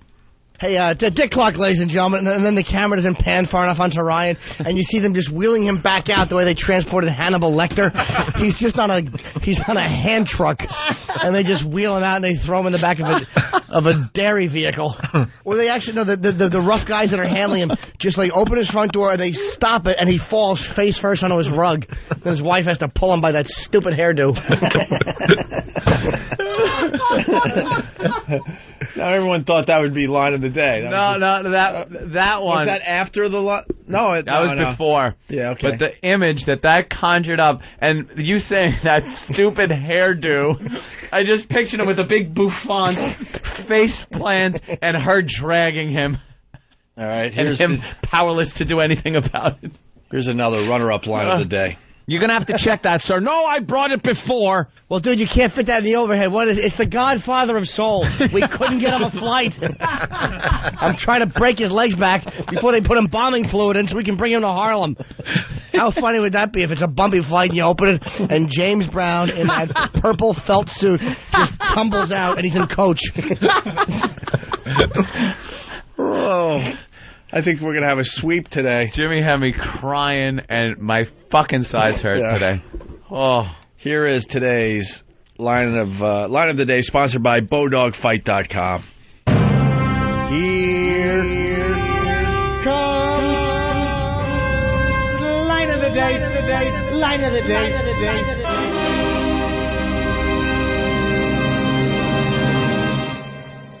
Old blood on the brain. His skull looks like a meatloaf with too much sauce on it. Your mother ever make a meatloaf and put too much sauce on it? Put hair on it and let it do the countdown.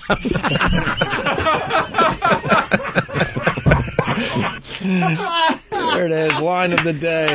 Little Jimmy Norton.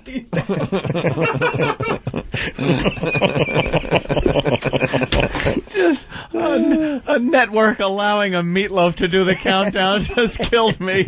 All right, meatloaf, you're on in 3. They need to throw the wig on it quickly when the lights go on. Lights, camera, wait. Should they put the wig on, they fix it. All right, we're out of here. Thank what you, a fun show. BowDogFights.com. That was a silly one. Yeah, it's gonna be back for a few days. Certainly is. A little jump on tomorrow's show. You can do it today. Actually, we're going to discuss it tomorrow. But homework? Fuck. Not really homework. We got the outtakes from the Opie and Anthony XM satellite radio commercial. Apparently the whole commercial was an outtake. Yeah, no kidding. Where the fuck was it? The outtakes are hilarious. They're going to be up on opieandanthony.com later today if they're not up there yet. Okay? And we'll discuss that tomorrow, but they're funny as hell. I'm going to miss the outtakes. Jimmy doing the all sorts of different characters as he comes through that door. And they decided, I guess, not to run the commercial. They never ran it? They're claiming they did. I haven't seen it. I heard they got spots on South Park special. I got an email from Washington saying that our commercial was going to be on South Park. I watched for 2 straight hours, and I didn't mind watching South Park for 2 straight hours because it's still hilarious. I saw a commercial for XM in general, but not our XM commercial. I don't think anyone has seen it on TV yet. The boards aren't talking about it. Nobody's talking about actually seeing the TV commercial on TV. It's up on opieandanthony.com. It's up on YouTube. But no one has seen it on TV yet. 9. And the outtakes are going to be available very, very soon on opieandanthony.com. I have not seen them. It's hilarious, Jimmy. Hilarious. That shit's hilarious. All right. Tomorrow we go back to doing lame radio because, we did way too much good stuff today. I need a vacation. Well, we have to only do 3 more shows, then we get 3 days off. For 3 minutes in Vegas. 3 fucking minutes. Fuck. It's going to be 3 minutes. Yeah. Unbelievable. Or poker. Fuck them. It's on their dime. Oh, God. Who's paying for this one? CBS? Yeah. Cool. What? You got a text? Urgent communique? What's the communique, Opie? From Club Soda. I'm just waiting for the part of the email where the bad news starts. Oh, that's what I wanted to bring up, too, with Kenny. Oh, my God. What, the cooler? I understand that Kenny and the rest of the security staff run a business. Yeah. It's a business. But every time I opened up my email during the festive day that is Christmas, all I got was invoice from Kenny. Here are the charges for the... it's Christmas Day. He doesn't even take a break. Take a break on the Lord's birthday. He's sending invoices. I'm looking at invoices on Christmas Day. in between all the nice everybody else, hey, Merry Christmas, have a good time, to invoice number 1403. You got 15 smoothies for the month of December. Please remit payment to... Merry fucking Christmas, too. The fucking guy counts the bananas he buys every Oh, my morning. God. Did you see some of those things in parentheses? How much is a fucking banana? You opted out of fruit for this day. I got a smoothie. This one did not include protein, hence the 15-cent shortage.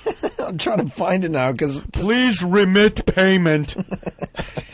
It's Christmas fucking day. It's Christmas fucking... I can't find it. Now I gotta read one of these to everybody. Merry Christmas. Your cantaloupe costed.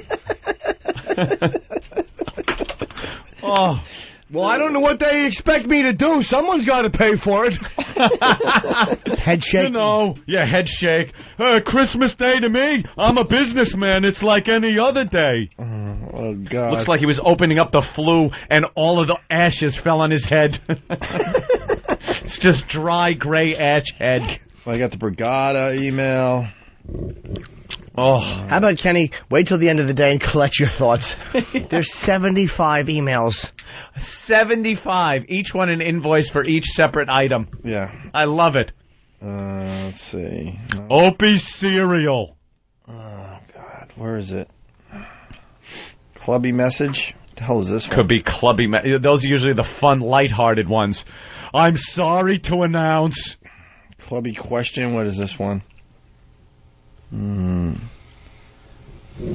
Here, it's personal business, but it always starts like this. GH, I hope that you had a nice Christmas and you're enjoying your time off. Despite that, I have a few questions. Despite that, instead of leaving you to enjoy yourself the entire time, let me throw in this monkey wrench. I might have found one. Finally. He is a killjoy. Attached below is an invoice for December radio show expenses. Please acknowledge receipt of same. Receipt of same. What the fuck does that? Could you just fucking write him like a human? Well, I got a couple of hard copies here. He writes them like he's writing for fucking IBM. All right, I got one. Oh, you got a couple of hard copies? Hold on, I got one, though. December 1st, 06. $11.68. Garbage bags and pens for eggnog challenge. Garbage, well, I'm not paying for them. 1985, O&A and guest Bill Burr food and beverages. Yeah, well, I have 11/13/06, $6, smoothie and soda. Receipt shared with Anthony. Receipt shared with...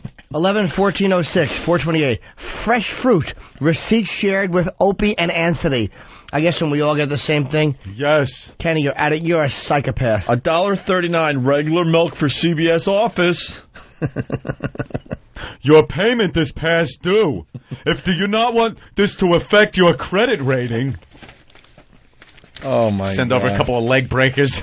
I'm going to start ordering with shit that I don't need just to make him write it. You know what, Kenny? Tomorrow morning, I want coffee and Honcho magazine.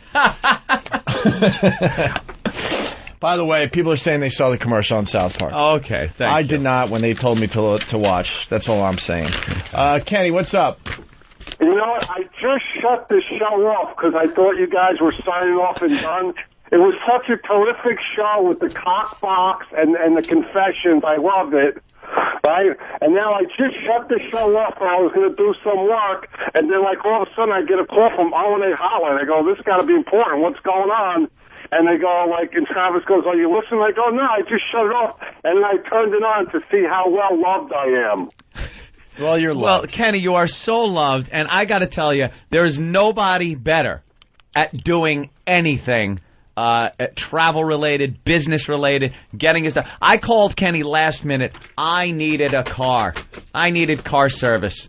And he got everything done, and it's all taken care of with Kenny. All I was commenting on, Kenny, was the fact that on Christmas Day, the holiest of holy days, the day of joy, the day Jesus was born, I must have gotten 5 business invoices from you. Please remit payment to... You didn't take Christmas off? No, I'm a Jew. Wow. That explains everything now. No, I mean, I have a lot of work to do, and I got to do it when I can do it. You know, I can't take one day out of the year. I just found it very funny that even on Christmas Day, they kept coming and coming. Well, I have to work 24/7 almost. All right. Almost. What's that, 23/6? How do you get... You either work 24/7... Either use that expression or you don't. You either work 24/7 or you don't. Oh, you don't. I work 23.5/7, but I have to go to the bathroom. Or you put in 8 hours like the rest of us. All right, well, check out the email I just sent you about we have to, plan for leaving Sunday. Yeah. Right. I may switch my flight, by the way, to the following Thursday. Going to Vegas Sunday. Kenny, you know I love you. I know. And he's such a good guy. Kenny, we got to go. All right, have a nice day. It was a great show. It was a great start of the new year. What did you like about today's show? That was different than, maybe our shows before we went on break. Well, Oh. Can we go home? I've been out of here for a half hour already. All right. See you. The current it boys of FM Talk are the New York-based duo of Opie and Anthony. And the talk is racy and raw at times, pushing the limits as far as they can. Show your hairy pork chop. My mother smokes crack rock. I'm for drunk teens. What are you kidding? How about I lay you down and give you a little bukkake? We laugh. We're gonna have a disgusting body fluid blowout. Gay porn. Hey, could you soap up your bad place? The sluttier the better. I would definitely be willing to have sex with you if we both already had AIDS. It's certainly not your father's talk radio.